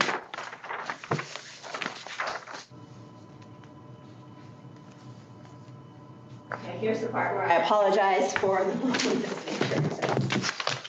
one of the dates that you raised related to your Facebook inquiries was June 5th of 2018. These are double-sided documents. Oops. I understand.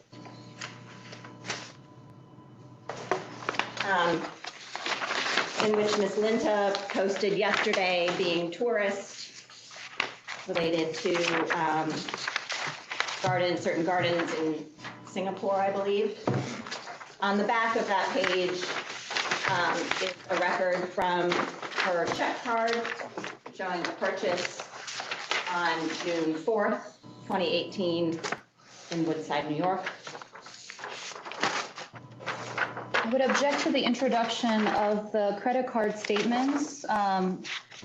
They are heavily redacted and I think do not provide enough contextual information to verify that these documents in fact show that the purchases were made in Woodside, New York.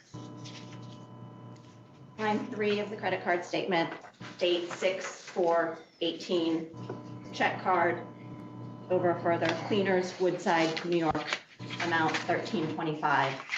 They've submitted exhibits redacting the names of individuals who have complained against my client.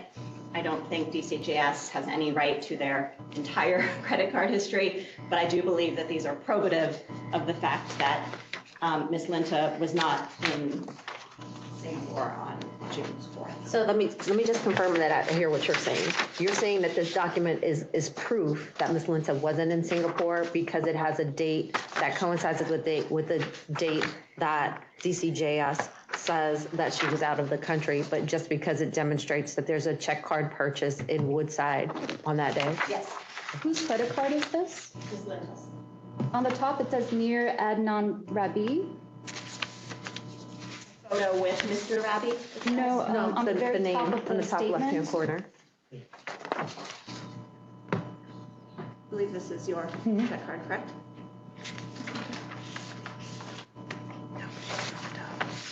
I gave all my copies to you guys, so I don't know. This is. Oh, okay, that's Robbie's check card, my apologies, but he's also in the photo there. This is the only item that's unredacted on this entire page, correct? Yes.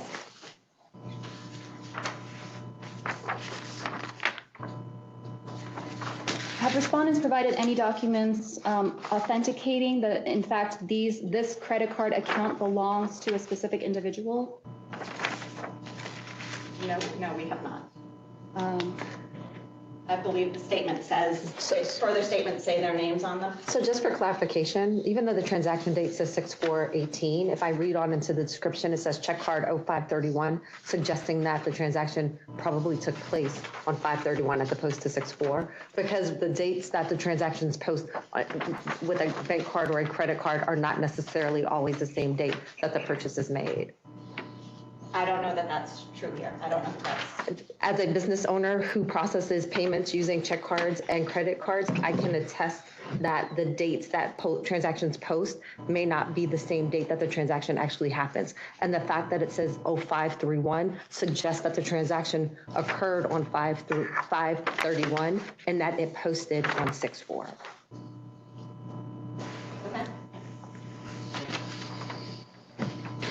Counsel, I'm okay with admitting this into evidence if I have an opportunity to cross the respondents about these documents. Okay. So I can tell that the council is not receptive to this information, so I'm going to move on. I wouldn't say that. I think that's that type of statement is presuming too much. I think we want to make sure that anything that we're allowing in is we understand what the purpose of the documentation is. So I wouldn't make a statement. We're listening to every argument here. So if you have information to present to us, we want to make sure that you have that opportunity to present it to us. And just for clarification, we did not say that the document could not be admitted. I just gave you clarification of what that could mean. Understood. This is another bank statement, again, heavily redacted, showing transactions in September of 2023. Well, I'm sorry, if I may, could I request that the introduction of respondents' evidence be during their portion of testimony? I think Ms. Scotco was cross-examining Mr. Griffin. I just don't want us to be lost in where we are in the hearing. So this is not part of our case in chief. This is in direct response to him asserting that their Facebook posts showed their actual location at the time.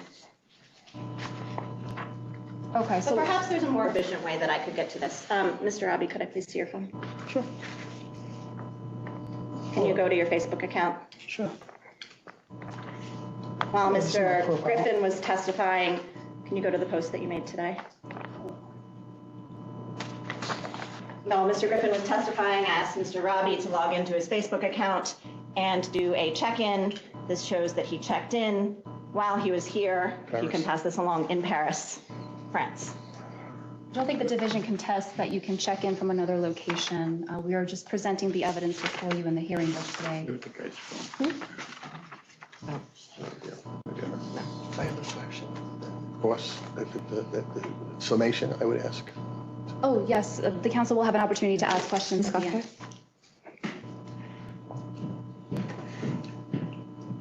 Thank you.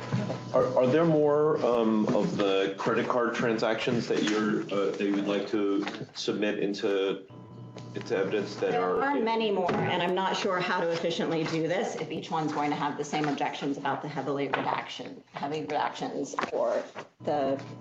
I won't object to admitting these if I have an opportunity to cross the respondents on what these are because they're so heavily redacted.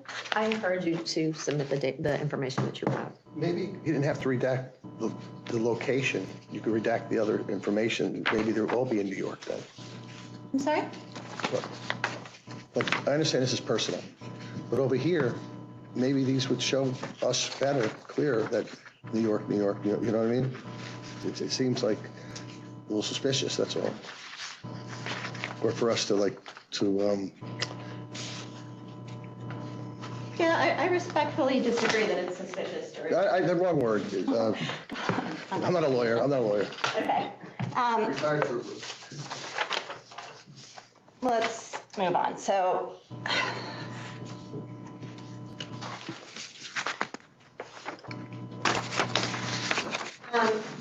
in your course of interviewing former students or the anonymous complainants, how do you introduce yourself? As Matt Griffin with DCJS. With DCJS? Matt Griffin from DCJS, Matt Griffin with, yeah, because we're civilians, so I'm not investigator Griffin, I'm nothing like that. You don't offer your full title that contains the word police? No, I usually just do Matt Griffin DCJS. I'm with Matt Griffin, I'm with the security guard program unit, I'm a manager of. Usually or on every occasion? Have you ever introduced yourself as with DCJS, parenthetical police? Not that I can, I usually say it's Matt Griffin DCJS, program manager of security guard unit. Because when you introduced yourself today at this hearing, you introduced yourself as... She asked me my title. That's my title. To be clear, referring to Exhibit 1, there's no assertion that any of the respondents here ever threatened retaliation from Mr. Rabi.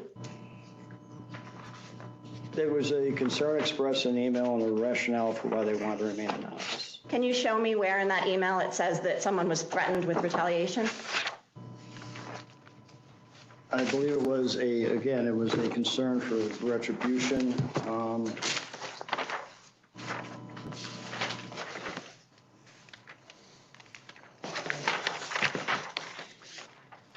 So, it says, class not being held as supposed to be, she has employees trained, blah, blah, blah, blah.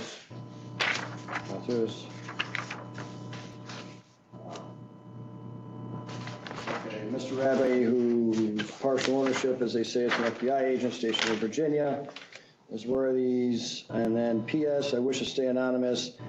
I don't want any repercussions coming back to me as her husband is an FBI agent. Right, so that does not assert that the respondents threatened or suggested retaliation in any way. It may be an assumption on the complainant's part. Correct. I believe that's what my testimony was, is that they were concerned because they had been told he was an FBI agent, and they were concerned of repercussions. And yeah, it was a link that they made. And does the email say that he was actually told that they were told that they were an FBI agent, or that they made that assumption? Could they have been told that he was FBI officer or FBI police? Sure, they just said that they had said FBI agent. So it could have just been an assumption on the part of the complainant? Yeah, work for the FBI or, Just like an assumption that someone from the FBI would retaliate against them. I don't think that Mr. Griffin can speculate as to what assumptions a third party here may or may not have made. I think that is my point, is that in his direct testimony, he made a lot of assumptions about what was communicated to this complainant, and that the email doesn't support that. Moving on. Did you do any steps to check on the anonymous complainant's background? No. Did you check their prior criminal history? We don't have access to do that. Did you check whether they had committed any tax fraud or engaged in any tax fraud? Again, Objection, we don't have. Irrelevant to the content of this hearing. It's relevant to the credibility of the anonymous complainants. So I'm not going to say that your line of questioning isn't valid. The extent of information that's available to DCJS is not the same as a standard investigator. And I think it's worth putting that on the record, that there was no steps taken to verify the complainant's credibility. So is that your question? Yes. Okay. So can you reframe your question then? Did you take any steps to verify their credibility or whether they had been engaged in any previous fraud? I took the complaint as is, and I have no ability to verify through any sort of official means. We just don't have access to criminal histories. So the answer is no. Yes, yes. Did you speak to any other students or staff members other than those that you discussed on your direct examination? No other staff members. Just the students that I spoke with in relation to the duplicate training, and then the phone call where I talked with the person about that, Ms. Chirath. So I'm sorry, students other than the ones for which we already reviewed the memos to file that you wrote? No, I didn't. You reached out, but you may not have heard, right? We did, well, we made phone calls and we left messages, but that does not necessarily, we don't get calls back from everybody. Did you speak with anyone where you did not include a memo to file or a record of that conversation in the exhibit materials? Not to my recollection, no. So this is your full body of memos to file and full investigation? Yes. So if a student had given a positive review or something contradictory to the material in here, would you have also included it in this material? If they had, yes. And you also would have written up a memo to file? Yes. We did in the last one too. I mean, I'm sorry, I can't hear you. I said yes, that's what we do. It's, you do a summary memo of what was said. Was the fact that Francesca, I'm sorry, I forget her last name, and Miss Islam were not accepted as co-directors ever communicated to Miss Linta or Mr. Rabi? It was, well, Miss Islam is she was a former owner. And as far as, to be honest with you, McKettrick, if you look at the printing on that, it's so tiny, I never even noticed, it's a partnership. If there is a particular spot on that application for co-directors, and that's where you put a co-director. So it was not communicated to them that Ms. McKettrick was never a co-director. And it was not communicated to them that Miss Islam was also not accepted as a co-director? Correct. It would not have been communicated to them because they were not. So to be in a co-director's position, you have to, the school director would have to fill in the spot on where it says co-director. And then they sign on the application back under notary that they are a co-director. And just so I'm understanding this correctly, that communication was not made because you did not notice that on the application? I did not notice that, well, Ms. McKettrick did not notice it and did not notice it until I was reviewing it. I didn't notice it and it was not communicated to them. So is it clerical error? Yeah, we deal with a lot of these applications and we're just going through them, and you're looking for somebody who's been involved in this business since 2011 to hit, you're hitting the right boxes basically, so. Mistakes happen, right? Exactly. So Exhibit 3, you asserted that it was unusual to receive payment by Zelle. Is there any prohibition on payment through Zelle? No, it's just not what we usually, the question that I was asked was, is that normal? A lot of it's cash business. So there's nothing nefarious or suspicious about a student paying by Zelle? No. If I can have 1 minute.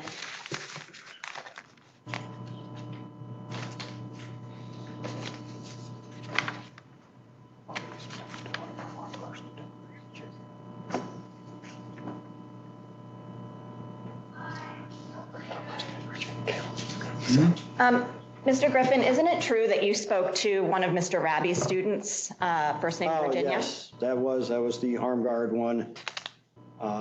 Yes. I spoke with her because we did review those, and it was firearms, and when they submitted it, they failed to put pistol permits on there, and that came back to our attention.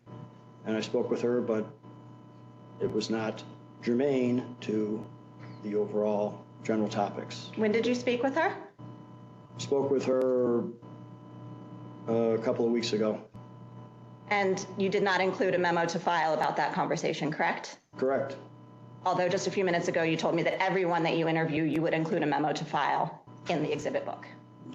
It's because we were looking at that more from a, hey, do you have a pistol permit situation? Because during that firearms orientation, he was taught you have to submit pistol permits with everybody.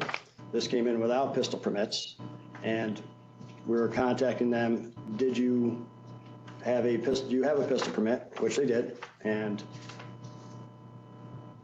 so it didn't support your case, so you didn't include it. That is not true. I would say that the witness has already answered the question. He's made it clear that he didn't include the memo to file for this Miss Virginia. Sorry? He did include a memo to I did not. Did I not. stated he made it clear that he did not include this memo to file. Thank you. No further questions. I have a question for Mr. Griffin. When schools are renewed or when DCJS sends documentations to schools for whom you've processed applications, is there somewhere in that communication that specifically names who the directors and co-directors are? There's an operating letter that gives you the director is, co-director, where your approved training site is, number of students allotted at that training site. So if in that document, it doesn't indicate that someone is either a director or co-director, is it safe to say that it's clear who the directors and co-directors of a school are? It is addressed to the director, and if you want to give me 5 minutes, I'll go grab a copy of their operating letter and we can see. I just wanted to clarify. I have a couple of questions, if I may, for redirect. Sure. Thank you. Mr. Griffin, what character traits under the regulations should a general topics instructor have? They're supposed to have good character, trustworthiness, integrity. And what character traits is an armed instructor supposed to have? Same. So what are they again? Good character, integrity, trustworthiness. And why did the division intend to revoke Mr. Rabi's armed certification? Because the course of conduct here, he's aware of what's going on, he's involved with the text exchanges, and it does not show good character, trustworthiness, or integrity. With regard to virtual dating, did you show us any photos today in which Mr. Rabi and Ms. Linta appeared together? Yes, several. Okay, they are all contained in Exhibit 5, correct? Correct. And you walked us through many of those photos. For example, photos on page 58 taken, or at least geotagged in Tennessee. Yep. Photos that tagged Ms. Linta on page 73 for housewarming. Yes. Photos regarding the first iftar in Virginia tagging Ms. Linta as well. Correct. These are just some examples of the photos that you saw in which both individuals were physically present at the same time in the same place, correct? The first iftar is a picture of a dish of food, and Mr. Rabi is stating that he's feeling blessed with Rezwana Linta, and it says R, as in plural, R, meaning more than one person. First iftar in Virginia, made by my wife. What a blessing. Did the respondents ever complain to you that Ms. Francesca McGettrick couldn't access, her co-director credentials in any way? Did they ever come and complain to you that Ms. Islam could not access her co-director credentials in any way? No. Did they ever complain that neither Ms. McGettrick or Ms. Islam could get their work done because of these credentials or lack thereof? No. And do you write memos to files for every conversation in an investigation? In an investigation, yes. Do you focus the scope of that investigation? Yes. What is the scope of this investigation? Scope of this investigation had to do with sales of general topics certificates, had to do with absentee people being absent, use of uncertified instructors. Thank you. Condensing search. No further questions for the redirect. I'm sorry, just one follow-up question. What sort of questions did you ask Virginia, who took the armed guard security training? I just asked her, I said, how was the training? How was, did you, big one was, do you have a pistol permit? How was the training? Where was it held? And she answered, and I said, okay, thanks. Did you also ask the length of the training? How long it lasted? I would have asked, hey, you did 5 days. I mean, it would have, I asked her, how was the training? So you asked about the length of the training, the location of the training. What did those have to do with a pistol permit? It was just conversation. It was also their, they didn't do a lot of armed training, and I just asked them, where was it? Where were you, and how was it? Because as explained to them during the firearms orientation, the, general topics is here. Firearms is much more serious. So I said, how was it? She said, good. I said, okay. And in your opinion, the fact that the armed security guard training course was conducted properly was not germane to the scope of this investigation? It's not a general topics course, and they said it was, she said it was good. It was good, it was held in the location it was supposed to be in for the duration it was. We're at the rifle range or pistol range, and, okay. Can I ask a question? Mr. Rabi? Yes, sir. On your application for armed instruction, you put down that you were using the Nassau County Rifle and Pistol Range. Yes, sir. But during this whole conversation, you did a training at a Bronx Rifle and Pistol Range, didn't you? You didn't say that? No, that was not. So all of your training is at the Nassau County? All of the virtual on-hand portion of using a firearm is done in Nassau County Pistol. What do you mean virtual? In person. In person, I'm sorry. I'm sorry. All of your range time? Yes. Is all done in Nassau County? Yes. Okay, got it. Thank you. The division would like to present Ms. Kylie DeCastro as our second and last witness today. Ms. DeCastro, please state your name for the record. Kylie DeCastro. Where do you work? Work for the Division of Criminal Justice Services Security Guard Program. What is your job title? I'm a Criminal Justice Program Specialist, trainee 2. How long have you been in that position? Exactly a year and a half. Can you please explain your current duties in that position? Yep, as a program specialist for the security guard program, I am reviewing and approving waiver applications, instructor applications, school applications, school renewal applications, instructor renewal applications, as well as assist Matt in investigations into security guard training schools. We just heard from Mr. Griffin what those investigations entail. Do you agree with his description of what investigations look like? I do. And are you familiar with the regulation pertaining to the hearing today? Yes. In your own words, what is the purpose of those regulations? They set the minimum standards or rules that these security guard schools have to abide by. Can you please describe any work experience prior to coming to the division? I was an investigator 1 over across the street at Department of State with the Division Building Standards and Codes. We investigated complaints pertaining to code enforcement officers at multiple municipalities. Our investigations included phone interviews with the complainants to obtain more information, phone interviews with the CEOs in which the complaints are against, as well as create an outlining all our conversations and investigative details gone into the investigation. How long were you an investigator at DOS? 2.5 years. Have you attended any trainings on how to conduct investigations? I did when I was employed over at DOS. My boss gave me supervisory investigative trainings on how to question over the phone, just simple investigative techniques, as well as I took an online training, investigative techniques. And when I assumed my role here, Matt Griffin gave me investigative training on how to speak to students that have taken training at security guard training schools. So is it fair to say that you've had experience conducting investigations prior to coming to the division? Yes. Yeah.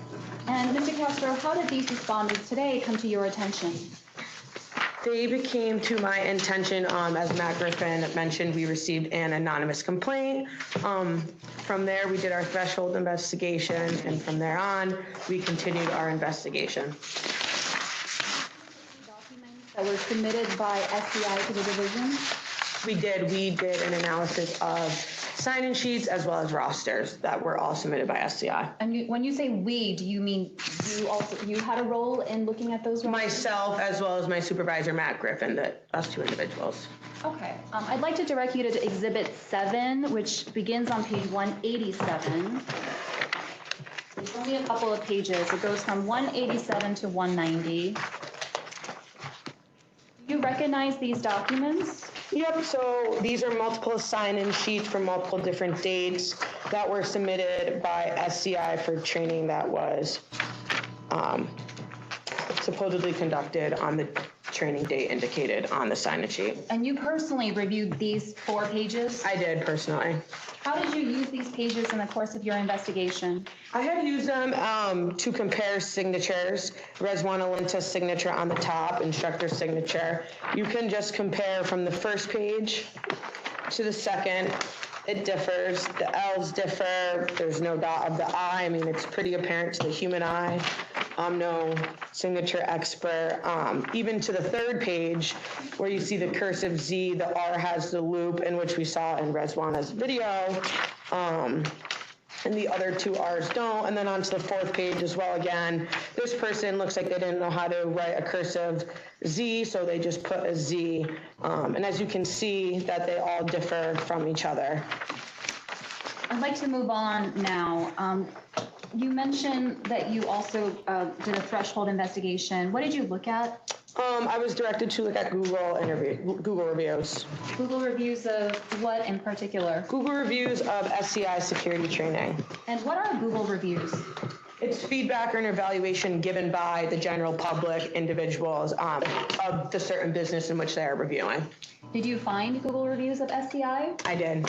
I'd like to direct your attention to page 192, which is Divisions Exhibit 8. Can you please read for us the first Google review by E. Dub on the top of that page? Went here for my 8 and 16-hour classes. It was nothing but amazing. The instructor's name is Raphael, and he really made things very comfortable for everyone, very straightforward and respectful. I would highly recommend anyone looking to get their certificate in any of the fields to go to SCI. You wouldn't regret it, trust me. This was posted 7 months ago, according to Google? Yes, at least when the screenshot was taken. Yes. And the second review on that page, can you please read the last 2 sentences, sorry, the last 3 sentences? Yep, Raphael, who I saw in office, was very helpful and respectful. Class was 3 hours, but went very quickly. It didn't seem that long. This was posted by another account under the name Joe Vigna? Correct.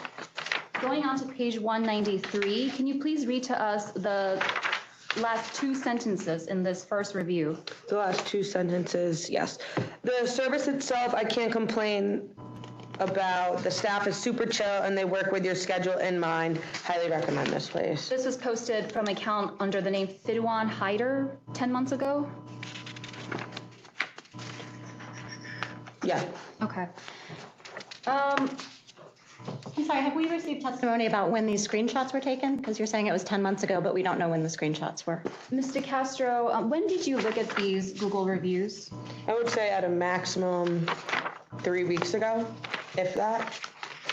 Would it be fair to say that this was a part of your threshold investigation? Yes, this is part of our threshold investigation. And the threshold investigation is initiated upon receiving complaints? Yes. So it's the preliminary steps of your investigation? Yes, so that was our next step after we received the complaint. Have to see if the complaint has validity. We went ahead and looked at Google reviews. Approximately when did you take screenshots of these reviews? I would say 2 days, the same week of that in which we received the complaint, definitely. And so that would have been around end of January, beginning of February, I think? Yeah. Okay. And so when you looked at these reviews, they were already posted. It says 7 months ago, 10 months ago. So those are not reviews that you wrote yourself. Right? No. They were posted by the individuals with these accounts as named? Correct. Yep. The Google, I believe Google reviews where it says the individual in which their Google account is associated is the name that shows up when the reviews are in. Okay, thank you. I'm going to take you to another review. Can you please look at page 194? And can you please read the review from Karen Kaye, somewhere in the middle of that page? Yep, it's the last one. I had the great opportunity to fulfill my security guard license in Tro's facility. The instructor, Francesca, was a knowledgeable, sweet, and kind person who informed us all the information we needed in order to have a successful and confident job. Is Francesca, to your knowledge, a certified instructor? Nope. As you saw in the renewal that was entered into evidence previously, the only certified general topics instructor is Rezwana Linta. And what about that last review by an account with the name Jonathan Alenda? Yep, instructor Raphael, very helpful. We'll come back again. That again is the second review, even third that Raphael was mentioned. Second one as an instructor, and as I stated before, Rezwan Alinta is the only general topic instructor, certified general topic instructor for SCI security guard. Thank you. Did there come a time when you spoke with any students? I did. I spoke with 3 individuals, Alexis Hernandez, Abdullah Rajabi, as well as Louis Toussaint. All right. When did you speak with Ms. Hernandez? I spoke with Ms. Hernandez on January 31st regarding a submission a training that was supposedly conducted on January 22nd by SCI. I'd like to direct you to page 196. Is this a copy of the roster that SCI submitted for a class dated January 22nd, 2024? It is. Does Ms. Hernandez's name appear on this roster? Yep, it appears about halfway through on page 197. According to this roster, how many students completed this class? 14. Who was the instructor? The instructor was Rezwan Alinta. What is the time period in which this class took place? It is noted that it took place from 10 a.m. to 6 p.m. Please tell us about your conversation with Ms. Hernandez. I had asked Ms. Hernandez if she attended a training at SCI Security School and the day of the training, if she had attended class. Ms. Hernandez did state that she did go to SCI for an annual training on a Saturday, January 27th. Her name had appeared on the January 22nd roster. I informed her that her name appeared on a January 22nd roster. However, she was adamant that she was there on a Saturday. I believe the 22nd is a Monday. Definitely positive about that. It was a Saturday. She stated that she did sit for the training. When asked about how long the training was and what time it started and ended, she said it started about 11 a.m., went till about 2 p.m., and consisted of a slideshow. Did she provide you any descriptions of the instructor that she met with that day? I did. When I asked her the instructor's appearance, she stated that she was a young, thin female who looked like they were Indian. And did she tell you how many people were in her class? She did. She estimated, she said there were about 10 people or fewer, but no more than 10 as indicated on the roster. It stated there were 14 people. You also mentioned Abdullah Rajabi. When did you speak with Mr. Rajabi? I spoke with him on February 16th. Tell us about your conversation with Mr. Rajabi, please. So Mr. Rajabi had informed me that he went to SCI on January 6th and January 26th. I was calling him regarding the January 26th roster, but he had informed me that he actually went on the 6th as well. I asked him what the time of both the classes were, as I do as usual. He stated it started about from 10:30, and went till about 2:30 p.m., 4 hours, concludes to about 4 hours, which is half an 8-hour annual by regs, which it's supposed to be. I then asked if he could also describe the instructor's appearance. He stated that he couldn't remember the instructor's name, but he did describe the instructor as a thin Indian woman. Did he provide you any other information about what he saw or observed? Yep, he let me know that in the first class, which indicates that it's the January 6th class, there were about 4 or 5 people in his class. The roster indicates, I believe, 6. The roster for the January 6th class is, I don't know if you is on page 219. Yep, and it indicates 16 people, which is significantly more. In the second class, which he would be referring to as the January 26th class, he said about 5 or people in that class. And what does that roster show? How many students attended that class? It shows that there are 8 students for the January 26th class. Is there anything else at all that he told you? He did. He stated he believed that some of the people were there in his individual class were there taking a pre-assignment.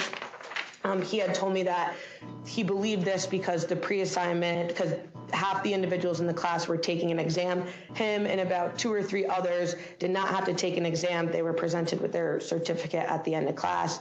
The annual does not require an exam. We also tell the school directors and co-directors that don't give an exam because whether they pass it or not, they still get credit for the annual. The only requirement for the exam is a pre-assignment and 16-hour OJT.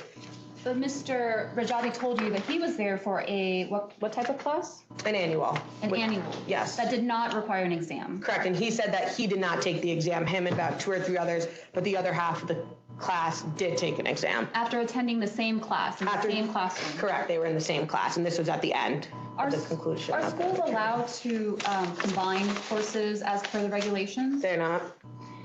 You, lastly, just want to mention that you also spoke with Mr. Louis Tassone? I did. I spoke with him yesterday. This is the separate Exhibit 13. We've come to the end of our hearing book. Okay, what led you to speak with Mr. Tassone? We received an email from SCI stating that the student has concerns with their training and the training is not showing up on their license. It was then directed to give the student a call to receive information about the training class. Okay, and so you spoke with him yesterday? I did. Can you tell us about your conversation? Yep, I asked Mr. Tassone the dates he attended training at SCI. He stated he went to SCI on 1/21 and 1/28/24 for an 8-hour annual service.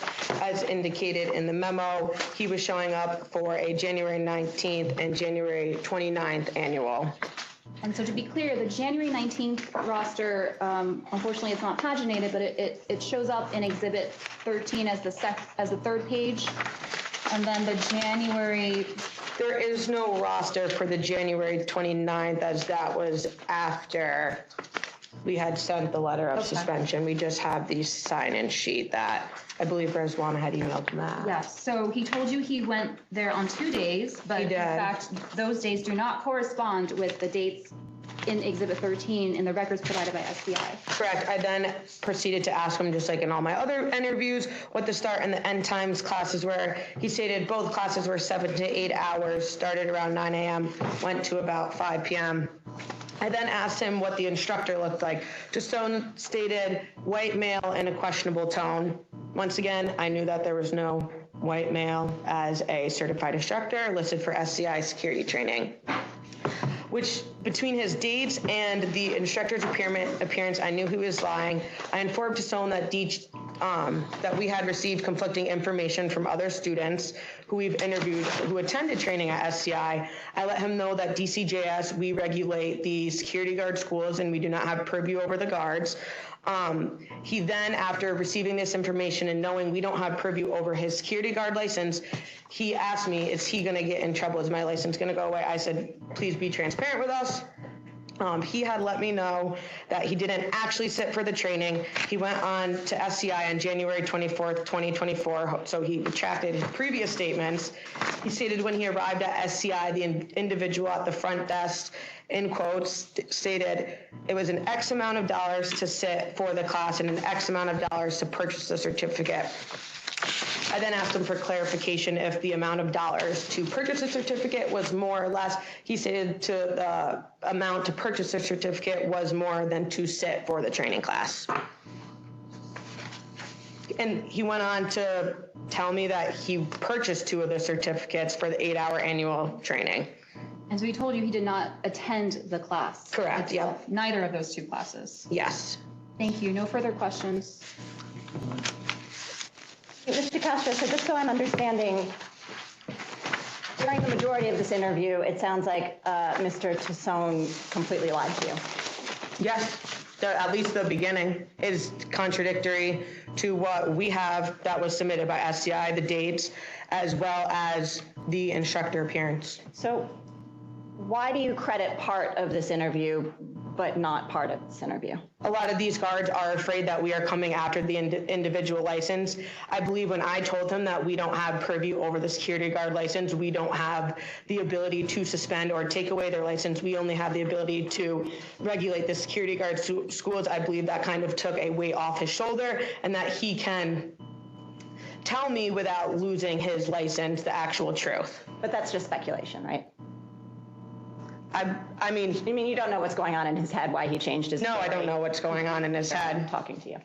And none of these individuals that you interviewed, Alexis Hernandez, Abdullah Rajabi, Louis Tassone, none of them took the armed security guard training course? No, this is all referring to annuals. None of them had anything to say about Mr. Robbie, is that correct? I didn't ask about him. Going back to the Google reviews that you looked at. Yes. Edub, Joe Vigna, Fidwan Hyder, Jay Rosado, Karen Kaye, Jonathan Allendes. Were any of them verified to have been students at SCI? Not to my knowledge. There's no way to verify, as half of them are EDUB. Can't really find someone with that name. So we don't actually know whether they actually ever set foot in I don't SCI. know why people who didn't attend the class would leave a business review on their experience about the school if they hadn't attended it.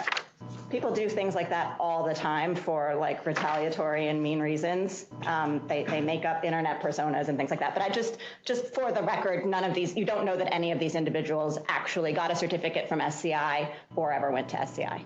If these even are individuals. No. Okay. No further questions. Thank you. One question, please. You stated that Mr. Tassone retracted his earlier statements when you talked to him. Has that happened before in other investigations with other students? Yes, as I mentioned before, a lot of these security guards, when we initially call them, we're from Division of Criminal Justice. I mean, we get guards calling us regarding their licenses about the status of their license. So for them to believe that we have the ability to take away their license is apparent. Thank you. No further questions. No reader. I don't have any questions for Mr. Castro. Your turn. I have a question. Is it my turn? Sure. Okay. So initially you stood up and you said that this couple, both parents had hardships, and thus some things were done a little differently.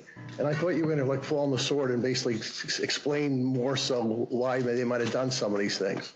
But then you veered away full defense. So I just was understanding your opening statement was like contradictory. Well, it was compassionate, but I just didn't know. Sure. First of all, I'd just like to reiterate what I said before, which is like, I'm not a witness here, I'm counsel. Yes. So I believe you spoke, both things, I'm addressing you, that's all. I think both things can be true. It can be a sloppy investigation that made some assumptions or many assumptions that weren't warranted based on social media posts. And there could have been missteps that were taken by one single member, and I think that's borne out in DCJS's direct evidence by one single member. Mentioning that Robbie and Rwanda, I don't know, I'm sorry. Rizwan. Had hardships with their fathers or whatever. And thus, there might have been things that have been done a little quickly or something, you said. I don't know. I'd have to look back at the tape. Yes, I think there was an over-reliance on office staff during the time that Miss Linta was caring for her father following her 3 heart attacks, and Mr. Robbie was caring for his father. I understand. So would you admit, or they admit, that things weren't carried out to their expectations as a result of that by the office staff that was left behind? I think Ms. Linta is prepared to admit that. I believe Mr. Robbie was not sufficiently involved to have known at the time that those things were happening. Okay. He did not. That was sticking in my head. I'm sorry. Sure. Okay. So do you have anything to present? Yes, I'd like to call Mr. Robbie. Okay. Mr. Robbie, how do you say your name? My name is Mia Robbie. And what is your educational background? I have a bachelor's in criminal justice and law. Currently getting my... Sorry, we can't hear you. Oh, I'm sorry. BS. Excuse me, I'm a little nervous. A lot is writing on this. I'm sorry if I'm stuttering. I have a bachelor's in criminal justice and law. I'm currently getting my master's. I'm currently taking my last class to get a master's in inspection and oversight from John Jay College of Criminal Justice. And do you have an occupation in addition to your work with SCI training? Yes, I'm a full-time police officer, currently full-time police officer with the Federal Bureau of Investigation down in Quantico, Virginia. Okay, I'm just going to ask you to talk slower and louder. Oh. Be like me. Pretend like you're yelling to the flags back. Sorry. I'm a full-time police officer in Quantico, Virginia. I have to. With the FBI, Federal Bureau of Investigation. That's the one I... And when did you assume that role? In August of 2020. And what was your employment prior to that? Prior to that, I was a New York State correction officer, Fishkill Correctional Facility. in Poughkeepsie, New York. That went on. That was a correction officer from 2014 till I joined the bureau in 2020. How did you come to be affiliated with SCI?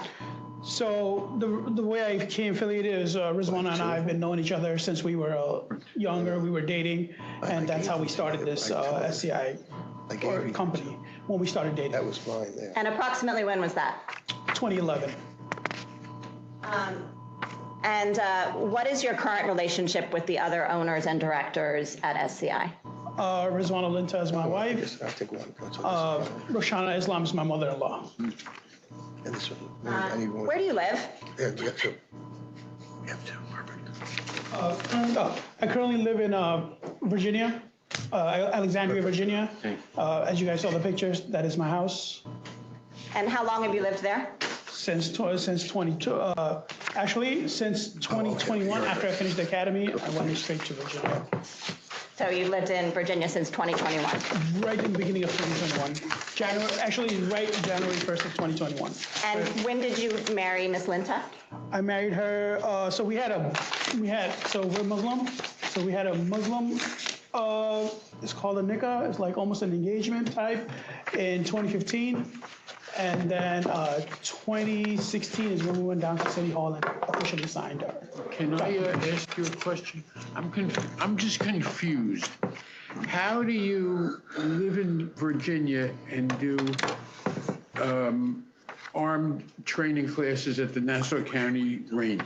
So for the 2 classes I've actually held, the 47-hour class I took off from my job for a week. And the annual I took off from my job for 3 days. Oh, just for yourself, not for applicants. I'm sorry?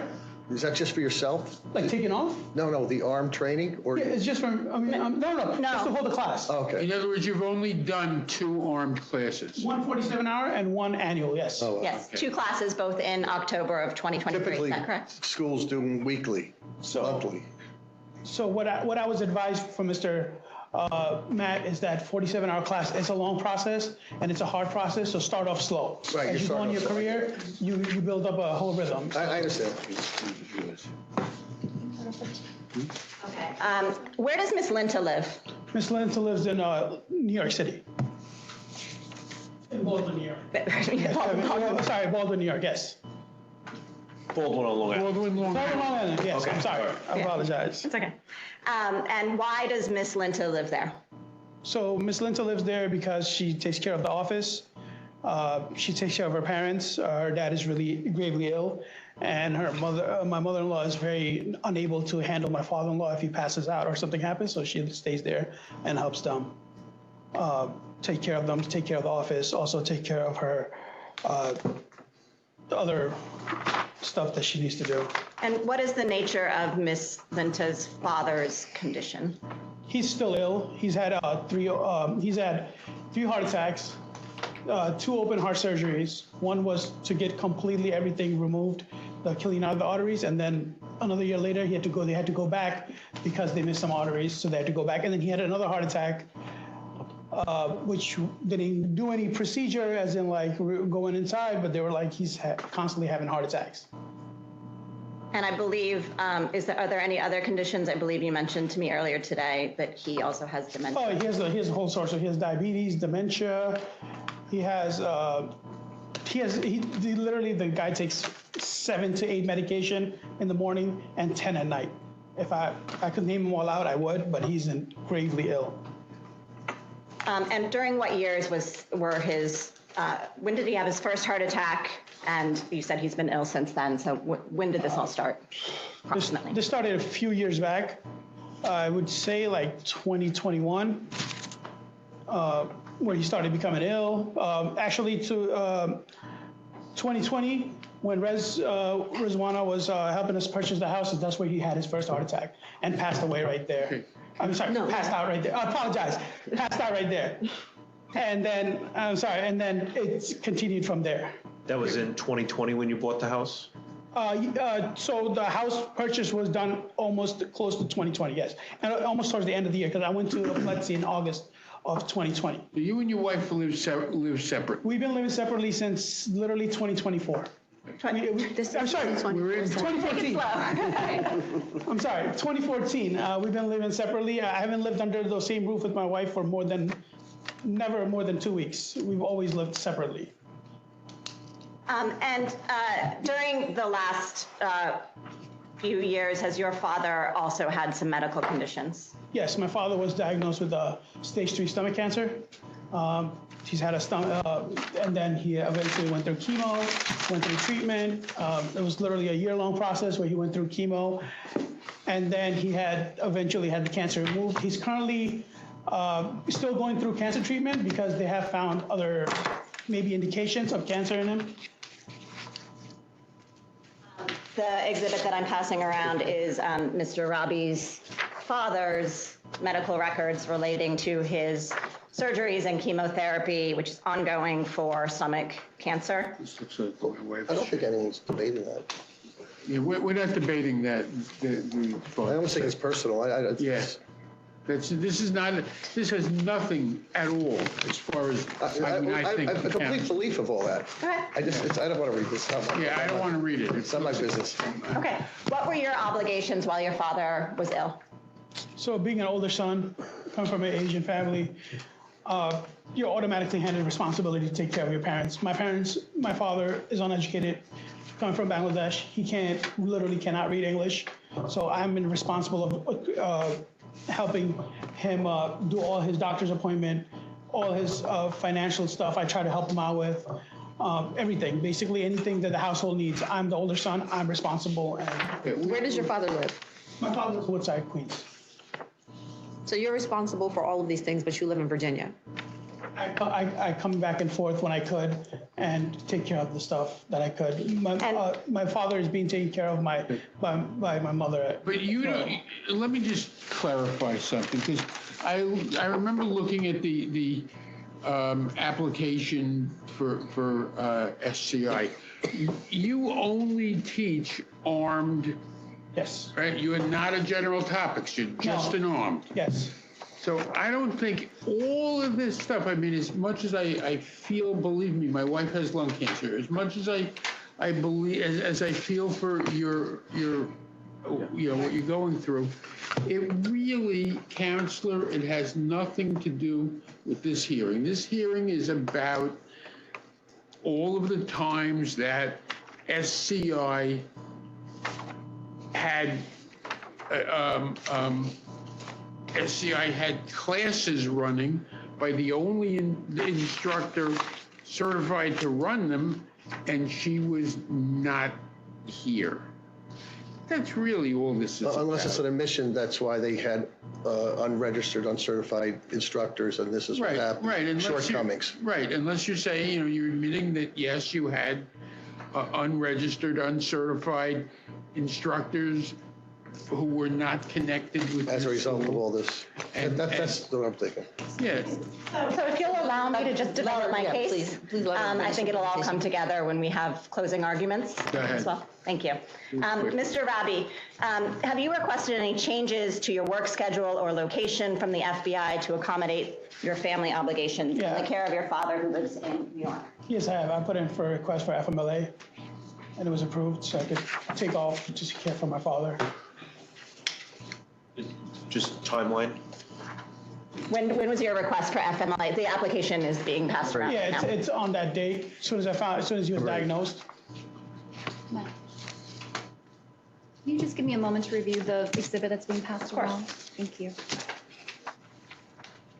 So just to confirm, you submitted an application to your current employer on 9/8/2022 for FMLA to be able to help care for your father who lives in New York. Yes. I'd like to just make one note. I have no objection to this being admitted. However, I do want to note on the record that this document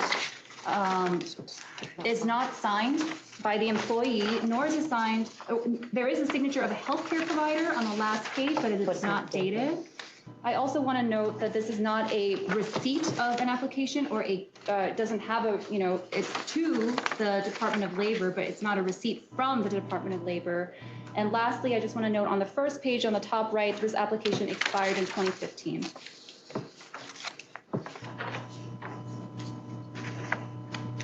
The form. The form. Yes, the form itself expired in 2015. Did you use an expired form to submit your FMLA? I did. That was And a was form your given- FMLA approved? Yes, it was. That was a form given to me, so that's what I filled out and I handed in. And in terms of the signature of the healthcare provider, I had heard from the council that there was no dispute that his father had stomach cancer and that he was caring for him. The healthcare provider did sign it. He didn't sign it. Yes. The healthcare provider signed Signature, it. but no date. So she's challenging. There's a signature for the healthcare provider with no date, and then there's a date with no signature For Robert. for the employee. You gotta sign the thing on the front. Otherwise you're gonna have He's trouble. testifying that he submitted it and that it was approved, and he Okay. was provided FMLA leave to care for his father in New York. Have you taken any further steps to request a change of location? Yes, I also requested for a transfer to come back to New York field office. And when did you request that transfer? I requested that transfer approximately last month. Thank you. Earlier this month. Earlier this month. And what's the status of that request? It's still pending. Mr. Rabi, do you have an armed security guard training license? Yes, I do. And when was that license obtained? The license was obtained in, DCJS gave me approval in 2022?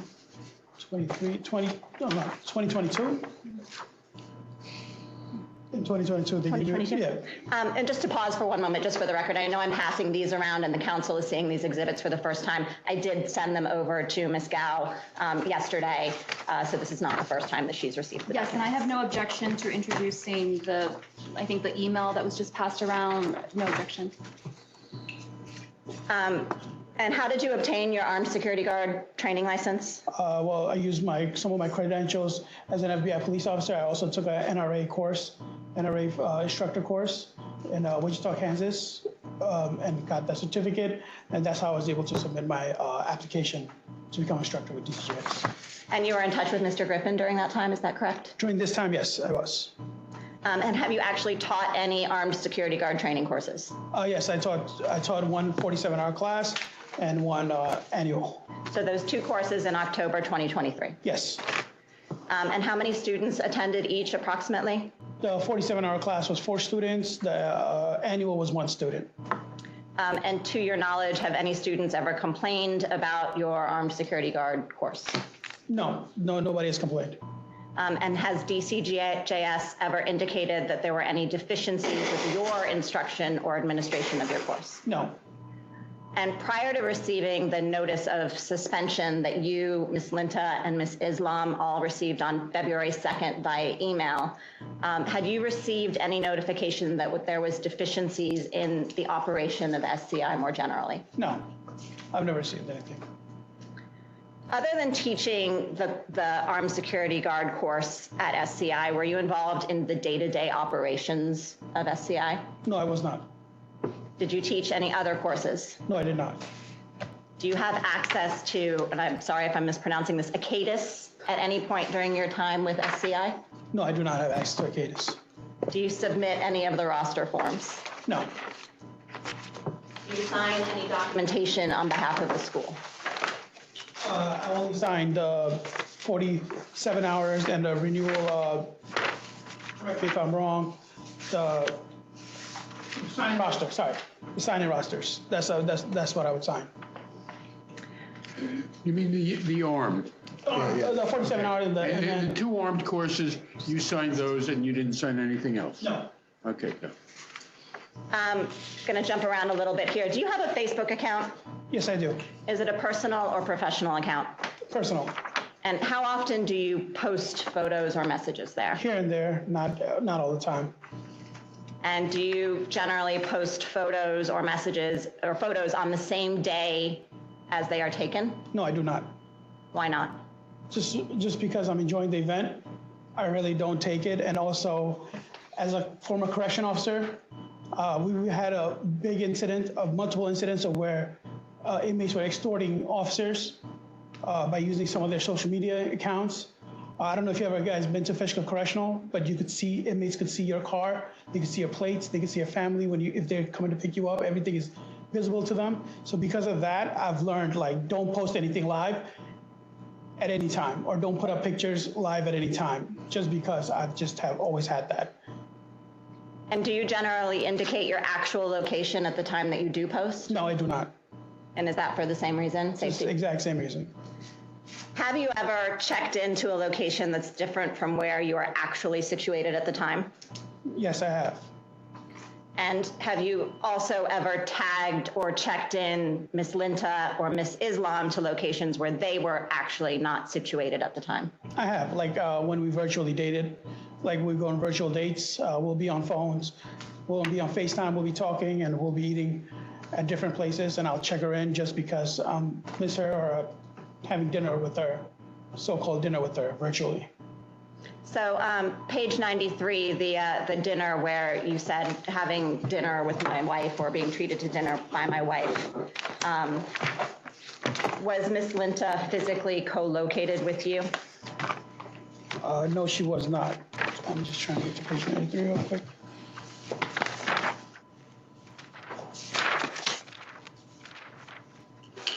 So page 93 says, wife is treating me to dinner. It shows location as Big Fish Grill on the riverfront. So what we'll do is we'll sell each other money. I'll sometimes pay for a date. I'll sell her the money so she can pay for the date. She'll sometimes sell me the money, or when we meet, we'll just give each other the money for a date.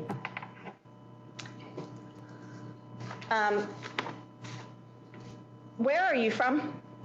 Bangladesh. And are you Muslim? Yes. And can you tell us a bit about the Muslim holiday of Ramadan? So Ramadan goes by the lunar calendar. From sunrise to sunset, you cannot eat or drink anything at all. The way you break your fast is you'll drink a glass of water, and then you'll go pray. And then when you're done praying, you'll come back, and then you can eat, do whatever you want after that, but your fast is broken after that. Do you work during Ramadan? I do work during Ramadan. Yes, I do. To your knowledge, is SCI open during Ramadan? Yes, it is. Are there specific calendars or times that indicate when you can break fast? There is, it's suggested that you break fast at this time by drinking some water, basically just having something at that moment. It could be water, it could be whatever you want, just to break your fast at that moment. So DCJS has alleged that on April 14th, 2021, there was a Facebook post about having iftar with your wife, Miss Linta. Did you break your fast with your wife did you break fast with your wife, or did you break fast prior to the meal? I broke fast prior to the meal. I drank water. Like I said, I drank water, went, prayed, came back, and waited for her to kind of get home so we could eat together. And do you remember approximately, was it late at night or early in the evening when you had a meal together? It was definitely later at night. Sorry, one moment.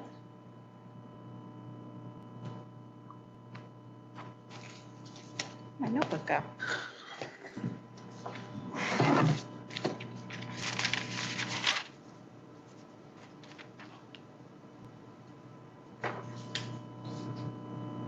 It sounds.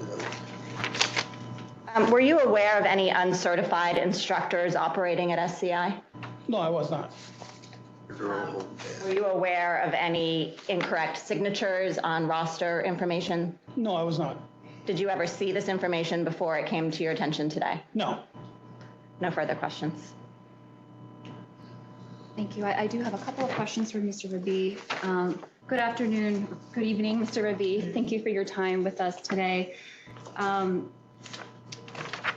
You stated that,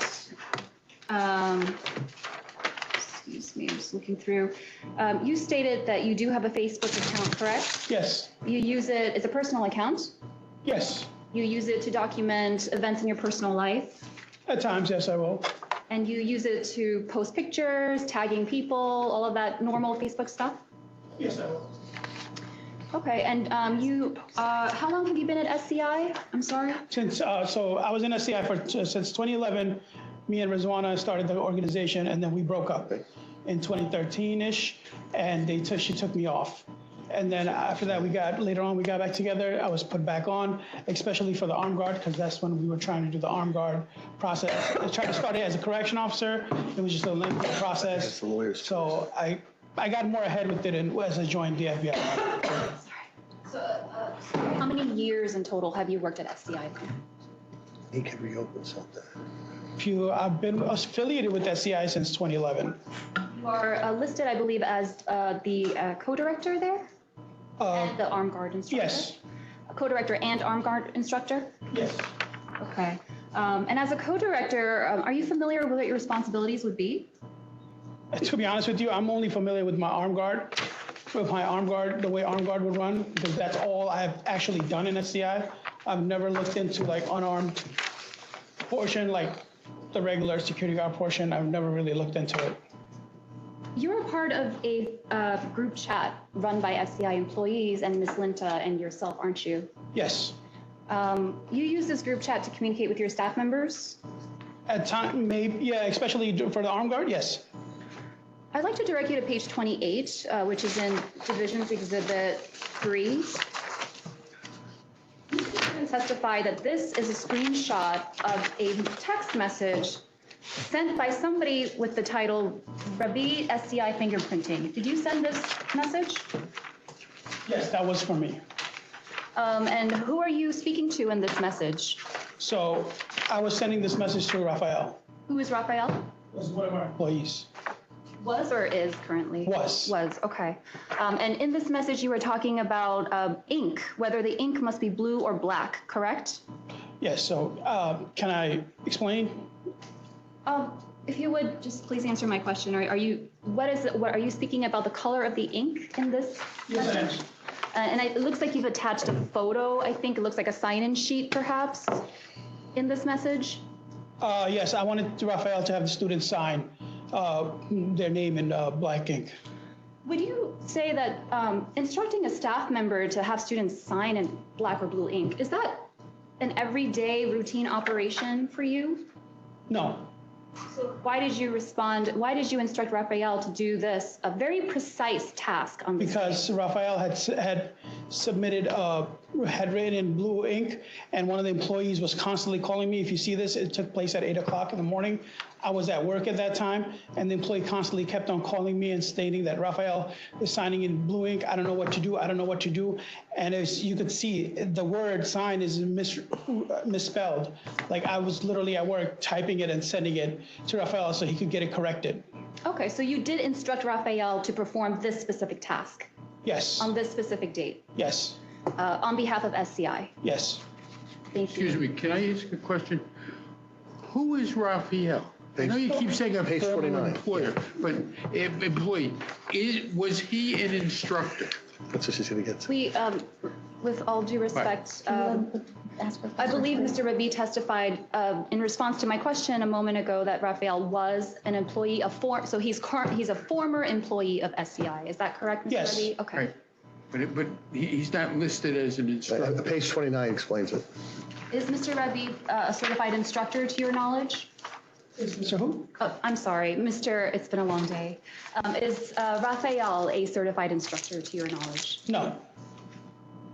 I'd like to go to page 86, which is the document that you were explaining during your testimony. Can you read your post? What does the post say? Our first iftar with wife. I'm sorry, our first iftar in VA made by my wife. What a blessing. What does VA stand for? Virginia. Was this picture taken in Virginia? Yes, it was. Did you break your fast in Virginia? Yes, I did. You were in Virginia on April 14th, 2021? I was there, yes. And Ms. Linta was there as well? She came from New York to break her fast with me, yes. Okay. Mr. Rabi, you also stated that you like to post photos after the fact, or make posts generally after the fact, yes. Correct? And you also check into places after the fact as well? Yes. But you used the present tense in a number of documents, posts that we've seen today, didn't you? Yes, I did. And the present tense to a reasonable person would indicate that the person writing that is actually physically there at the same time as they're posting, doesn't it? Yes, a reasonable person, yes, would believe that, yes. So why would you make a post after the fact but use the present tense? Call me crazy or call me whatever. But like I said, I was a correction officer. I didn't want people to know where I'm at. So, like, I'll leave the place and I'll say, hey, just had dinner, great dinner, or time to eat.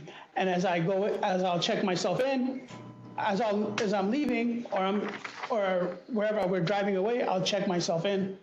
Yes, I've done that plenty of times. So you're saying that you sometimes check in, maybe minutes or hours after an event as you're driving away, as you said? Yeah. So you're driving away from the actual event? Not all the time. No, sometimes but I don't. in some events that you just stated. Ms. Gal, would you please allow him to finish his answer? Please. Well, yeah, maybe some events I'm driving away from it, or some events I'm already long time gone from there. Some pictures are from not even when I was nowhere near there. It's just another picture I just re-uploaded. Okay, Mr. Rabi, you provided some credit card statements, didn't you? Or your counsel did, that were heavily redacted, and we had a chance to look through those.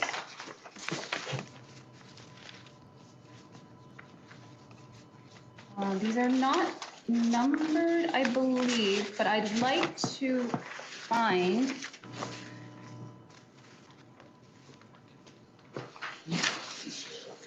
One, two, three, four, five. Does the council have a credit card statement? It says on the top left corner, SCI Security Training LLC. It's a statement from July 1st, 2021 to July 31st, 2021. No. No. Is that something that respondents have introduced? No. Okay, thank you. Let me ask you about the credit card statements that you did introduce. The credit card statements that you did introduce, did they contain information about a credit card that you own? SCI credit card, yes, I'm partially, yes. And who else owns the credit card then? There's 3 credit cards that are different numbers, different names under, well, we're all under the same account, me, Rizwan Alinta, and Roshana Islam. The SCI account, correct? Yes. Okay. Do these statements that you provided indicate the time that you made the purchases? I believe they indicate the date, the amount, and the location. The ones that are not redacted indicate the location.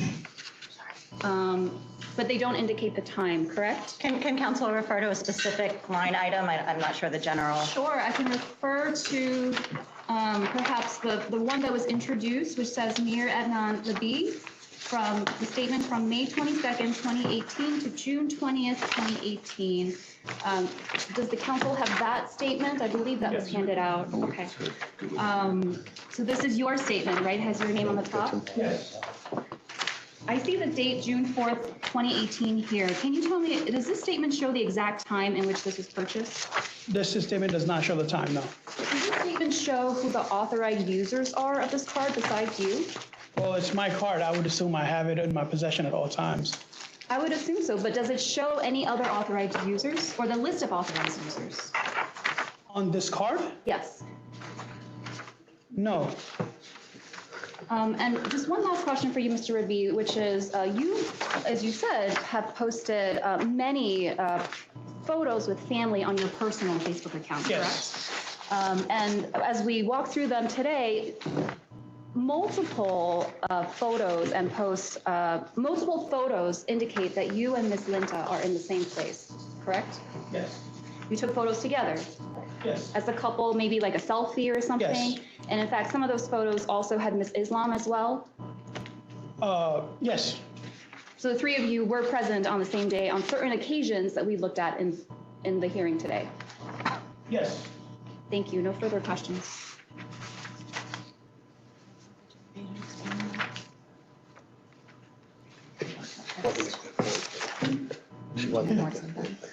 Yeah, I'm trying to say that word. If I could, I would like to. Just like when the employee was bothering me and I mistyped it, And then Rizwana called me about it and said, hey, you can't do that. And I called, she took care of it. Yeah. Ms. Gutko, do you have any other witnesses? No other witnesses and no further questions. Does anyone on the council have any questions? No, we're done. I have a question just on the credit card statement. So the SCI Security Training Inc. Card, you said there's three that are on the signatory card for this card? Yes. So what are the cards used for? Purchases, purchasing office stuff, purchasing food. So I have a big company. Yeah. All my guys have credit cards, same American Express, I steal all the points. Yes. Well, quote unquote. And everyone has their own name on it. Yes. And their own card. Yes, we do. So do you have names on the cards? Yes. Okay, so here you showed us just your card. Yes. Okay, I got you. And that's your card for the business? Yes, like I have my own card with my own number They all on have it. their own cards. Rizwana has her own All card with her attached own to the number. same American Account. Express or same account, right? Same account. Yeah.